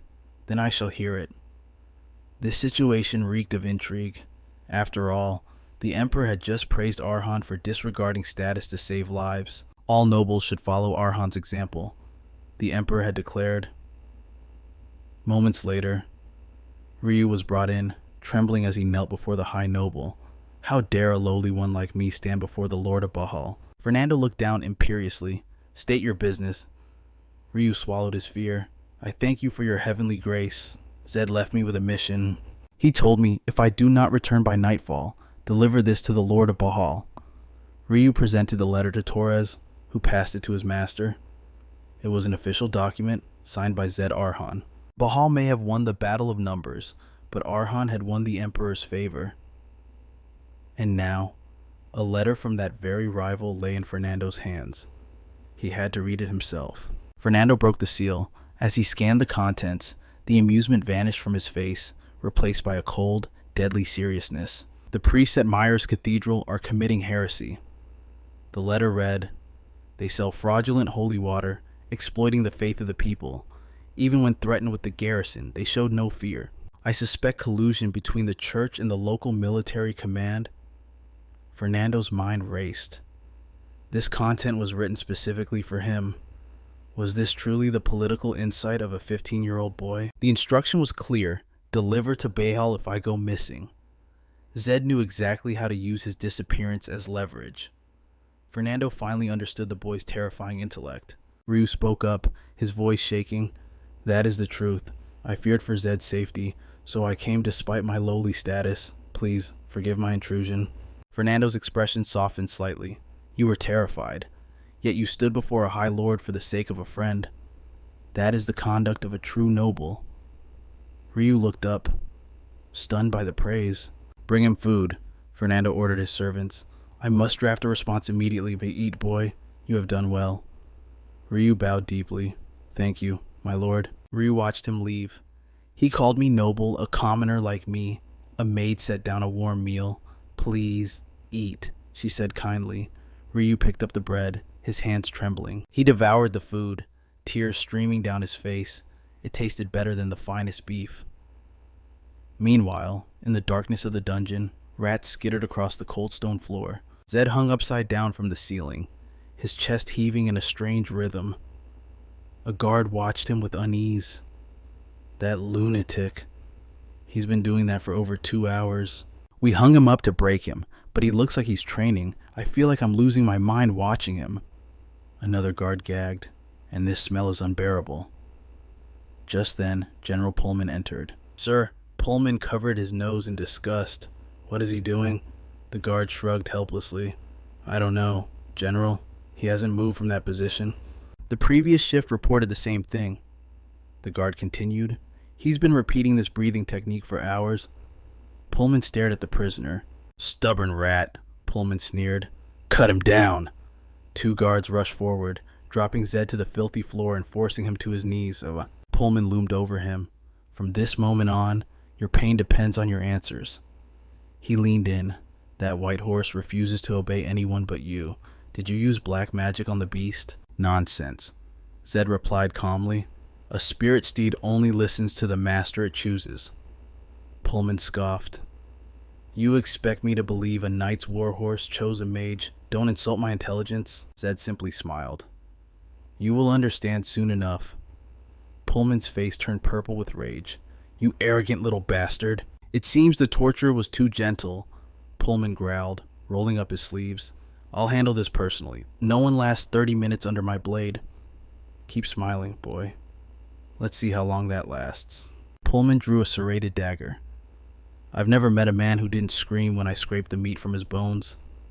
He pressed the cold steel against Zed's leg. "If you wish to confess, this is your final chance," Pullman hissed.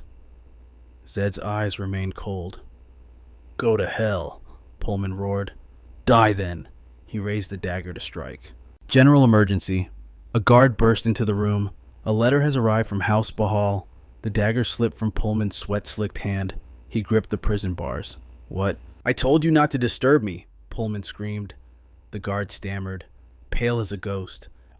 It's urgent, sir. A direct missive from the Lord of Bahal himself." "If this is a waste of time, I'll have your head." Pullman snatched the letter and tore it open. His eyes scanned the parchment, and his blood ran cold. "The prisoner is the master of the White Horse and heir to House Arhan. He is under the protection of House Bahal. You are suspected of involvement in the Myers Cathedral corruption scandal. Resign immediately and await the Central Army's investigation. Refusal will result in immediate judgment by the Bahal family." Pullman's face flushed a deep, violent red. "What the hell is this investigation judgment?" He crushed the letter in his fist. "How dare they threaten an imperial general appointed by the Emperor himself?" Beside him, Zed let out a low chuckle. Pullman spun around. You did this. You were smiling because you knew this was coming. He pointed a shaking finger at Zed. But you forget one thing. Even Bahal cannot control this dungeon. Zed looked up, his eyes gleaming. Are you sure about that? Pullman grabbed Zed by the hair, frothing at the mouth. Reason to hell with reason. If I kill you and that fake priest now, there will be no evidence left. A dead man tells no tales. Pullman raised the dagger high, murder in his eyes. Boom! A sudden explosion of azure lightning erupted from Zed's body. The shockwave blasted Pullman and his guards into the stone walls. What lightning aura? Pullman coughed up blood, pinned down by an invisible pressure. How? How dare you? Zed looked up, surprised. It wasn't him. A figure in crimson robes stood before them. The Black Mirror, Legion. The secret force had infiltrated the deepest dungeon. A hooded figure stepped forward and bowed. Young master, the Lord has ordered your immediate return. We shall escort you. Make haste. The voice echoed in his mind. Zed froze, his thoughts racing. When did they get this close? Just how deep does this organization's influence run? He demanded. Why the sudden order to return? The hooded figure replied coldly, We do not question. We only obey the Lord's command. Hurry impossible, Zed thought. I still need the elixirs. I must find Lactoserville first. Zed clenched his fist. Wait, give me a few more days. I will return on my own terms. The figure shook his head. Impossible. The Lord's will is absolute. I need to stall for time. Zed locked eyes with the assassin. You call yourselves the Black Mirror Legion, yet you understand nothing of the Iran family. Returning now is a death sentence. Surely the Lord knows this. The hooded figure remained silent. Zed pressed his advantage. Relay my message to the Lord.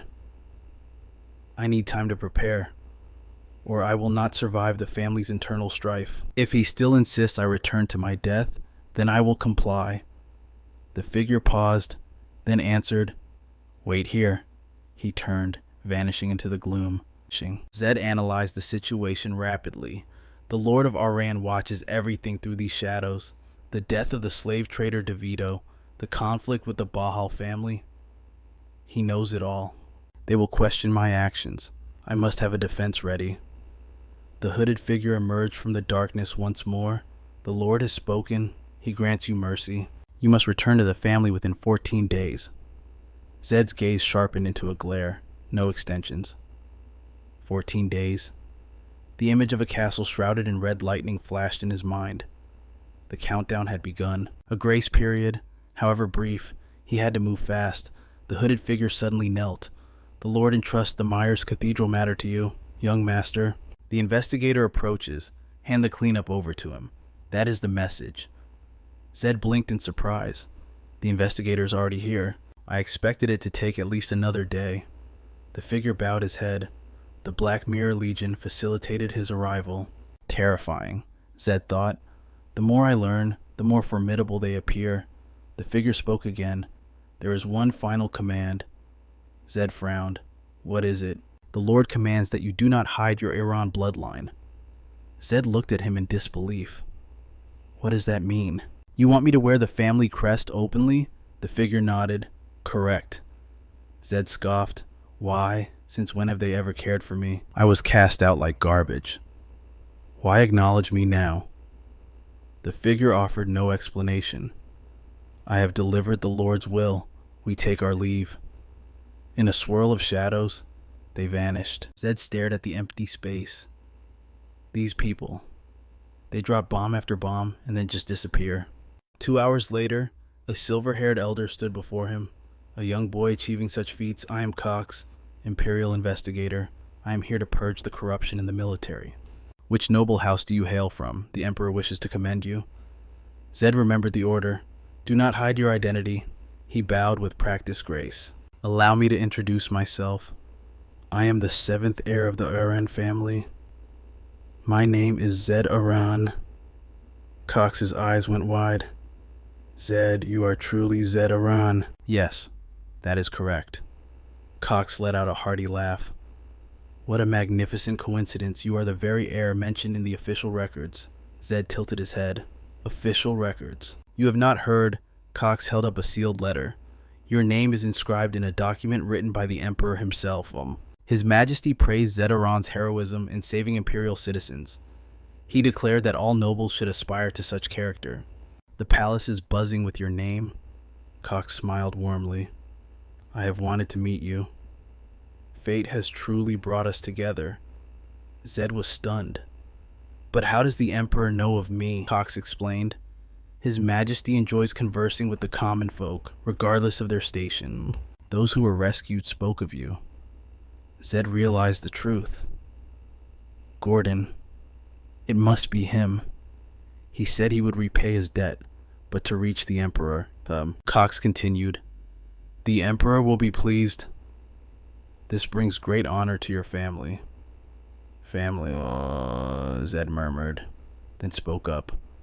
Mr. Cox, I have a request. Allow me to resolve the Myers Cathedral incident personally, to the very end. Cox nodded slowly. I see. You wish to finish what you started. Proceed. Zed was impressed. As expected of a Central Army investigator, he is willing to share the credit. Zed bowed deeply. Thank you. Cox chuckled. To receive gratitude from an Iran. Perhaps I have lived too long. He gestured to his troops. Take the soldiers. The enemy has violated Imperial law. Execute the criminals on the spot. If any issues arise, I will take full responsibility. I am in your debt. Zed replied. Cox patted his shoulder. For an Iran, you are surprisingly courteous. It is refreshing. I like it. Zed felt a complicated mix of emotions. Does the world really see everyone in my family as villains? The banner of the Central Army snapped in the wind as soldiers assembled before the cathedral. The crowd whispered anxiously. The Central Army here. Didn't you hear General Pullman was arrested for dark dealings with the church? Those priests are fakes. Scumbags. Anger boiled in the crowd. Zed stepped to the front, his presence dominating the square. His voice boomed like thunder. Listen well. You frauds who prey on the innocent, I will count to 3. Come out now, or face death. The cathedral doors remained sealed tight. A soldier asked nervously, should we breach, but weapons and magic are forbidden inside a cathedral? It is dangerous. The soldier hesitated. We should wait for the authorization documents. I will handle it, Zed declared. The soldier started. Sir. Zed's eyes were cold. I have no time to waste. Stay here. But it is too risky, the soldier cried. He is going in alone. Should we not follow?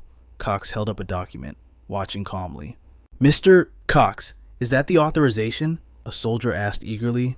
Great, now we can enter and arrest them. Wait, what are you doing? Cox raised a hand. I gave my command badge to Zed. This is his hunt. But there is an armed militia inside. The soldier protested. If he falls, we will be held accountable. Please, order the charge. Cox stared at the cathedral, a knowing look in his eyes. You do not understand the Aran family. Do you know why they stand at the apex, why the world fears the name Aran? Is it not their overwhelming strength? The soldier asked. Cox shook his head slowly. Strength is merely a part of it. No, there is something far more terrifying. The Arhan family honors their word at any cost. They will use every method under the heavens. That ruthlessness is exactly why the name alone strikes terror into the hearts of men. The soldiers trembled as they spoke. Zed stepped forward, his eyes cold. You said I wasn't safe here. Watch closely, you charlatans. Cox smirked, sensing the show was about to begin. Today's main event. Is that truly the Arhan way? Zed entered the sanctuary. From behind the closed doors, the violent symphony of battle erupted. Outside, the soldiers held their breath. The noise stopped. Is it over already? I told you, going in alone was suicide. Suddenly, a soldier shouted, Wait, someone is emerging from the darkness. Prepare for combat. The heavy doors groaned open, but the soldiers gasped in disbelief. It's the fake priests and their henchmen. The frauds were bound like cattle and tossed onto the stone steps. Zed walked out, dusting off his hands. The crowd exploded into a roar of triumph. Cox nodded to himself, just as I expected from a monster of that bloodline. The soldiers whispered in awe. He took them all down, without a shred of mana. How is it possible to dominate them with pure physical prowess? Zed answered calmly. It wasn't even a warm-up. The soldier saluted, trembling with admiration, worthy of the name Arhan. I offer you my deepest respect. Zed turned to the investigator. Truly remarkable work, Cox said. Mr. Cox, these scammers were peddling fake holy water. There are likely many more victims. I trust you will handle the cleanup. Cox adjusted his glasses. Of course. As an Imperial investigator, I will drag every ugly truth into the light. Zed nodded. Then you may come out now, Father. From the shadows of the church, a figure in pristine white robes emerged. The crowd gasped. Wait, who is that? It is Father Johann. The Father is alive. Cheers shook the very ground. Thank the Lord. Father Johann approached one of the injured frauds. He extended a hand, and a brilliant green light enveloped the sinner. The fake priest stared in shock as his broken bones knit together. Father. Johann placed a gentle hand on the man's head. This was true sacred power. Father Johann spoke with divine authority. Repent for your sins and follow the path. Only then will the Lord walk with you. He moved among them, healing the very men who imprisoned him. Their hearts broke, and they wept. I am so sorry. Thank you for your mercy. I will never betray the Lord's will again. The church bells began to toll, a melody of victory. The cheers of the people reached the heavens. Father Johann had returned to his flock. He turned to Zed, his eyes warm. Allow me to properly introduce myself. I am Johann Chris, the 49th Imperial Priest of the Empire. I offer infinite gratitude to the Arhan warrior who executed the Lord's will. I would like to invite you for tea. Can you spare a moment? Zed nodded. Yes, of course. But suddenly, Cox called out, Zed Arhan, a word before you go. Zed turned. What is it? Cox tossed a golden object toward him. If you don't mind, consider this a personal gift. Zed caught it, his eyes widening. Isn't this an Imperial Investigator's badge? Cox smirked. Correct. Show that badge anywhere in the Empire, and doors will open for you. Zed frowned slightly. Why give me such power? How do you know I won't abuse it? Cox replied, his tone serious. I am betting that you won't tarnish my reputation. As long as you use it for the Empire, we are allies, but the moment you use it for greed, you will be repaying my kindness with treason. Zed gripped the cold metal tightly. I will remember that. Such a day will never come. Cox laughed heartily. You really are different from the other Arhans I know, and living this long has finally shown me something interesting. He waved a casual goodbye. My work here is done. I hope our paths cross again. Cox and his battalion marched away. Zed bowed in respect, watching them leave. He was deep in thought. Father Johann spoke up. Thank you for saving us. I have ensured that all victims will be compensated. He looked at Zed with admiration. Your merit today is immeasurable. Zed shook his head. You are too kind. Father Johann asked, Is there any way I can repay you? You are a wise and insightful soul. Zed decided to drop the act. You know I didn't come here just for faith. I will be honest, Father. I need your holy water. Johann hesitated. Holy water is a sacred tool to heal the sick and banish evil. He looked at Zed intently. What do you intend to use it for? Zed met his gaze. I need it to craft magic items. I do not know if you count this as combating evil, but it will save my life. Father Johann blinked. Your life. Zed's voice dropped to a whisper. Yes. I am the Arhan who was cast out for having zero magic, but now I have received orders to return to the family estate. Do you understand what that means? Johann's expression darkened. The succession war. But can mere items stop the bloodshed between siblings and protect you? Zed clenched his fist. I am simply preparing every weapon I can. I must do everything in my power to survive. Internal thoughts raced through Zed's mind.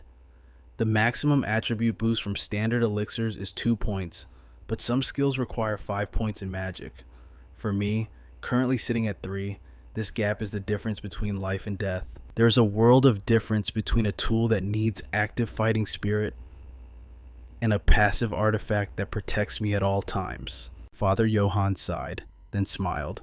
Actually, I have heard rumors about you, Mr. Zed. You are the one who dismantled the notorious slave trade run by your own kin. I believe it was the Lord's will that brought those rumors to my ears and brought you to protect this sanctuary. Perhaps helping you now is the final piece of the Lord's plan. He produced an ornate wooden box. I have been saving this for someone who truly needs it. The power of holy water depends entirely on the sanctity within. I spent years consecrating these, pouring my very soul into them. I hope they serve you well, Mr. Zed. Zed opened the box, and inside, 3 vials glowed with a divine, ethereal light. This was high-grade holy water. Zed bowed deeply. Thank you, truly. Johann smiled warmly. This is my personal gift, and may the Lord's blessing shield you. Later, Zed returned to his room, staring at the treasures in his hands. Is this a dream? I never imagined the legendary items I coveted in the game would be in my possession. He looked at a symbol on the bottle, the priest's mark. In other words, a guarantee from the church itself. Outsiders might not understand the weight of this mark, but in the lore of this world, it held absolute political power. The cathedral's authority existed because the emperor himself vowed to uphold morality.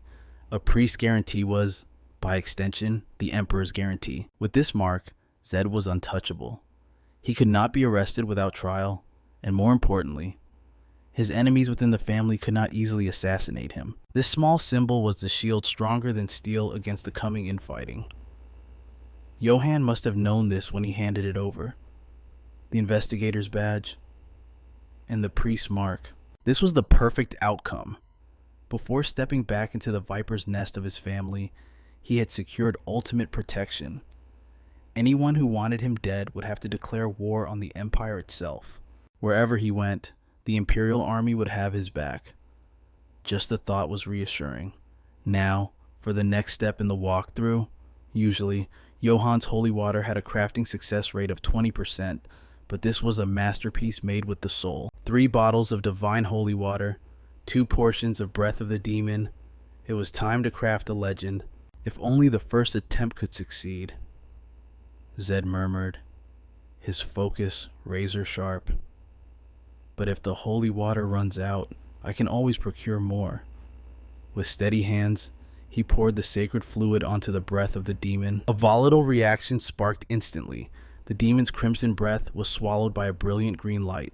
Then, alchemy took hold, stabilizing the mixture into a glowing blue elixir. Success. I can't believe I nailed it on the first try. Without a second of hesitation, Zed downed the potion. A surge of power rushed through him. Magic attribute +1, magic level 4. Just as he calculated, his core was expanding. Greed flickered in his eyes. If the next one succeeds, I'll hit magic level 5. He surveyed his inventory. 2 bottles of holy water and 1 portion of the demon's breath remained. If this works, I'll be left with just 1 bottle. But the risk is worth it. He began the fusion again, chanting a silent prayer. Please. The liquid shimmered and settled. Another perfect elixir. This is insane luck. 2 for 2. That's an 80% success rate. Zed realized the implication. With this level of sacred power, it's practically an extra life. I need to hoard these. The system chimed again. Magic attribute +1, magic level 5. A new threshold was crossed. Ability unlocked, lightning transformation, a skill that drastically amplifies the caster's physical capabilities. It also granted a shield proportional to his magic power. Crackling electricity erupted, enveloping Zed's entire body in a storm of mana. He flexed, testing the flow, before collapsing onto the bed with a long, satisfied exhale. The tension evaporated instantly. Man, I was actually nervous. He chuckled, realizing the efficiency. If lightning transformation only costs 10 magic points, this is going to be broken. Zed burst into laughter. This is way more thrilling than playing the game. Just then, the door creaked open. Ryu returned, clutching a stack of documents. Master Zed, I've tracked down the one-eyed, white-haired individuals you asked for. There were 40 in total. Fewer than I imagined. Zed and Lisa leaned in as Ryu continued. I did as you instructed. I gathered them all in one spot under the guise of a paid job offer. 34 showed up to the meeting, Ryu explained. That means the person you're looking for is likely among the 6 who didn't come. Zed's eyes narrowed. Did you locate those 6 missing targets? Of course, Ryu replied, pulling out a map. Just in case, I wrote down their exact hideouts. I think we can hunt them down tomorrow. Zed took the papers, a grin spreading across his face. I like it. Excellent work. Ryu beamed with pride at the praise. It's a small matter, Master. I can handle much more complex tasks than this. Pretty capable, aren't I? You certainly are. Zed looked him in the eye. Ryu, I know you're intelligent. You don't need to push yourself so hard to prove it.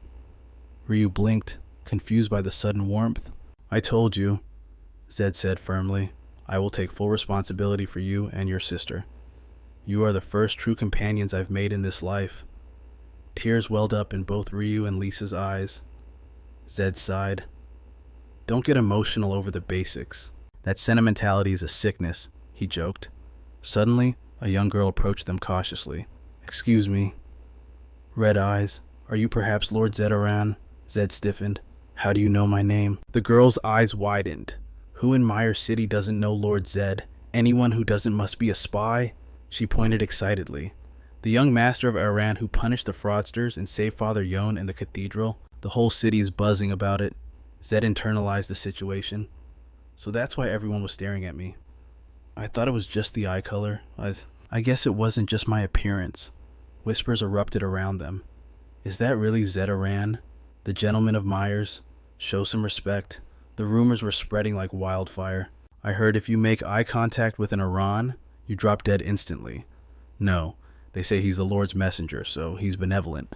The crowd's imagination was running wild. I only knew the Arayan bloodline was ruthless. Maybe the rumors were wrong. Suddenly, the atmosphere shifted into chaos. Lisa grabbed Ryu's arm, trembling. Brother, I'm scared. The crowd surged forward, swarming Zed. Thank you for protecting Myers Cathedral. We will remember Lord Zed's noble deeds for generations. They cheered, blocking his path. Thank you, Zed said, maintaining a polite facade. I thought I was used to this, but it's still awkward. I need to leave. But then, his instinct screamed. What is this? A chill ran down his spine.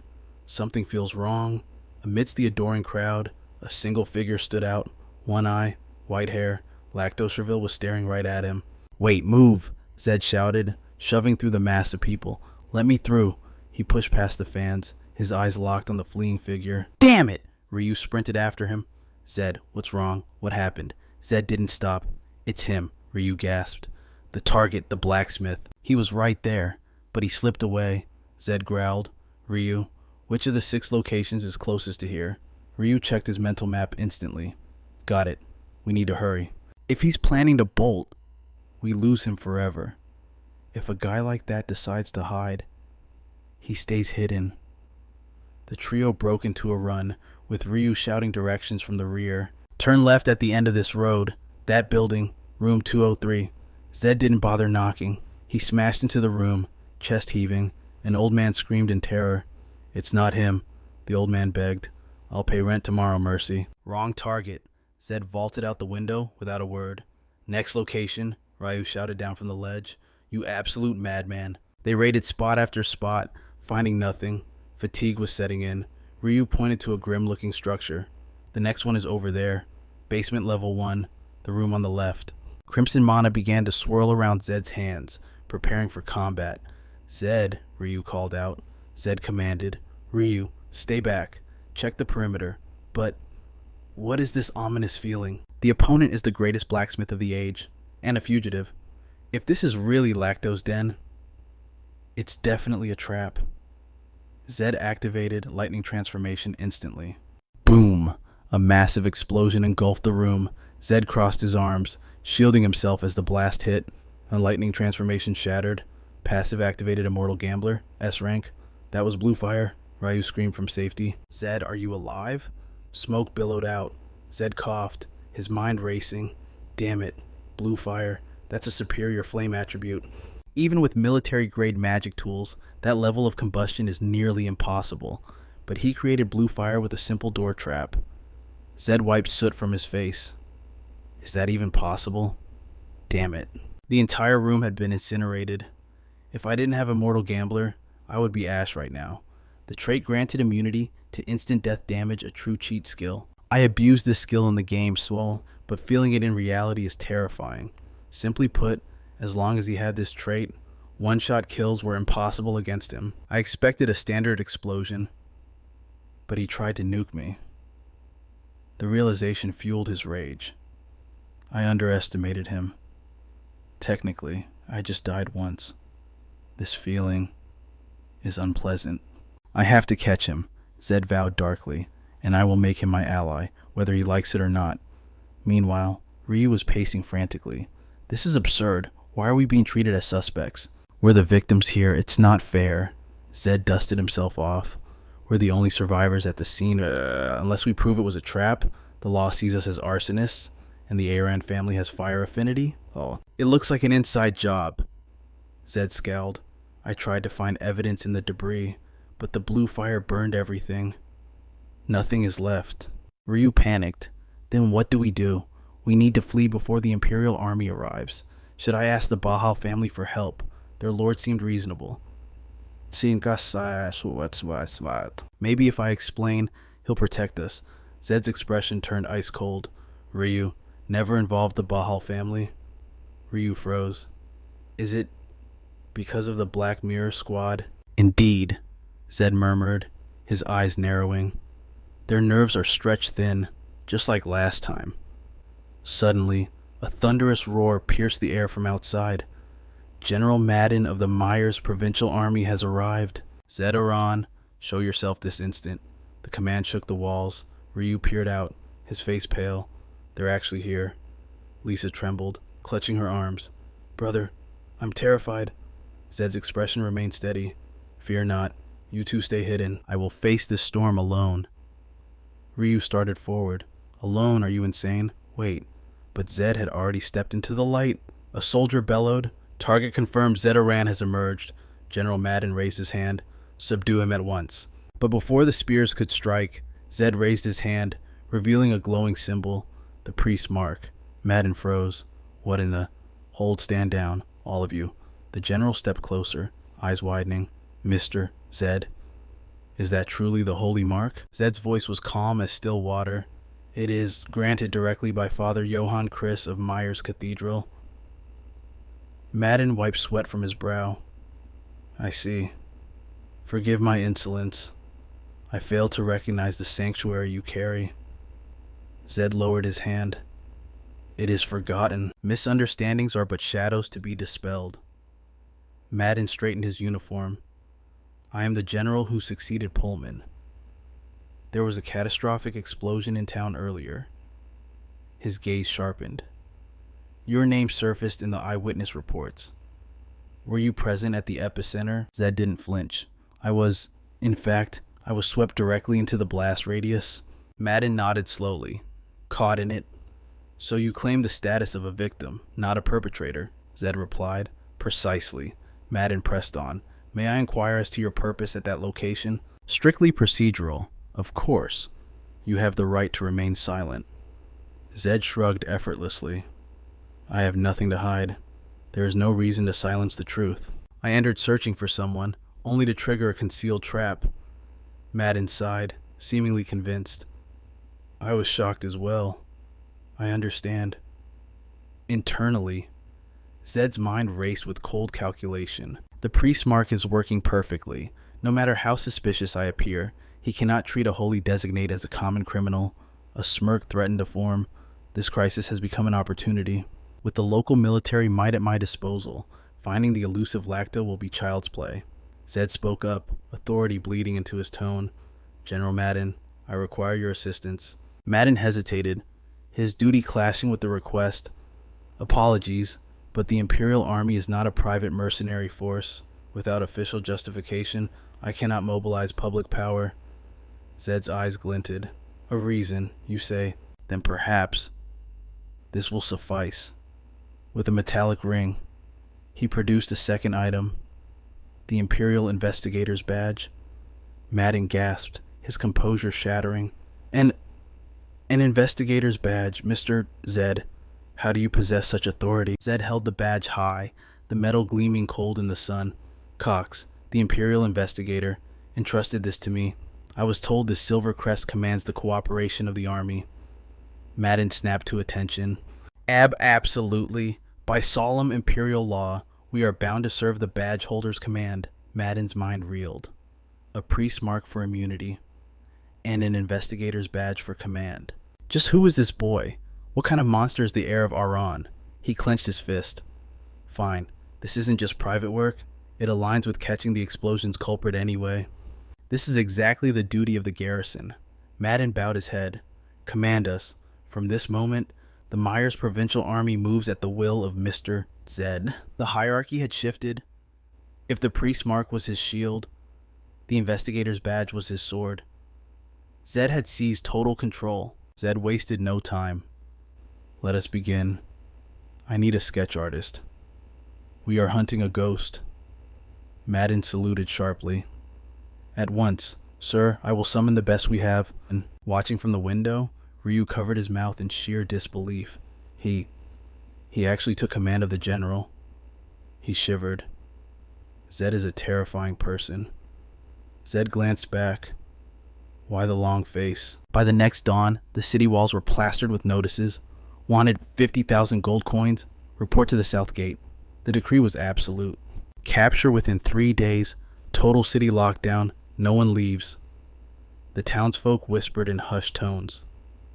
50,000 gold. Just what kind of demon is this fugitive to warrant a king's ransom? Deep within the crowd, a hooded figure froze. Did my eyes deceive me? He stared at the poster. No. Impossible. The sketch wasn't his true face. It's my disguise. That boy knows exactly what I look like now. But why? These posters are suffocating the city. The fugitive, Lacto, felt a chill. This isn't a simple search. It's a dragnet. He is determined to flush me out. If luck abandons me, blood will flow in the streets today. Lacto gritted his teeth. I need to see him. I need to know what scheme lies behind those eyes. He sighed, the weight of years pressing down on him. I've lost count of the cities I've fled. I am weary of this life in the shadows. Perhaps it is time for the curtain to fall. I have lived long enough. A crowd had gathered nearby. I'll blend in. Observe first. Act second. Lacto moved with the flow of the people, but Zed was already there, stepping up behind him like a phantom. That disguise, Zed whispered, is truly the work of a professional. Lacto froze. Zed's voice dropped to a dangerous low. Act natural, unless you want the entire garrison descending upon us. Lacto slowly turned his head, eyes hidden in shadow. Who are you? Zed smiled. I am Zed Aran. And finally, I have found you. Lacto halted completely. What do you want from a drifter like me? Zed gestured with his head. Not here. Let us move to the shadows. They slipped into a quiet alley. Zed lowered his hood. Lacto studied him intensely. This is the first time we meet face to face, Zed declared, his presence commanding. I am the 7th heir of the Aran family, Zed Aran. Lacto raised a hand. Green mana flared, a magical wind stripping away his false appearance. Zed watched, unfazed. I already knew your name. The disguise vanished, revealing a man with eyes sharp as tempered steel. Lacto, the legendary blacksmith, stood revealed. Boy, Lacto growled, his voice rough with suspicion. Since you know my true identity, why hunt me down? A knowing smile played on Zed's lips. One does not seek out a legend for trivial matters, surely. Zed locked eyes with the craftsman. I want to hire you. I require you to become the exclusive blacksmith for the House of Aran. Lacto's eyes widened, shock cracking his stoic mask. For Zed, this was critical. The logic of this world differed from the game. In the game, equipment was a simple click. But this reality was unforgiving. Armor had to be worn, weight had to be balanced, comfort was paramount. Stats alone meant nothing if the blade was too heavy to swing. Market-grade magical tools were mass-produced garbage, designed for generic adults. Variables were endless. The finest stats were useless if the gear didn't fit the warrior's soul. That was why Lacto was essential. Only he could forge gear that evolved with Zed's growth, creating custom artifacts that would amplify his stats rather than hinder them. I must secure him. He is the key to my ascension. Zed's voice took on a philosophical weight. War horses are born to run across the plains, and swords are forged to drink blood on the battlefield. As the sole surviving bloodline of the Sherville family, tell me, Sir Lacto, what do you live for? The name Sherville struck Lacto like a hammer blow. Silence descended. Zed pressed the advantage. The greatest blacksmith should forge for the greatest family. Let the Sherville techniques live on. Let history not end with you. I believe this is the destiny etched into your very soul. Lacto let out a dry, bitter laugh, passing down techniques, continuing history, a beautiful fairy tale. Just imagining it makes my heart ache. His expression hardened. But my family, my legacy. Zed cut in. I know of the false accusation that destroyed them. House Aran will cleanse the stain from the Sherville name. With my power, your redemption can become reality. Lacto looked at the boy, skepticism warring with hope. Do you even know the truth of the Sherville massacre? Zed answered honestly. I do not know the details. Lacto scoffed, the pain of the past resurfacing. You offer salvation without knowing the sin. How can you be so certain it was a false accusation if you know nothing of the blood that was spilled? Zed fell into a heavy silence. The Sherville incident. An ancient tragedy that predated the game's main scenario. I had only ever pieced together fragments through the whispers of NPCs. Official records claimed they plotted treason and were purged by the Imperial Army. However, Zed's lips curled into a knowing smile. I may not know the hidden truth of that day, but I know the Sherville legacy better than anyone. Lacto's eyes widened. You know of us, Zed replied with absolute conviction. I do. The Sherville clan dedicated their existence to crafting divine-grade artifacts. There was zero logic in staging a rebellion. His gaze sharpened like a blade. Furthermore, the Emperor has ascended to the dual realms of Sword Saint and Grand Mage. He is a supreme entity, standing at the very apex of power, commanding the central army of knights and casters. Even if the mighty Arhan and Bahal combined their forces, they would be crushed. The Emperor is immortal, the absolute, untouchable ruler of this world. Therefore, the Sherville family had no reason to court death. I am certain. You were framed. Zed leaned in. Please, Sir Lacto, tell me the truth behind that calamity. Lacto remained frozen in silence. Finally, a long, ragged sigh escaped him. Lacto spoke. Boy, you are aware of the Martin family. Zed answered instantly. Naturally, the second greatest house of mages. Lacto nodded slowly. Indeed, they were our primary trade partners. But the Martins, they harbored a desperate ambition to surpass Arhan. Zed scoffed. A delusion that is physically impossible. Lacto agreed. Arhan is a towering mountain. But the nightmare began with the intervention of the Billy family. Zed paused, testing the name. The Billy family. Originally third-rate mages, yet they suddenly skyrocketed in power to stand as equals with the Martins. Zed pressed on. What exactly happened?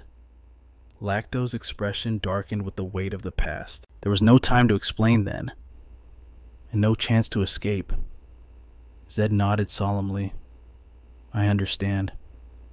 He grasped the rough outline, yet a seed of doubt took root in his heart. One variable terrifies me. Was Arhan truly innocent in this purge if they played a part? Bringing the last Sherville survivor there would be walking into the lion's den. Arhan never established trade with Sherville. In fact, they likely viewed the artifact crafters as a thorn in their side. After all, Sherville armed other families with high-grade magic tools. If the Black Mirror Squad orchestrated this, it would explain the flawless execution of the crime. Knowing the terrifying efficiency of the Black Mirror, the suspicion only grows. Zed shook his head, cutting off the train of thought. No, I am overthinking. I cannot make rash judgments yet. His gaze hardened with resolve. As long as this involves mages, Arhan has the power to resolve it. Lacto challenged him one last time. Can you truly take responsibility for those words? Fire burned in Zed's eyes. I honor my promises. Trust me, and come. He extended a hand. Lacto stared at the open palm. The old man mused internally. I was ready to let my story end in silence. But perhaps betting on hope one last time isn't so foolish. If the Sherville techniques and history can survive. He firmly grasped Zed's hand. I will follow you. Zed spun around, his coat flaring. Then we depart immediately. Zed mentally tallied his harvest from the south. His first allies, Ryu, Lisa, and Lord Torres, Bahal's magnificent white steed, the investigator's badge concealed in the priest's mark, and the last bloodline of the Sherville clan. He clenched his fist in triumph. Just how much is all of this worth back in Arhan? A smirk played on his lips. Suddenly, a magnificent golden metropolis dominated the horizon, the jewel of the west. Golden City Nekka. Ryu craned his neck, his jaw dropping in shock. He gazed at the spectacle before him. What in the world is this? The group strolled through the gilded streets of Nekka. Ryu was entranced. It's blinding. I can't believe such a paradise exists. Zed glanced at him.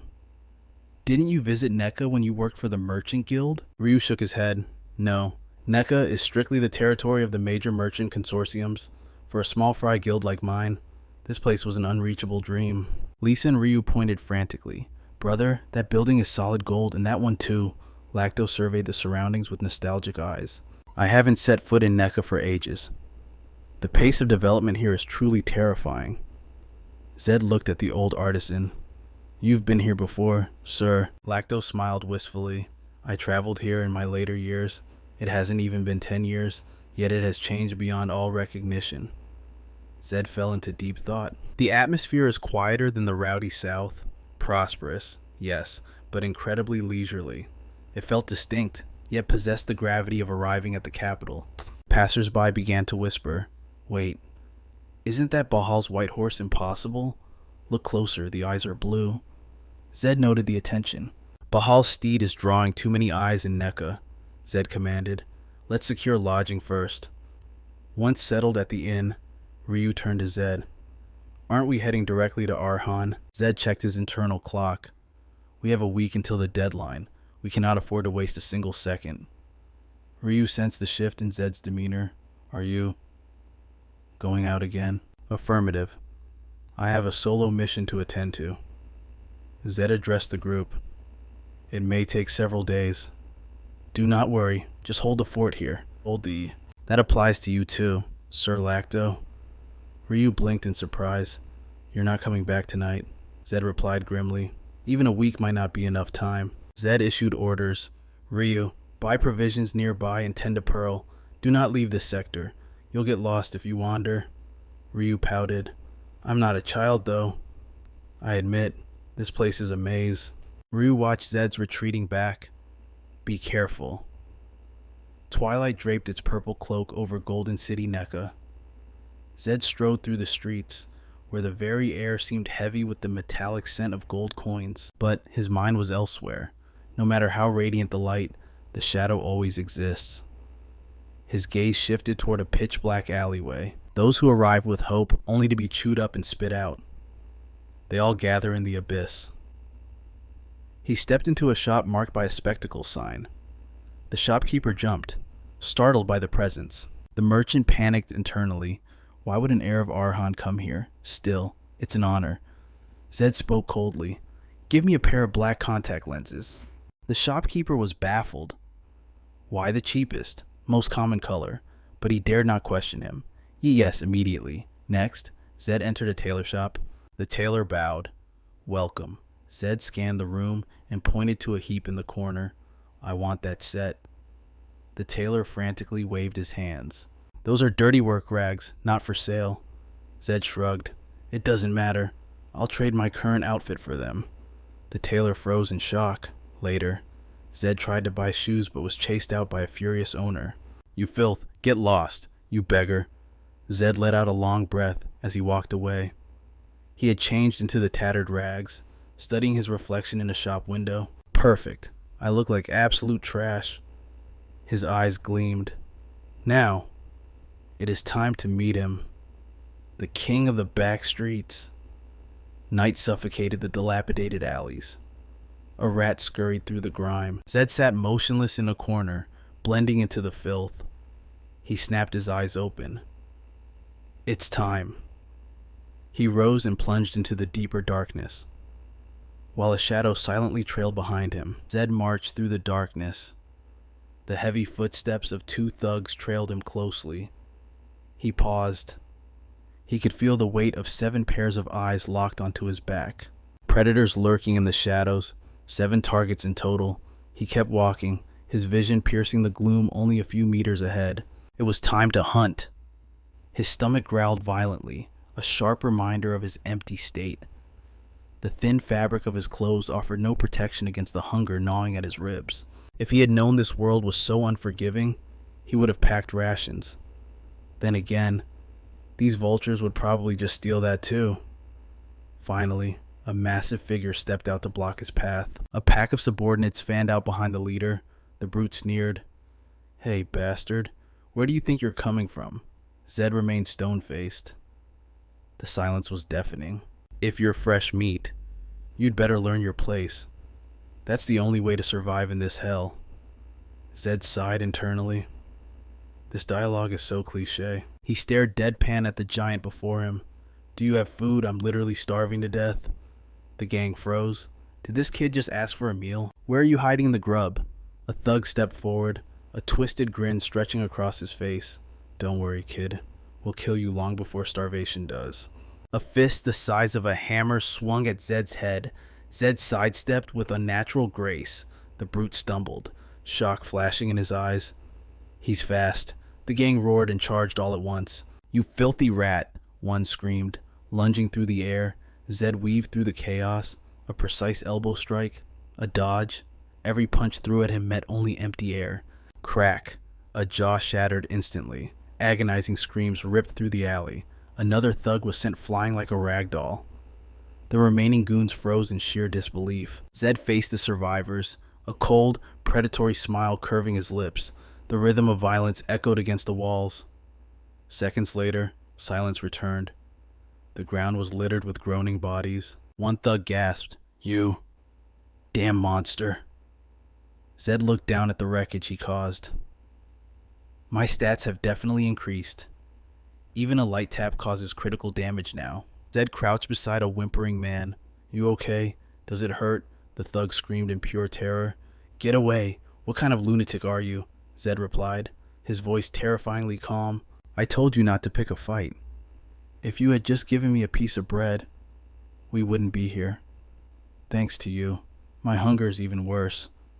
The leader roared in fury. A rookie dares to mock us. You think you're safe? You're dead meat. Our organization will hunt you down and erase you. Zed tilted his head. Is that a promise? He looked down at the broken men with disdain. Then I suppose I'll just have to take over your little organization while I'm at it. The thugs were left speechless. What is this madman talking about? Suddenly, a streak of emerald light tore through the darkness, a dagger aimed straight for Zed's throat. He twisted away just in time. He dodged. A shadow materialized, clutching a jagged dagger. The fallen thugs gasped in reverence. Squad leader Conjera. Zed analyzed the new threat. Jackpot on the first day. Looks like I can speedrun my plan. One of the thugs shouted. Do you have any idea who this is? This is Lord Conjera, the legendary assassin who makes blood boil, kneel and beg for mercy. Zed scoffed. Legendary assassin. A beggar squad leader calls himself a legend. Conjera's face twisted in rage. You arrogant brat. He slashed again, the blade singing through the air. Zed evaded effortlessly. Conjera's mind raced. He dodged again. He's young, but his instincts are terrifying. A waste to kill such talent, but he must die. Zed was doing his own calculations. An honor to be evaluated by a self-proclaimed world champion. Conjera's killing intent spiked. This next attack would not be so simple. Green energy erupted from the assassin's body. Zed's eyes widened. Mana. Conjera was cloaked in a verdant aura. He can control mana, at least 4th circle or higher. I thought the legendary title was a joke. Seems I was half wrong. Assassins weren't usually the powerhouse class in this world. Their combat ceiling is low, but a 4th circle mage is nothing to sneeze at. Conjera laughed, misinterpreting Zed's silence. Surprise, boy. He raised the glowing dagger high. This is the fate of those who don't know their place. Conjera laughed maniacally. Shadow clone technique. Kandra glared at Zed. Are you scared yet, or just stupid? He taunted. Let's find out. 3 Conjurers lunged at Zed from every angle. Zed's heart skipped a beat. From above, no. There are 3 distinct bodies. He dropped low, barely avoiding the coordinated strike. The 3 Conjurers landed in a triangle formation. They spoke in unison, a jarring chorus. You dodged our trinity strike. What are you? A knight? A mage? Zed studied them. Triplets. The assassin triplets. It wasn't magic clones. They look identical, but their mana signatures are unique. They use stealth to hide their numbers. With only 5 mana, my 100 perception points are wasted. Zed cracked his neck. Fine. I guess I should stop playing around too. The Conjurer brothers sneered. He's bluffing. You got lucky twice. Kid, there won't be a 3rd time. Crack boom. Golden lightning exploded from Zed's body. Magic lightning transformation. His eyes ceased to be human, glowing with a piercing golden light. Is that so? The brothers stared into Zed's crimson pupils and felt their souls freeze. Red eyes. Damn it. It's an Iran. It's a trap. Run for your lives. The air crackled with voltage. Trait activated Ruthless Challenger. All attributes boosted by 10 points. Mana capacity surged. New magic unlocked Lightning Strike. One brother screamed, Scatter. If we stay, we die. Zed became a blur of golden electricity. He materialized instantly before the first brother. Impact. A lightning-infused punch sent the assassin rocketing into the wall. Another brother was engulfed in the discharge. He convulsed violently before collapsing into a smoking heap. Zed paused. Is second-tier magic this devastating? My mana is only 15. Is this the true potential of lightning transformation? Zed stared at his crackling hands. I just mimicked the game mechanics, and the system made it real. No incantation needed. That is a massive advantage. Suddenly, shouting erupted from the street. Over here, hurry! The lightning around Zed sizzled and faded. His pulse quickened. City guards. The power is incredible, but it's too flashy. I need to vanish. He grabbed an unconscious Conjera by the collar and melted into the shadows. A squad of guards burst into the alley. A magical orb illuminated the scene. Blood traces found. The captain pointed at the scorch marks and the beaten thugs. Did the suspect flee? The guards looked around at the tragic aftermath, fear creeping into their eyes. A curse hissed through the silence, watching from the abyss. A pair of crimson eyes glowed with predatory intent. Zed waited in the shadows. He sighed internally. I wanted to handle this quietly, but fate forces my hand. Stepping into the light, he revealed his presence. Who goes there? And the guards froze, weapons drawn. You plan to leave this mess on the ground? Then, they saw it. The unmistakable blood-red gaze of the Aaron bloodline. A chill ran down their spines. An heir of the Aran clan. They fell to their knees instantly. Forgive our insolence, my lord. We heard a blast and were hunting the culprit. One guard dared to peek up, trembling. Wait, aren't you young Master Tunda? Tunda is the 6th, Zed replied, his voice smooth as silk. I am Zed Aran, the 7th. It made sense they didn't know him. He had been a ghost, locked away in confinement until now. Terror seized the guards. We deserve death for not knowing. Zed pointed down the dark alleyway. The bomber you seek. I saw them vanish into the shadows there. Pursue them at once. Yes, my lord. Thank you for the guidance. Like loyal dogs, they scrambled away into the night. Silence returned to the alley. The name of Aran carries absolute power in this city. Zed smirked. Convenient. He turned to the fallen assassin, Kiara, fingers pressed to a pulse. Still breathing. Good. The lightning strike was more devastating than he calculated. Effortlessly, he threw the body over his shoulder. "Aran!" A voice dripped with venom from the void. "You finally stopped moving." Zed didn't flinch. "Show yourselves." Shadows coalesced into figures. The Kiera brothers dropped to their knees. "Forgive us. We dared to hunt a dragon of the Oran bloodline. We accept our punishment." Desperation cracked their voices. "We beg for only one mercy. Spare our brother." Blades clattered to the pavement, the ultimate sign of submission. "Take our lives, but let him live." Zed stared down at them, his red eyes piercing their souls. An assassin begging. How amusing. "You steal lives for a coin, yet cling to your own kin." One brother trembled violently. "We became monsters only to survive. We only butcher the nobles who treat us like cattle. I swear on my soul, we have never spilled innocent blood." "Yet you tried to kill me," Zed countered coldly. "This is our home," another cried out. "Outsiders constantly try to seize the underbelly of this city. We've buried too many friends because of turf wars.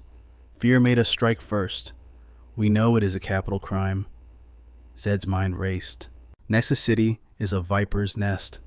Many crave the power lurking in the shadows. Zed narrowed his eyes.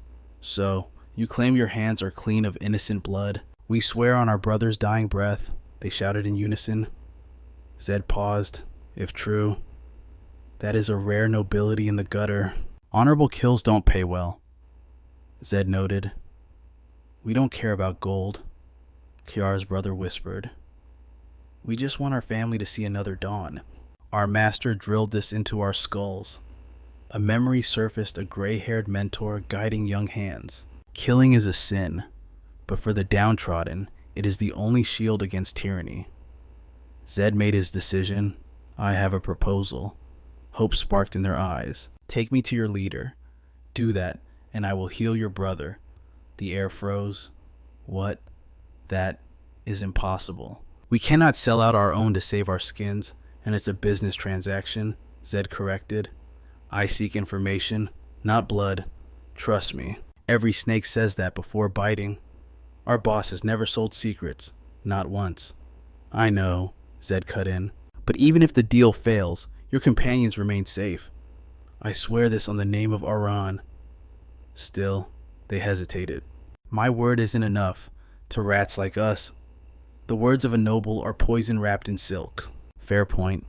If they agreed too easily, they would be useless to me. I need a grand gesture." Zed extended his wrists. "Then bind me."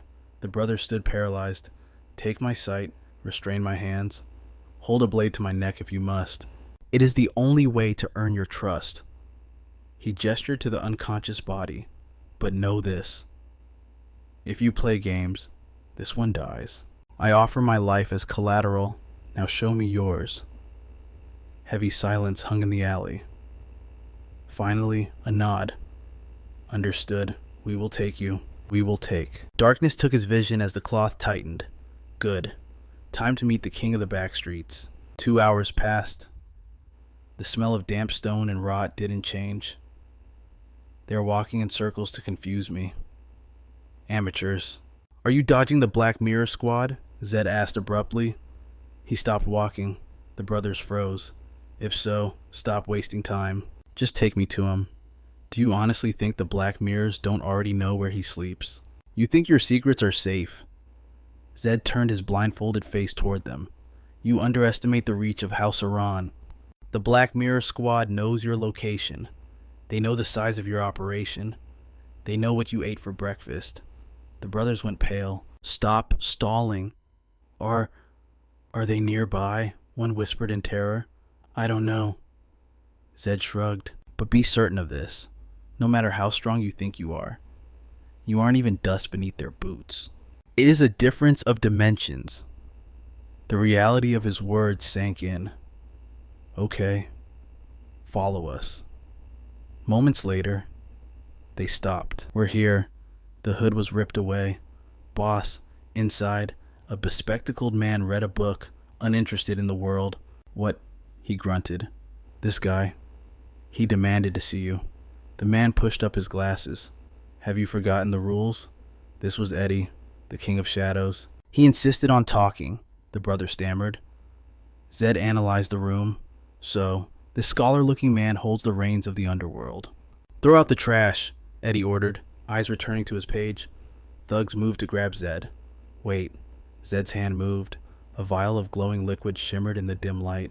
Make him drink this. Kaner took the small vial, his hands trembling. What is this? Zed's voice was absolute. Holy water. Hurry and administer it. A life for a promise. Zed kept his word. Internally, Zed grimaced. Using such a high-tier elixir here was wasteful, but there was no choice. It was the only way to pull him back from the brink of death instantly. Thank you, Kiara cried out. As the miraculous liquid touched their brother's lips, color returned to his face. Zed didn't linger on the sentiment. He turned his gaze toward the bespectacled boy.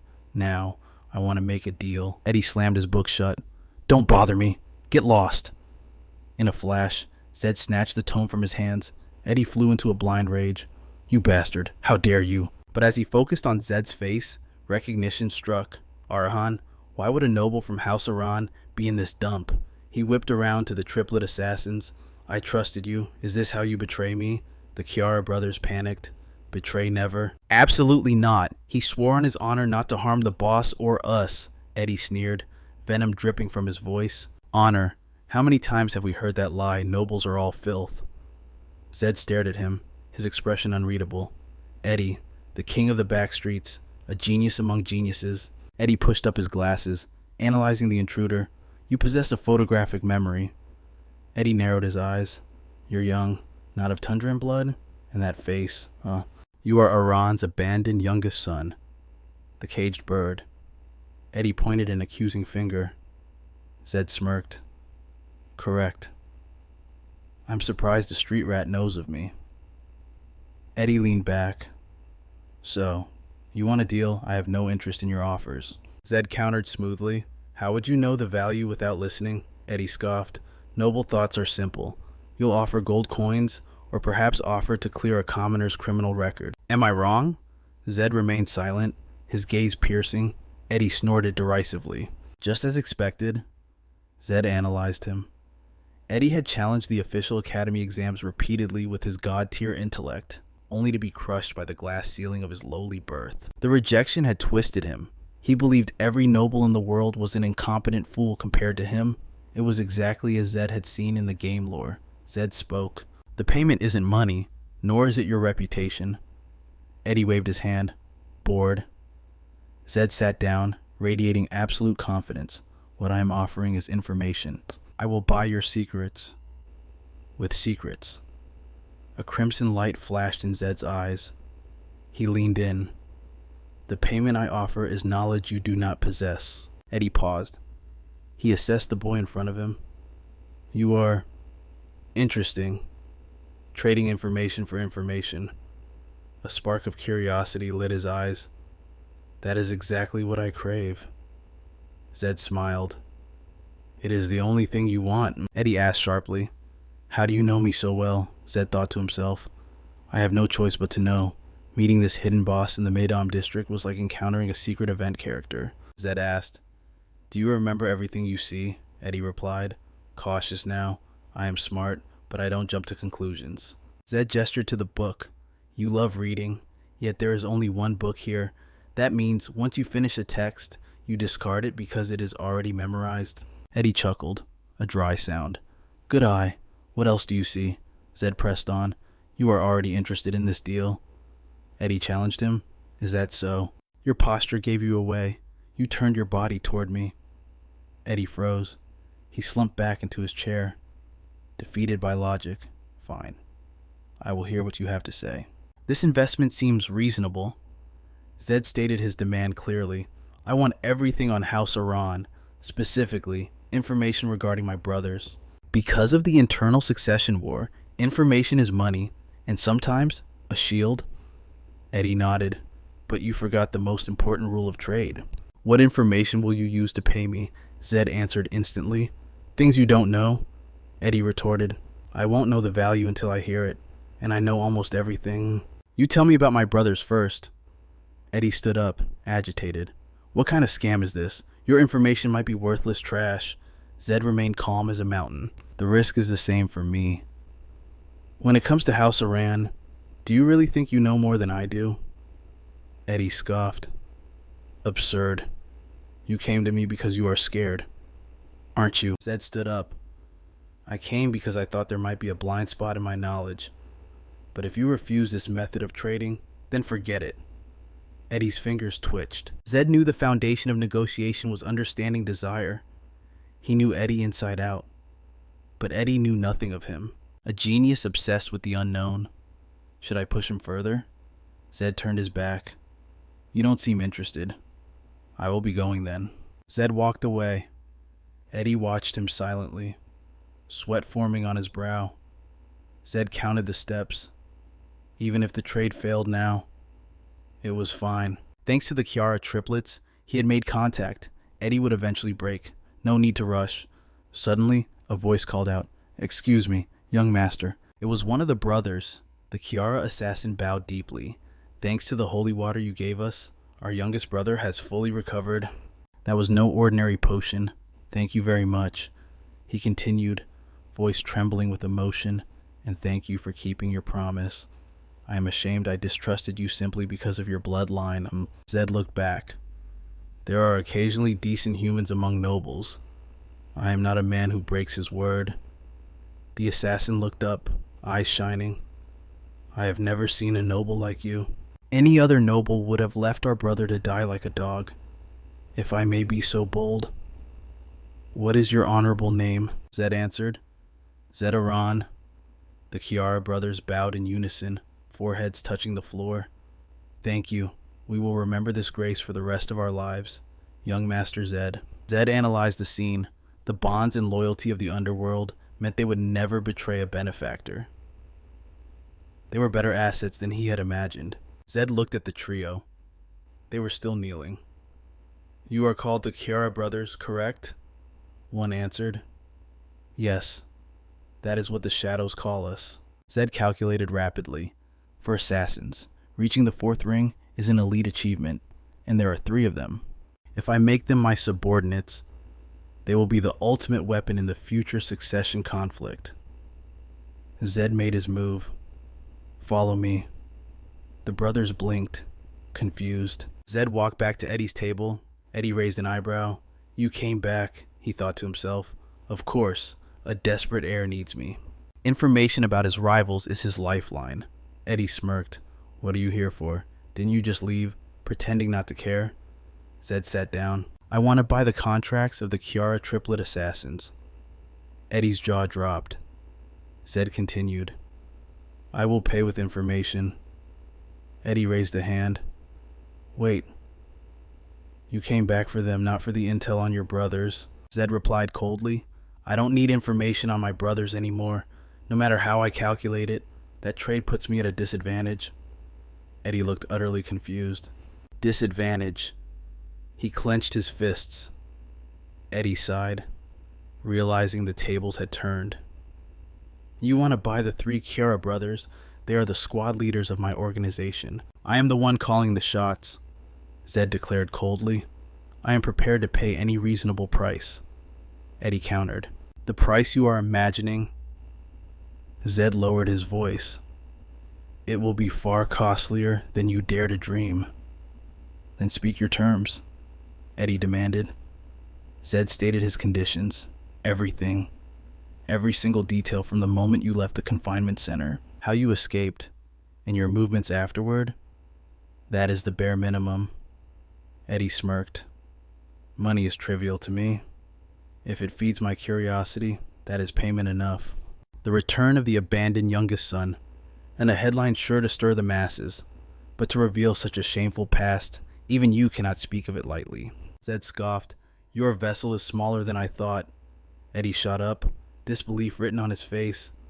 What did you say? My capacity is small. I expected a grander ambition, Zed said, his voice flat. But mortals truly are bound by their own limits. Rage exploded within Eddie. Shut your mouth. He lunged, seizing Zed by the collar. You arrogant brat. You have nothing but a noble bloodline. 0 talent, 0 skill, just luck. Zed stared back, his expression unreadable. Eddie continued his tirade. Keep flapping that useless trap of yours. Suddenly, crimson light flared in Zed's eyes. Eddie froze. A primal fear gripped his heart. What is that looking at me? His grip loosened instinctively. The Kara brothers charged in.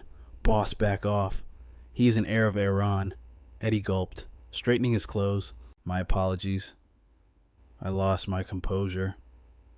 Eddie muttered. So, what are your terms, sir? Zed asked. Who stands before you? Eddie replied. An heir of the House of Iran. Did I stutter? Zed pressed.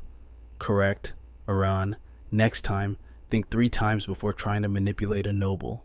Now is the moment of truth. Eddie blinked, confused. Manipulate? You want me to use you? Zed explained. I know you crave secrets, but the rats in the shadows only know so much. There is a ceiling to the underworld, Zed continued. You are still blind to the truth. Eddie frowned. You are talking in riddles. Sir, leave the shadows. Zed commanded. Step into the light. I will raise you up. Zed locked eyes with him. I will be your sponsor. Eddie recoiled. Impossible. You don't know the rules of this world. And Zed laid out his offer. I will provide a headquarters in a prime location. You will open a legitimate detective agency there. Nobles turn the gears of history. To know the truth, you must walk among them. Correct. Eddie shouted back, desperate. Do not mock me. I am a commoner. I cannot simply buy my way in. I never said you would buy it. Zed replied smoothly. I will be the owner. You will simply be the tenant running the business. Eddie's jaw dropped. What? Furthermore, Zed added, I will station the elite Mahodan of Iran as your personal security. Is that sufficient? Eddie stood paralyzed. Zed smiled. I am inviting you to be a partner. I enable your dreams. You feed me intel. A perfect symbiosis. Eddie's mind raced. High-tier intel and Mahodan bodyguards. He stammered, sweating. Is this real? You would truly grant me a building and the might of Mahodan? Zed confirmed instantly. Absolutely. My word is iron. Behind him, the Kara brothers nodded vigorously. A fire ignited in Eddie's chest. This was it. The golden ticket. A chance to spy on the major events of the nobility. The scraps he gathered from beggars were nothing compared to this. With the Mahodan as my shield, this is a fortress of opportunity. I cannot miss this. Eddie thrust his hand out. Done. We have a deal. Zed gripped it firmly. Excellent. A wise choice. Zed leaned in closer to Eddie. However, every deal requires a deposit, does it not? Eddie froze. Deposit. Zed stated his demand cold. Information. Everything on my brothers and the Chera triplets. Eddie swallowed hard. Zed smiled. That is the price of admission. Zed mounted his white steed. Finally, it loomed in the distance. The colossal estate of the great house of Iran. The group approached slowly. Ryu glanced at Zed, concern etched on his face. Master Zed, you have not slept. Are you well? Zed replied. Save your worry for yourself, Ryu. Ryu managed a weak smile. I am just trembling with anticipation. Internally, Zed was sharp. He had spent the night absorbing every bite of the information Eddie provided. Every secret was a weapon. His brother's allied factions, hidden ledgers, even servant scandals. Eddie's network was terrifyingly deep. With these wings, I will soar above them all. But first, the mission. I must survive the internal war within Ariane's domain. I need time to cultivate my power. Today determines my destiny. How he handled this moment would change everything. Zed commanded, let us enter. The hooves of pearl struck the family grounds. A towering golden obelisk, etched with ancient runes, marked the boundary. Guards blocked the golden gates. Halt, one roared. Dismount and identify yourself. Another guard intervened. Wait, that is young Master Zed. We were notified. Zed slid from his horse. I returned by order of the family head. Open the path. But the guard blocked him again. Hold, and the rabble behind you cannot pass. Zed narrowed his eyes. They are my retinue. I vouch for them. Apologies. Without the head's decree, outsiders are banned. Zed gritted his teeth. Damn it. Blocked at the very first step, and he could force his way in, but breaking Iran's law on their turf was a trap. Suddenly, Lacto stepped forward. Zed started. Sir, give me a moment to... Go. Lacto interrupted. Do not worry about us. Focus on your duty. Lacto lowered his voice. My old instincts are twitching. I have a bad feeling. Zed replied softly. Trust me. Nothing will happen. He turned to his subordinates. Chera, guard them with your lives. The guard pressed him. Let us go, young master. The head awaits. Zed walked forward. Lead on. He glanced back one last time. Their safety is on my shoulders. He inhaled deeply, steeling his nerves. Calm down. I am prepared. Mages are creatures of logic, pure pragmatism. Focus on that. I may have possessed this body by accident. But now, I must become the perfect heir of Aran, the seventh son, the cold mage. I will play this role to perfection and win the monster's favor. The colossal doors groaned open. A voice, heavy as a mountain, resonated. Enter. The family head sat upon his throne like a god. Youngest son, Zed dropped to one knee. I greet the family head. His limbs wanted to shake. Control it. Do not show weakness. The head spoke. You have been away long. How does it feel to return? Zed replied steadily. It feels exactly as it did before. What do you mean by that? Zed raised his gaze, meeting the tyrant's eyes. Your overwhelming pressure, and that bone-chilling coldness. Then the family head burst into thunderous laughter. The sheer resonance of his laughter struck like a physical blow. It was just the sound of his amusement. Yet my ears rang, and my vision began to swim in a haze. The patriarch's voice thundered in his mind. It felt as if his very soul was being crushed by his father's presence. Zed thought, how can a mere mortal comprehend the abyss of an archmage's power? One of only 2 archmages in the entire empire. The monster who slaughtered his own brothers to seize the throne of Aran. Zenedin Aran. Zindan spoke. You have changed, boy. In my memory, you were a frail thing. Zed countered. Weakness is a sin in the house of Aran. The patriarch chuckled. Precisely. No son of mine could be trash devoid of mana. Zenedin's eyes narrowed. I hear you have awakened the lightning aura. Zed's heart slammed against his ribs. The patriarch pressed. What do you understand of that power? Zed replied instantly. It is supreme. It transcends the limitations of the 4 elemental attributes. Throughout Arayan's history, fire has been our only law. How did you command the lightning? Zed's mind raced. Is he intrigued by the anomaly? I did not anticipate this, Zenedin mused. Yet, the blood of Aran holds infinite potential. It is not an impossibility. Were you not shocked when the lightning sparked? Zed answered. They say it is a miracle seen once a century. Such divine power is the natural birthright of an Aran. Zindan roared with laughter again. Your tongue is skilled at flattery. Zed fought the urge to vomit. Every time the man laughed, it felt as though his insides were being wrung out like a wet rag. Please, cease your laughter. Zenedin went silent instantly. I have not laughed like this in ages. I summoned you for one reason. The lightning aura. You will master this power. If you reach a realm of significance, you will be more precious to me than any ancient tome. Zed analyzed the situation. He sees me as a weapon, a new element to add to his arsenal. Perfect. As long as I have utility, he has no reason to execute me. Zed bowed deeply. I shall obey the patriarch's will. Zenedin's tone shifted. However, before we proceed, we must address your transgressions. Answer me. Were you aware that the slaver DeVito was an asset of our family? Zed did not flinch. I was... Zenedin's fist crashed onto the armrest, shattering the silence. Then why did you butcher him? Why did you employ those vermin from the Bahal family? Zed steeled himself. The madman reveals his fangs. This is the real trial. I acted in the family's defense. The slaver was a liability destined to fall.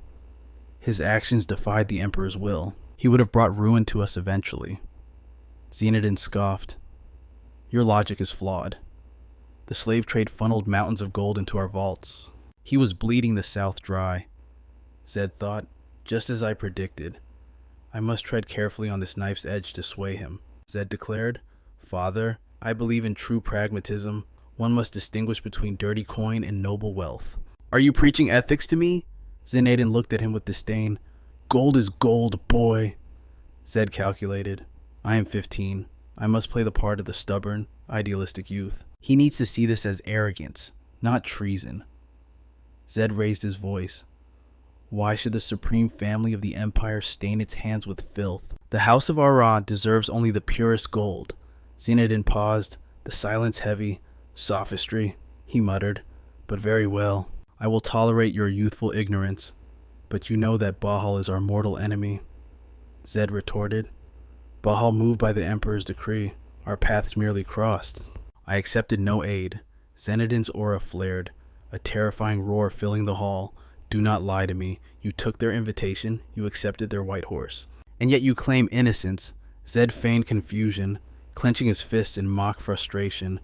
Patriarch, I do not understand your accusation. Zenodin growled. What? I was not a guest. I was a hostage. I upheld the pride of Aran before the Bahal Patriarch. That horse was not a gift. It was plunder seized from the enemy's heart. Why do you chastise me? I stripped them of their prize. And Aran riding the Bahal's prize steed. Does that not trample their honor and elevate ours? Zed projected his intent. He must believe that this 15-year-old boy truly thinks this is glory. A low voice rolled from the throne. Son. Murderous intent saturated the air. Do not attempt to deceive me with flowery rhetoric. Fury blazed in Zenodin's eyes like hellfire. Zed's blood ran cold. Cold sweat trickled down his temple. Damn it, he saw right through me. Zenodin's voice dropped to a whisper.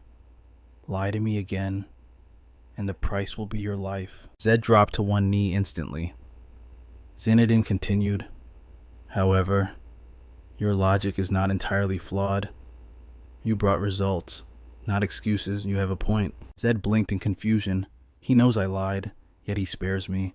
Why? Zenodin waved his hand. Enough. The Inquisition ends here. Name your reward. Speak. What do you desire? Zed gathered his wits.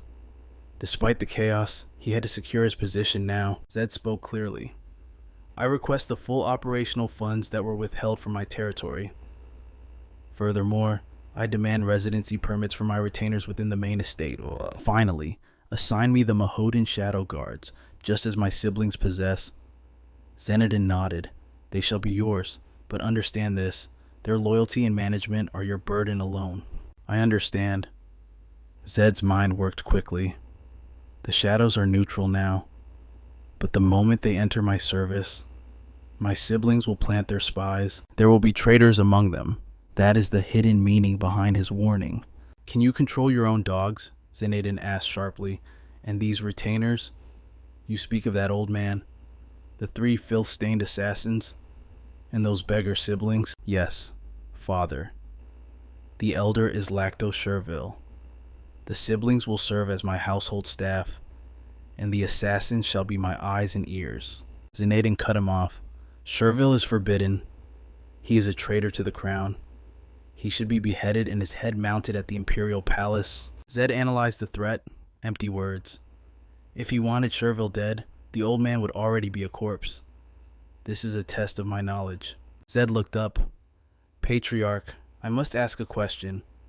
Did the House of Aran play a hand in the Sherville rebellion? What grounds do you have for such suspicion? Zed replied. I discovered that Sherville shunned our trade routes. His dealings were exclusively with the Martin family. And furthermore, Zenodin burst into laughter, shaking the hall. So, you're asking if I concern myself with the politics of mere insects? It was laughable. Martin, the so-called second in command of the Matrix, was nothing but a bottom feeder compared to the might of the Arhan family. Was it even worth guarding against such an insignificant insect? Zed's mind raced with calculations. This confirmed that Arhan was not involved in the conspiracy. A wave of relief washed over him. He hadn't walked blindly into a trap. Now, it was time to make his move. I ask that you take Lacto Sherville under your protection, Zed declared. Zenaiden's refusal was instant and cold. Impossible. I will not harbor an Imperial traitor on family grounds. But Zed did not flinch. You know he was framed. Clear the Sherville name, and the glory becomes yours. Give me one good reason why I should bother, the family head challenged. Zed played his trump card immediately. Because Lacto Sherville is the greatest artificer of our time. He belongs with the Arhan family. If you shelter him and prove his innocence, you gain the reputation of a benevolent savior while securing his legendary skills for our house. Zed kept his expression neutral. He knew Zenaiden wasn't interested in justice, but the man was undoubtedly pleased that Zed had secured such a valuable asset. The outcome was inevitable. Zenaiden's eyes narrowed. Very well. I will shelter him, but I will not lift a finger to clear his name. Since you brought him, that burden falls on you. Zed bowed his head low to hide his satisfaction. I will obey the family head's command. Perfect. Zenaiden had chosen not to interfere directly. This was actually better. It meant Zed could bring Lacto completely under his own control. Plus, it gave him a valid excuse to operate outside the family territory. You may leave. Zenaiden dismissed him. Yes, Father. Zed turned on his heel. As the heavy doors closed behind him, a shadow emerged from the darkness behind the throne. It was Callus Rule, captain of the Mahoden. Your assessment? Zenaiden asked, his gaze fixed on the closed door. Callus replied without hesitation. He is dangerous. There is no doubt about it. He wears the face of a child, but inside, he possesses a confidence that rivals even the first prince. Zenaiden smirked. Did you see how he tried to manipulate me? A bold move, Callus noted. Is that why you let him go? I expected you to punish his insolence. Zenaiden chuckled darkly. It was his eyes. They were the eyes of a starving beast. Those eyes told me he would devour anything to survive and achieve his goals. Zenaiden leaned back. Being merely a genius is not enough in this world. The one who will lead Arhan must transcend the realm of genius. I look forward to seeing what this child becomes. I think it is time to place him on the chessboard with his siblings. Prepare the ritual. I am sending the youngest son to the spirit temple. Set the date immediately. Meanwhile, ominous crows circled above a dilapidated estate. Zed's group approached their new home. Ryu groaned at the sight. Cleaning this wreckage is going to be a nightmare. The white horse snorted in agreement. However, the Kara brothers stepped forward with burning loyalty. Master, please rest. We will handle the filth. Zed sighed internally. No matter how many times they call me master, it still feels strange. Lisa began scrubbing the windows while Ryu and the brothers attacked the grime. Just then, a group of men approached the working Zed. Good morning, young master. It was the Mahoden unit. 20 mages in total. Not a bad start. Zed eyed them critically. How long have you been members of the unit? One man answered stiffly. We all joined within the last 3 months. Zed nodded. Then you must be 5th Circle mages. The man confirmed. That is correct. Zed realized the situation immediately. These were all raw recruits. The elite veterans had already been poached by his older siblings. He was left with the scraps. The mages looked at him with disdain, clearly thinking they had backed the wrong horse. Zed smiled, cutting through the tension. Regardless, I'm glad to have you. Let us work well together. Yes. But what are you doing right now? The mage asked, confused. Zed didn't look up from his work. Cleaning. The mage blinked. Why is a noble doing manual labor? Zed looked him dead in the eye. I am cleaning my house. Do you expect me to sit around while it is in this state? The mage scoffed. Yes. You should order your subordinates to do such menial tasks. Zed's eyes lit up. This was the perfect opportunity to establish dominance. You're right. You all helped, too. The mage was stunned. Excuse me, us? Of course, Zed said smoothly. Do you not belong to this household now? The mage stammered. That is true, but we are mages. How could we? Zed's smile turned icy. Are you saying you are too good to do what your master is doing? I am tired of this noble and commoner nonsense. The mage sensed the shift in the air. No, no, young master. We will do it. Internally, the mage was cursing him. Of course we'll do it, you little tyrant, Zed commanded. Who here specializes in water magic? 2 hands went up. Good. Blast the floors with water. Zed scanned the group. Who uses wind? Another man stepped forward. I do. Zed pointed up. Go outside and blow the dust off the roof. Control your output. If you break a single tile, you pay for it. Mana began to gather in the air. One Mahodan member grumbled under his breath. I didn't study magic for years to become a janitor. Zed's aura flared, cold and suffocating. Shut your mouth and get to work. The pressure was undeniable. Terrified, the members cast their spells. Yes, young master, water surged forward, scrubbing the stone. Under the barrage of magic, the manor was transformed in minutes. Zed assigned the quarters. Ryu, Lisa, take the east wing. Elder Lacto, the master suite is yours. Lisa cheered. Brother, this room is amazing. Lacto smiled warmly, far too luxurious for an old man like me. But then, Ryu turned to Zed with a serious expression. Is there food? Zed froze. I was so focused on the cleaning, I completely forgot about supplies. Ryu sighed grimly. I checked the kitchen. It's empty. As I expected, there is nothing to eat. Zed panicked internally. The supplies we brought aren't enough. Who would have thought I'd be worrying about starvation in a noble household? Ryu suggested. Let's head to the city. Lisa shook her head. With what money? Ryu fell silent. This was a critical problem. Everyone was exhausted and starving. Zed thought for a moment. Then an idea struck him. The nearest estate belongs to Tund, correct? A Mahodan member nodded nervously. Yes, that is correct. But, don't tell me you intend to visit young Master Tund. Zed raised an eyebrow. Is there a reason I shouldn't? The member's sweat dropped. It is best to find another way. For an uninvited sibling to step foot on another's territory. That is an act of war.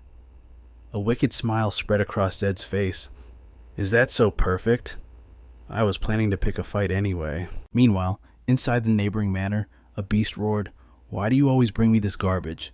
The dining table was flipped into the air, crashing down with tremendous force. Plates shattered like shrapnel. These incompetent fools don't even answer when I speak. I'll kill them all. 2 servants knelt on the ground, trembling in fear of their lives. A woman stepped calmly into the chaos. Young master, they are your servants. Show some mercy. Tund glared at the trembling men. It's because you coddle them that they are so arrogant. Grace, teach them a lesson. Grace sighed.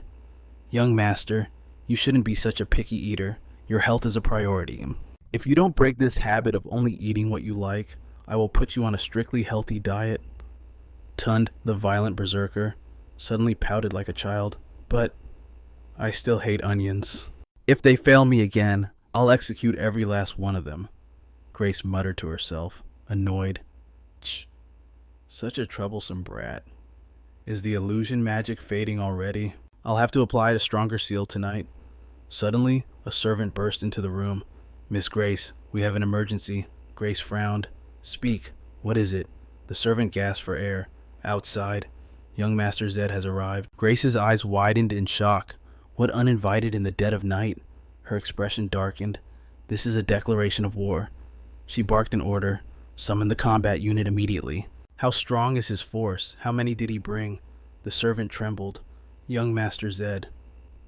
He came alone. Outside, under the pale moonlight, Zed rode his white steed, Pearl, approaching the manor like a solitary reaper. Grace couldn't believe her ears. Alone, are you absolutely certain? The servant nodded vigorously. Yes, he's standing at the gates right now. Before they could react, Zed kicked open the dining hall doors. Grace, Tund, and the servants froze. Zed scanned the lavish feast. Enjoying a banquet without me. Tund's elite Mahodan guards instantly surrounded him. Zed scoffed, looking them up and down. Look at these mongrels. You see your master, yet you don't bow. A female guard stepped forward boldly. Good evening. Young Master Zed, may I ask your business here? Zed ignored her completely. You must be the head maid. He turned his gaze to Grace. And you. Aren't you going to greet me? Crimson mana flared in Zed's eyes. Grace's heart hammered against her ribs. How is he so confident? He's supposed to be a discarded child. Didn't the awakening ritual cripple him? Grace frowned, trying to read him. Zed's voice cut through the silence. Well, I'm still waiting for my greeting. The room fell deathly silent. Finally, Grace bowed stiffly. Welcome, young Master Zed. I am Grace Monet, head butler to young Master Tund. She grit her teeth internally, acting like the lord of the house. You must be enjoying this little power trip. Grace felt a crushing weight in the air. Zed smirked. Your killing intent is leaking. Butler. Grace broke into a cold sweat. He's no longer the trash I knew. What in the hell's happened to him? Coming alone was suicide, unless he had a trump card. Then, Grace spotted the golden insignia on his chest. The priest's mark. Toon slammed his fist on the table. You insolent bastard. Why aren't you bowing to your older brother? Are you insane? Do you have any idea whose territory this is? Zed replied with chilling calm. I have nothing to say to you.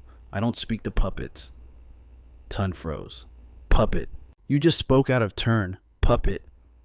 Zed tilted his head. Does the truth hurt? Tun roared, his face twisting. Of course it hurts. I am your blood. Rage consumed him. Fine, you came here for war. You've got one. I learned a new spell just for you. Once I burn you with it, you'll remember to call me brother. Flames erupted from Tun's hands. Grace lunged forward. Young Master Tund, stop. Tun shoved her aside violently. Get out of my way. Grace, I'm going to teach this rude little brat a lesson he won't survive. A cold voice cut through the heat. I said, stop. Grace grabbed Tun's wrist, and with a surge of mana, the flames in his hands vanished. Tund looked at her in horror. Grace, why? Didn't you hear him insult me? He called me a puppet? Grace hissed. Young Master, I will explain later. For now, you must be silent. Grace turned to Zed, forcing a polite smile. I apologize for my master's passion. Zed chuckled. At least the butler knows how to heal. Grace's mind raced. That mark. It's the Emperor's guarantee. If we harm him, an Imperial investigator will descend on Arahan. If an investigator steps foot here, my secret mana circuits will be exposed. This is why the Arahan family head despises the Emperor. It's a trap. Grace composed herself. I cannot fight him directly. I must send him away. She asked, Young Master Zed, what brings you to our humble manor? Zed smirked. Interesting. For a mere servant, you ask too many questions. Zed continued, my pantry's empty. I'm here to requisition food. Grace blinked. Food. She sighed in relief. She signaled her subordinates. Pack up all the remaining meat and bread. Give it to him. Zed mounted his horse as the supplies were loaded. Grace asked, Is your business concluded? That's all for tonight, Zed said, his eyes gleaming. But get comfortable. I'll be visiting frequently from now on. He waved dismissively. Grace ground her teeth. Damn it all. Just you wait, Zed. Later, back at Zed's camp, the Mahodan members gasped at the feast. Zed commanded, Earth Mages, dig a pit, fire mages, spark the flames. The squad answered in unison. Yes, sir, one mage whispered excitedly. An outdoor barbecue. How long has it been? Soon.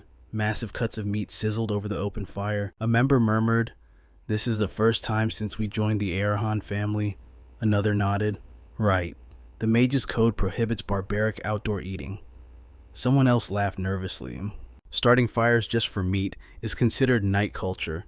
Naturally, we noble mages view it as taboo. Suddenly, they realized who they were talking to and paled. Apologies, my lord, we misspoke. Zed raised an eyebrow. Mages really ban barbecues, a member explained. Yes, knights burn massive energy, so they eat anywhere. Mages care about image, Zed scoffed. So you deny yourselves delicious food because of some dusty tradition? What kind of nonsense is this? Zed thought. I never played mage characters in the game, but this is ridiculous. One member muttered, Knights are barbarians. We are noble. Zed stared at them. So, You're not eating? The member panicked. What? No, I didn't mean that. Zed sat by the fire, grabbing a skewer.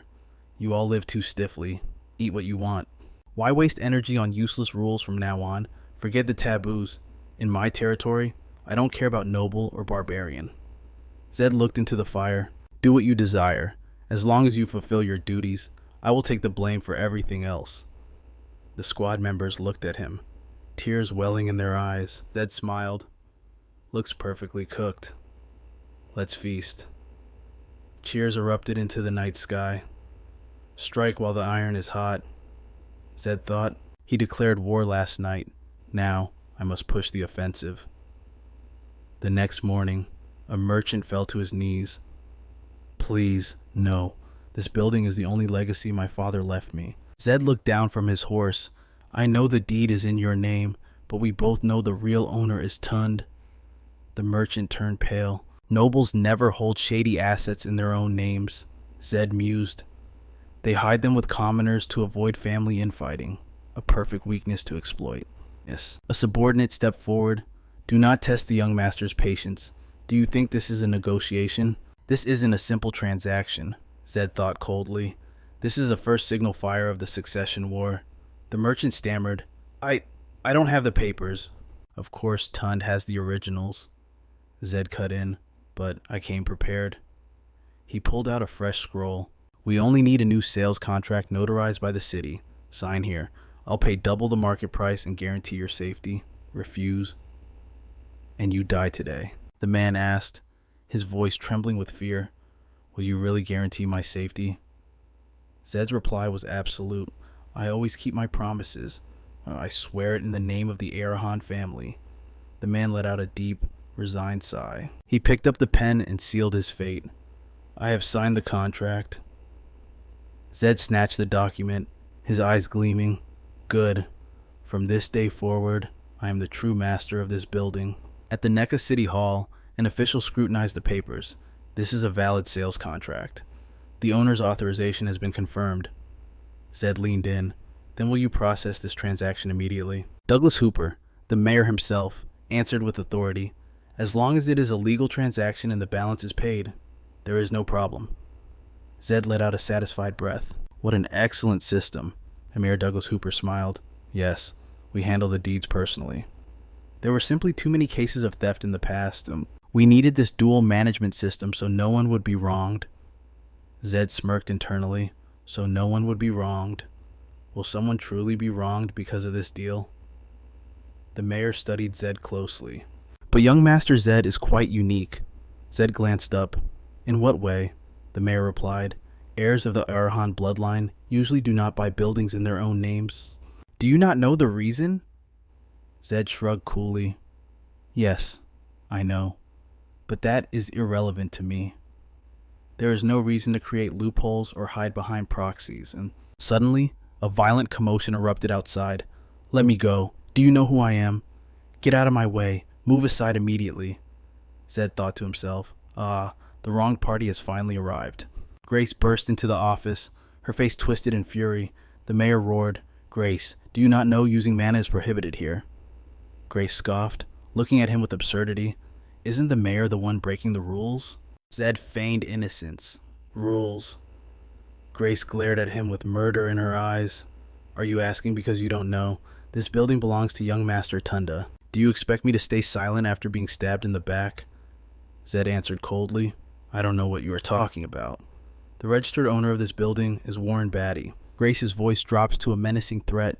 You have made a big mistake now. How do you plan to handle the consequences? Do you have the confidence? Zed stood his ground. You are the one who is mistaken. What gives you the right to talk so big? Do you not understand the situation?